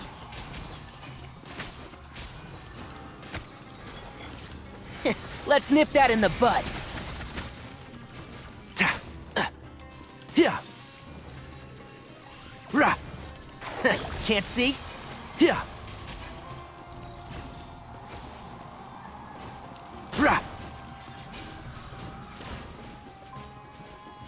Sure. Rah! And shroud. Sure. Yeah! There we go.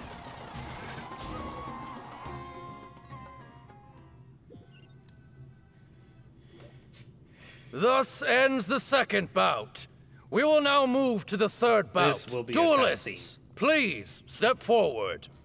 I'm ready. So am I. This is the final stage of the rite. I remind you both that the terms you agreed upon in advance are binding. When you're both ready, you may begin. I am Sethos, vessel of Hermanubis, grandson of Bamun, the leader of the Temple of Silence. For many years, we have kept our covenant with Lord Hermanubis by guarding the secrets of King Deshret. And even in our darkest hour, when we could not see a way forward, we chose not to abandon hope, but to embark on a brave new experiment so that we might prevail.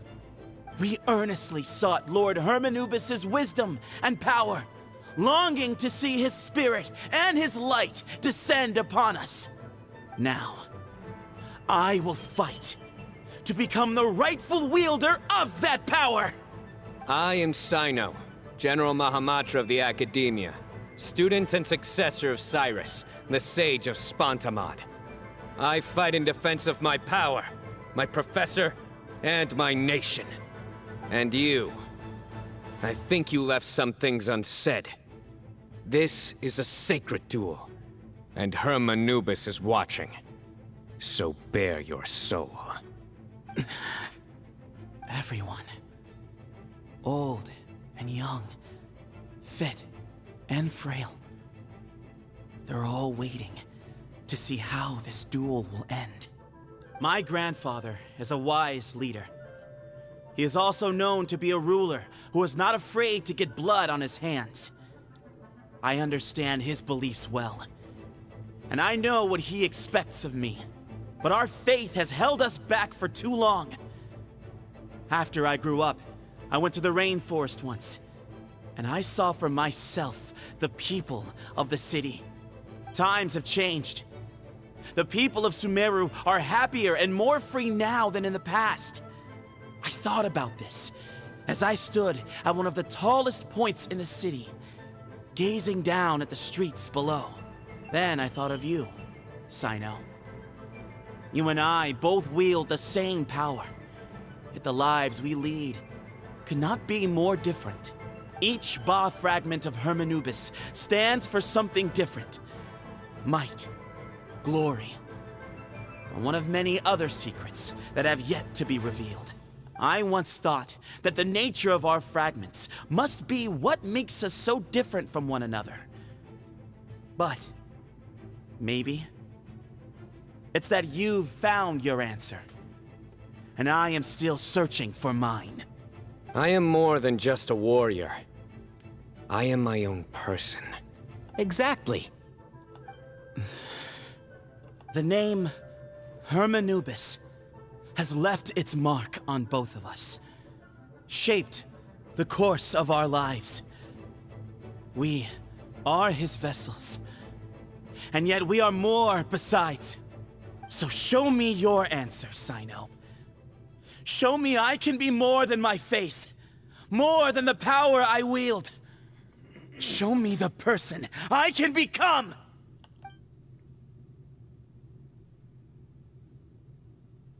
Bring it on! Nice speech, dude.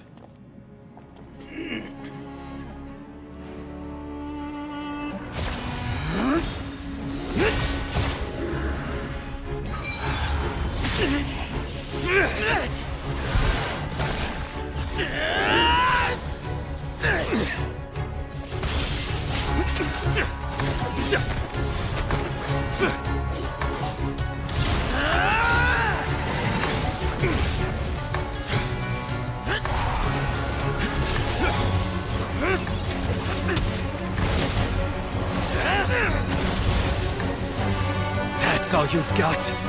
What happened to searching for your answer?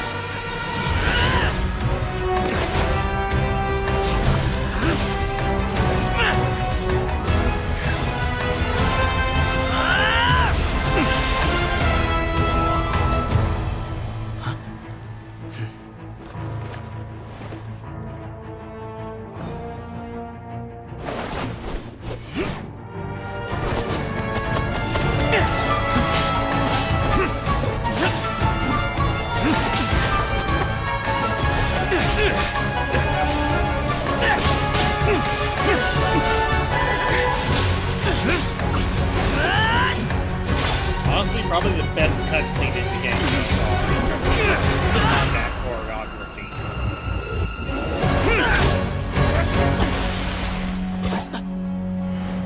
Fight's over. Do you yield? You won. Well then, looks like you found your answer.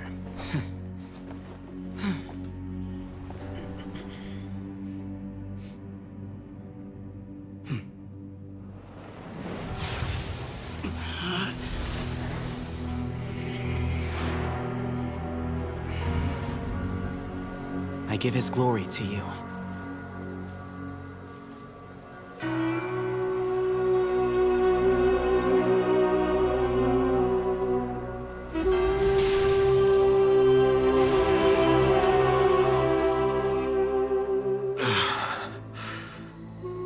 I've seen that light. That is the light of our Lord, the great Hermanubis, priest over all other priests. His spirit dwells within that lightning, and his will lives on. Once a warrior of Tynar, he emerged from the barren desert sands to serve the god king Al-Ahmar. After the death of the god king, Hermanubis gathered his followers and the Tynarian priests and led them to the city of Tule-Tula. There, they founded the Temple of Silence, and from that day forth, we became stewards of all knowledge that survived from King Deshret's civilization.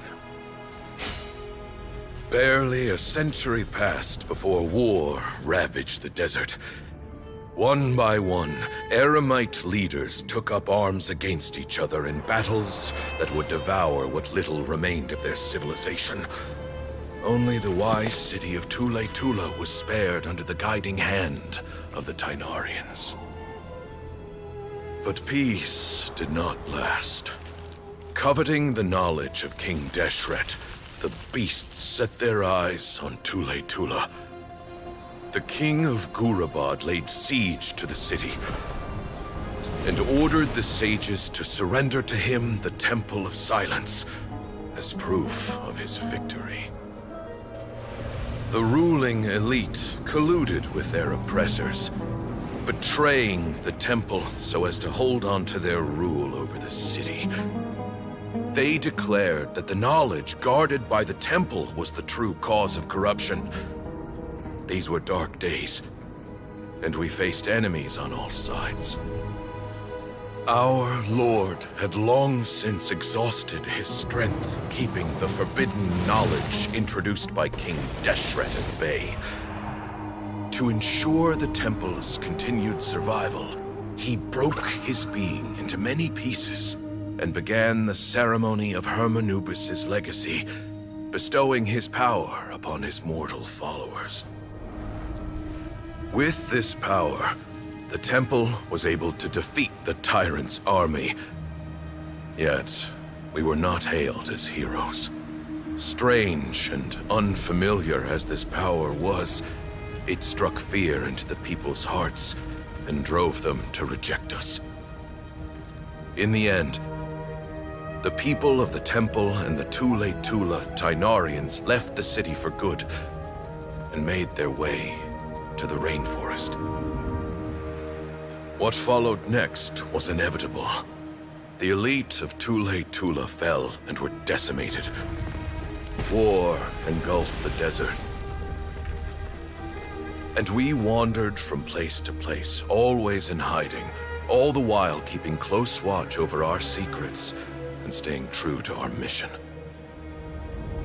Betrayal forced us out of the desert and into the forest.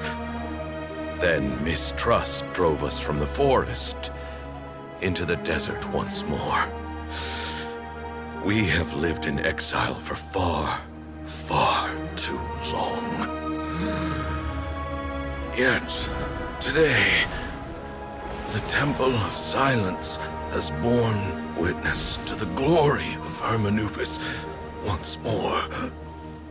Thank you.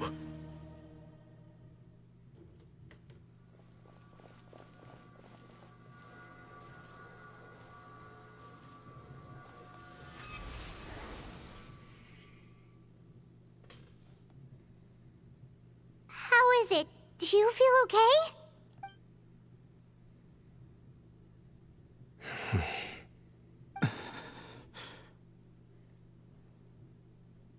He's already passed.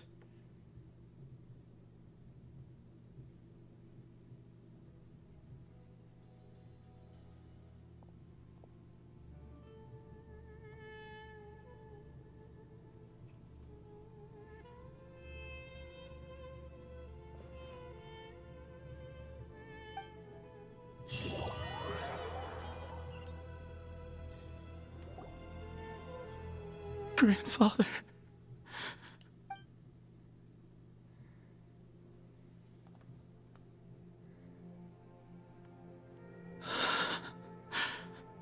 Hey, Sethos.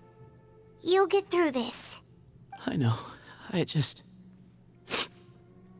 I'll miss him. I guess you were prepared for this.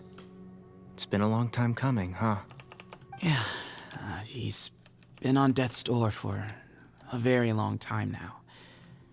I think it was only through sheer willpower that he managed to hold on to this point. At least, he was able to see this chapter come to a close before he passed. What's next for you? Per my grandfather's last wishes, the Temple of Silence should submit to whoever possesses the largest number of Hermanubis fragments. That entitles you to be our new leader, Cyno. But that's never going to work, as I'm sure you realize. I'm the General Mahamatra, I am needed back at the Academia. I did foresee this possibility, and I gave it some thought. The fact is, I know next to nothing about the staff, records, and environment here. As such, I am ill-suited to be your leader. Sethos, I believe the honor should go to you. Were it not for this duel, or indeed if you had other intentions, the Ba fragments would most likely be in your hands by now. I'm sure Bamoon never meant for anyone but you to be his successor. You really think so? I do. Still, I didn't think Bamoon looked very surprised by the final result. Perhaps he had an inkling that this would be the way things end. Well, in any case, since the Ba fragments are with me now, I guess I can call the shots. You're my second Sethos, in command. I would like you to succeed Bamoon as the new leader of the Temple of Silence. You are more suited to the role than I, and I have complete faith that you will be an excellent leader. Just think of it as doing me a favor. But doesn't that render everything that we've been through up to now meaningless? Nope. No, it doesn't. This experience has allowed us to become friends, which means that the Academia and the Temple of Silence will become partners once more. That's a much bigger deal than you might think, Sethos. You said yourself, times have changed. You have to believe that things can change for the better here at the Temple too. I will try. To be honest, I couldn't have asked for a better outcome. Actually, part of me wonders whether Bamoon's intentions from the very beginning was just to create enough pressure to force us towards a duel.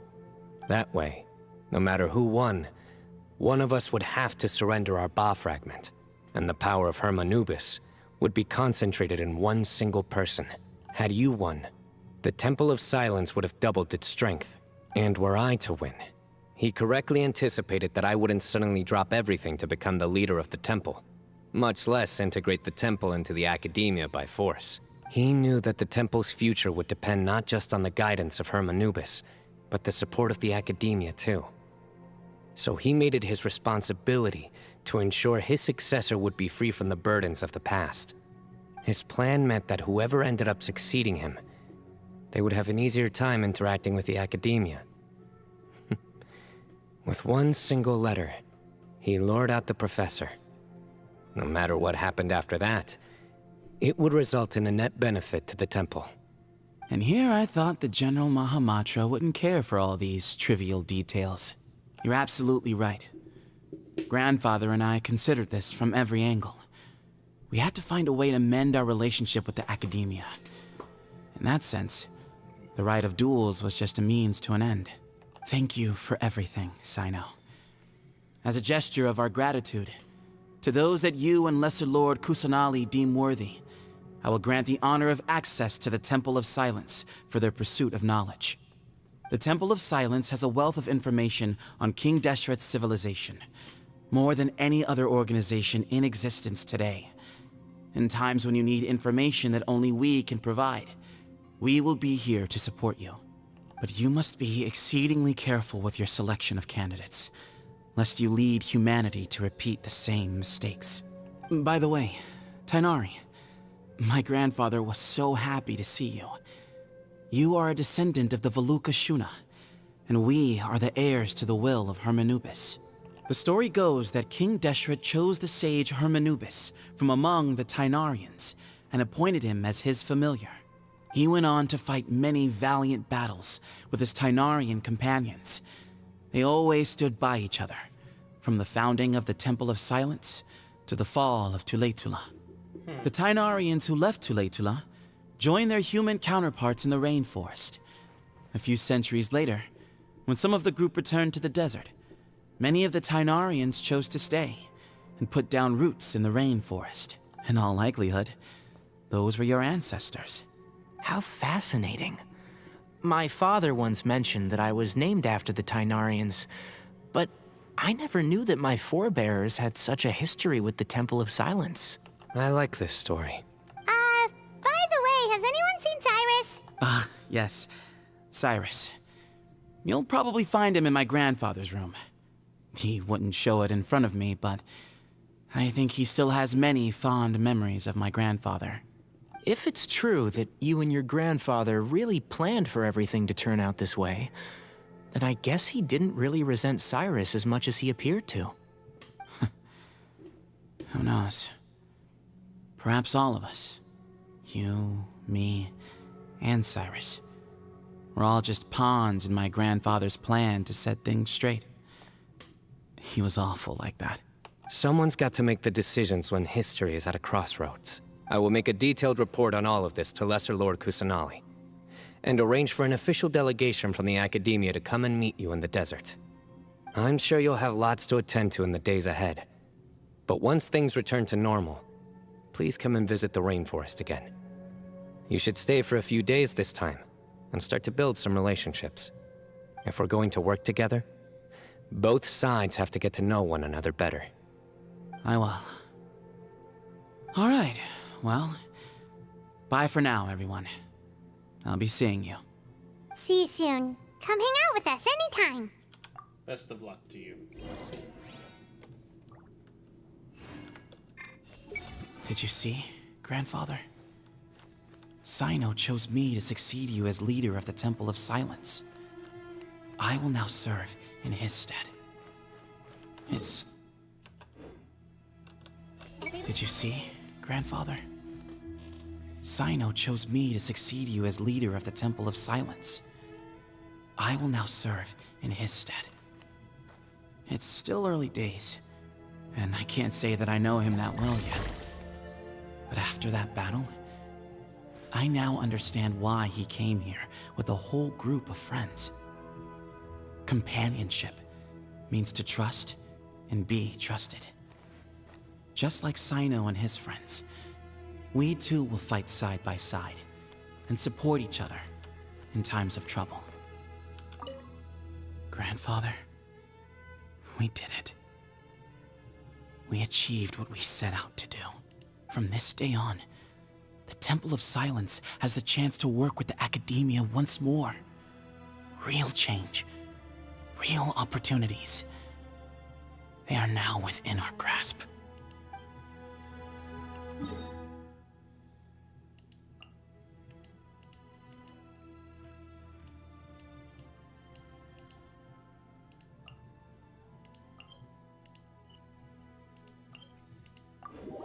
Well, that definitely qualifies as a Cyno quest.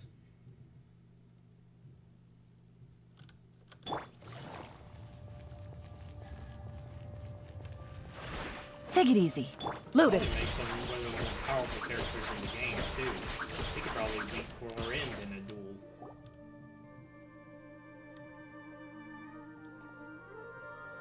What were you thinking gallivanting off into the desert alone at your age? What if you take the bucket, You told not a soul what you were up to, designated nobody to handle your affairs, and left everyone scrambling frantically to try and figure out how on earth to clean up the colossal mess you'd made. Wow. Oh, please, will you stop your yelling? What other choice did I have? What do you mean, what other choice? Do you mean to tell me that after all your years of learning, and sagehood no less, the only idea you could conjure up in that white-haired walnut of yours was to shoot off into the unknown like some hot-headed 20-year-old adventurer? A one-man suicide mission, That's the best idea that one of the finest minds of a generation could come up with, is it?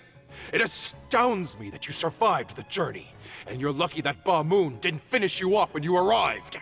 All right, all right. Honestly, the way you're going off on me, it's like you wish you'd been there to lend him a hand. Does it mean nothing to you that I'm your colleague and former classmate? That's why he's like this. I've got nothing more to say. What's the point of berating an old bag of bones? What do you mean, bag of bones? I'm a flesh-and-blood hero who, despite his old age, saved our General Mahamatra from being stripped of his powers. Okay, look. Fine, I admit it, I was in the wrong. How can I make it up to you? What about, a month's work at the Academia? 1 month? Try 3. Inari's master is really laying into Cyrus. Give them a wide berth. Professor brought this on himself. Don't pay any attention to him. Wow, I haven't seen Master get this riled up in a long time. The last time he chewed someone out like this must have been back when I was still a student. I think I'll go around and update everyone. Tell them the situation's resolved. Want to come with me? We can go for dinner afterwards. My treat. You in? Makes sense. I'm in. Free food is free food. Paimon's coming too! Let's go! Wow, another 2+ hour quest. I see everything. I should have asked him to come help out at work much earlier. That would have kept him out of trouble and avoided this whole debacle. If Nephis thinks he's getting a single day of free labor from me, he's got another thing coming. You'd better start packing your things. Report for work first thing tomorrow morning. I'll be waiting for you. What about my allowance? Oh, and his lunch covered. How about dinner? Don't push your luck. Let's not forget who is compensating whom here. Hey, man's gotta eat. Help me figure out something for lunch at least. I'm counting on you. Ooh. Possible to install a vision. Faruzan.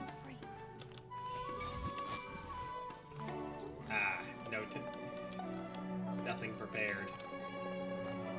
I see everything.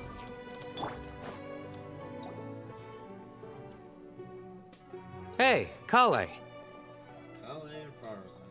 Ah, you're back! Well, look who we have here.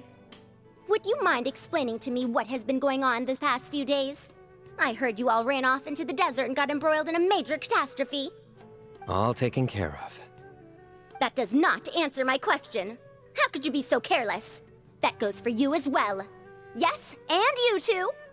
When you run into problems, you really ought to ask for help, you know? I've been around the block. Don't you think it would have made sense to involve me? And let's not forget, I know the desert like the back of my hand. Now would not be a good time to attempt to argue with Farazan. You're right. Mm-hmm. It's not the first time that I've had to talk to you about this sort of thing either. You need to learn that there are times when the right thing to do is get a more experienced member of staff involved. Do I make myself clear? Because if you don't, Kale, please do something. He's giving me the signal. All right, guess it's time to play my ace in the hole. They have a signal? Say, Madame Farazan, I can see you're pretty upset, but, I was just wondering, remember that time you offered to give me a tour of the academia? Does that offer still stand? Huh? Wow. Wait, did I hear that right? Kale, you remember? Wonderful. Well, of course the offer still stands. Wow. Come on. Madame Farazan will show you around the old classrooms. Doing the hangout was so worth it just for this scene alone. Poor Kale getting dragged off like that. Also, check out Farazan acting like some sort of official academia tour guide. Kale! Cup. Huh? What? Oh, right! What do you mean, cup? You need a cup. I can get you a cup. Oh, it's nothing. Just Master's way of reminding me to stay hydrated while I'm out and about.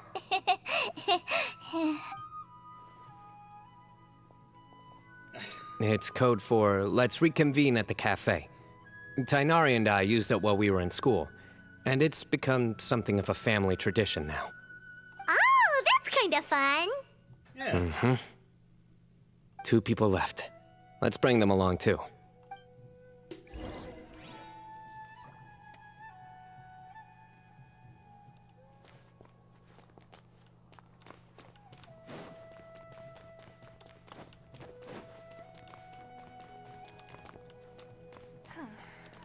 Is it possible to install a vision?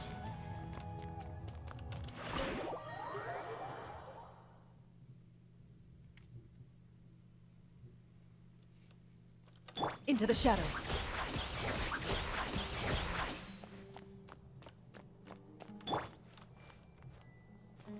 Kaveh.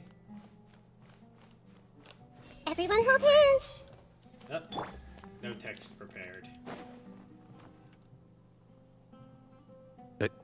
Am I hallucinating? Or do I see Kaveh and Alhaitham engaged in diligent studying? We're just reorganizing all the books we used. Look, there's a whole mountain of them. There's no rush. Nobody reads these books anyway. My sincere thanks to you both. Yes, with your help, we resolved the issue rather swiftly and painlessly. And the outcome was better than we could have hoped for.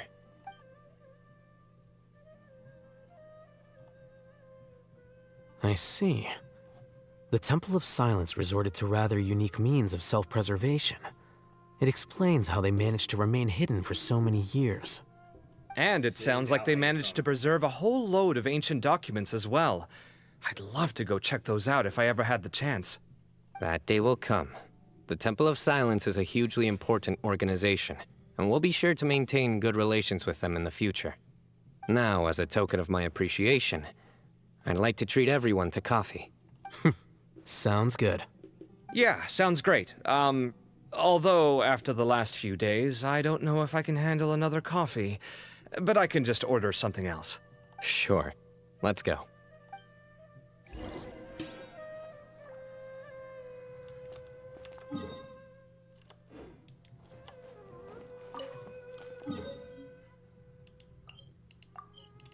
Oh, that was two 2+ hour quests in a row.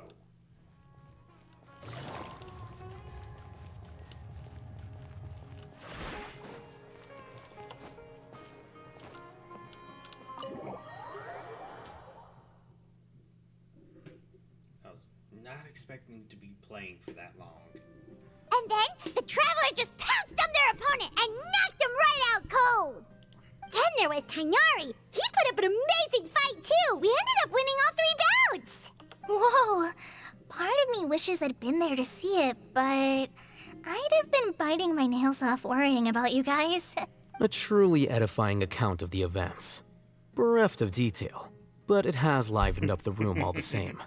Hey, Paimon included all the juicy details. The Traveler just pounced and then waved their sword like this, then spun around and blocked. Despite winning 3 bouts in a row, you still ceded the position of leader to him. That's very dignified of you, Cyno. Of course. Being dignified comes with being a true champion. I got to be a champion too for once. I've not sparred much with desert folk before. It was a pretty unique experience. Yeah, huge place. It felt like something right out of an epic poem. Imagine this. It was like there was... Maybe save that one for later, Paimon. Dessert's here. Oh, that'll distract her. I think that'll do me for today. Shall we stop off at the House of Dana again before heading home? We should probably finish putting all those books back. My thoughts exactly. See you around. I should get going as well. See you all later. Make sure you get some good rest tonight. I need to go say thanks to the Core 30 for their help. Also, Sir Nephis says he wanted to introduce me to some of the Academia's work processes. So, I gotta dash too. Kale's come a long way. She's much more confident at dealing with other people these days. Everyone's a work in progress. You never stop learning. Yeah, true. This was a rather good quest.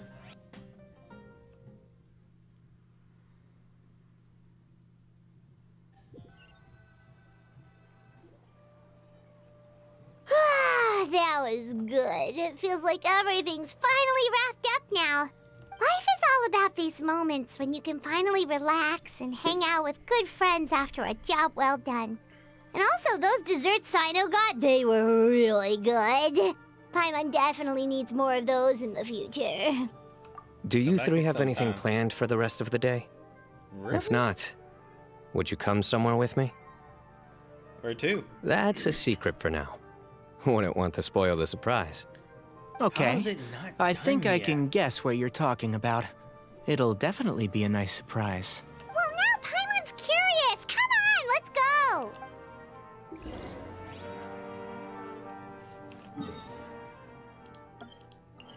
I am just absolutely astonished at how much... Oh, are we going to Nahida?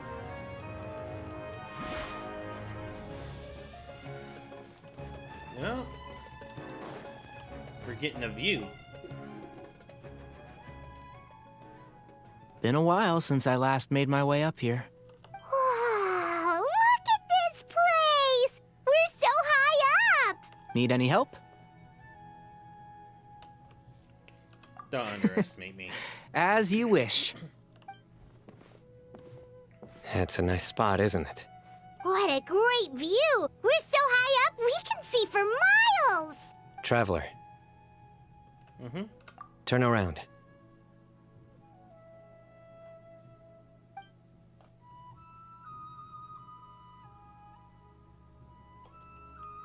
This is my secret base. Somewhere I only bring my best friends. When I was a student, I used to slip away and climb up here all the time, just to clear my head.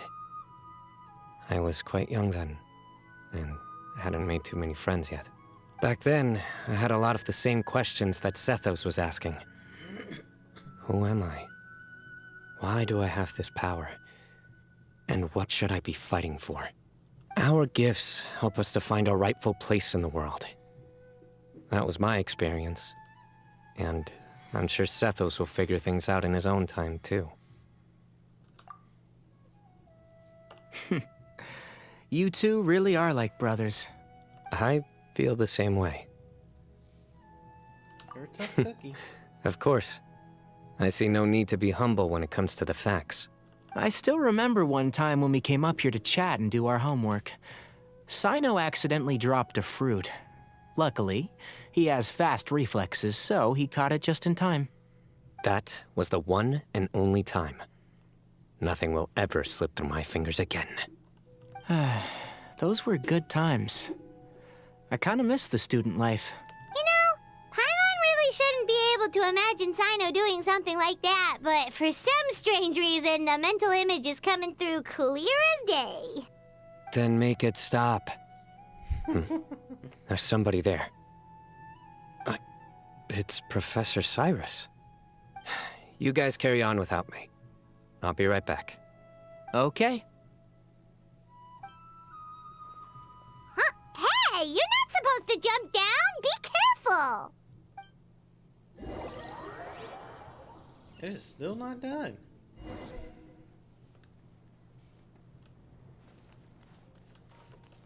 Surrender!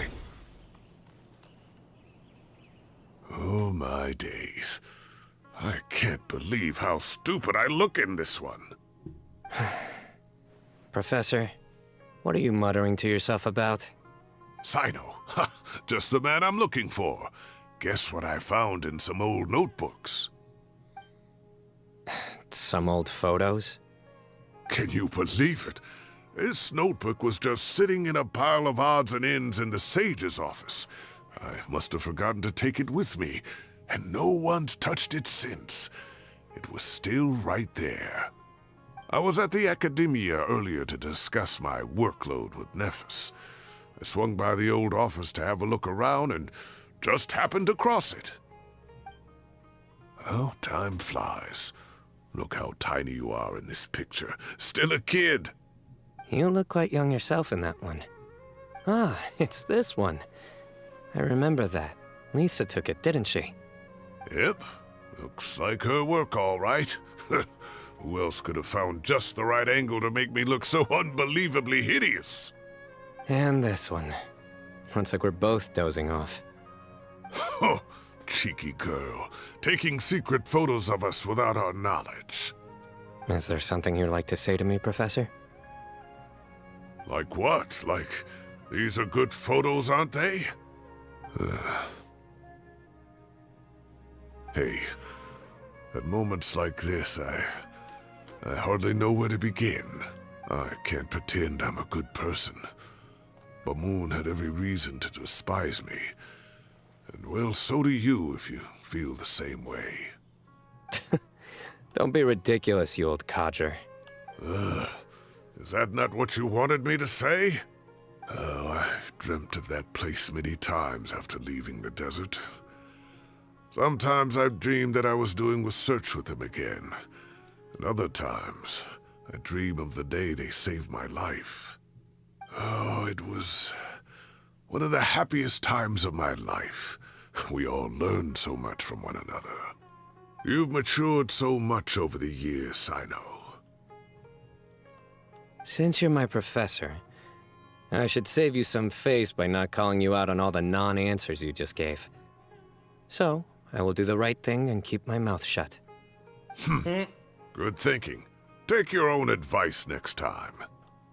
Seriously, why bully an old man like me? I thought heroes were supposed to be gracious. Hey, wait, how did I not notice this one earlier? Lisa strikes again. Just how many did she take? Look how cute you were when you were little. I remember how well-mannered you were back then, too. Yeah, and look how serious and professional you used to be.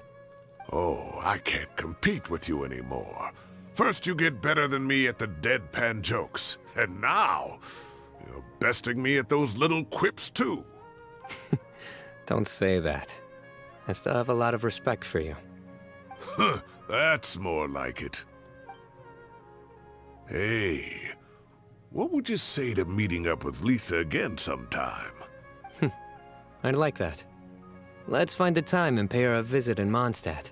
Wait. All right, I'll Are we add it to talking my about schedule. that, Lisa? Let's go next No. week.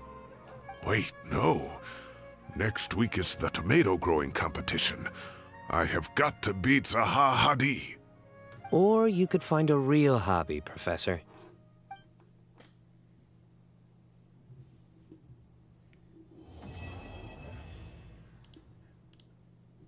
Oh my goodness.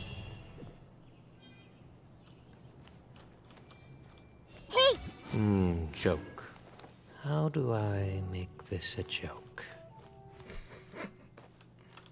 I see everything. I can't treat my students like kids anymore. I have to admit, Cyno has matured far beyond my expectations. From now on, I'll just enjoy life as a retired sage. The future is safe in the hands of the younger generation. Great view today. This atmosphere calls for a joke out of left field, to catch the listener unawares. Time has passed too quickly. The children have all grown up. But it turns out grown-up kids are no use. When Nephis comes after me, Cyno still can't do anything to protect me. Oh, that boy.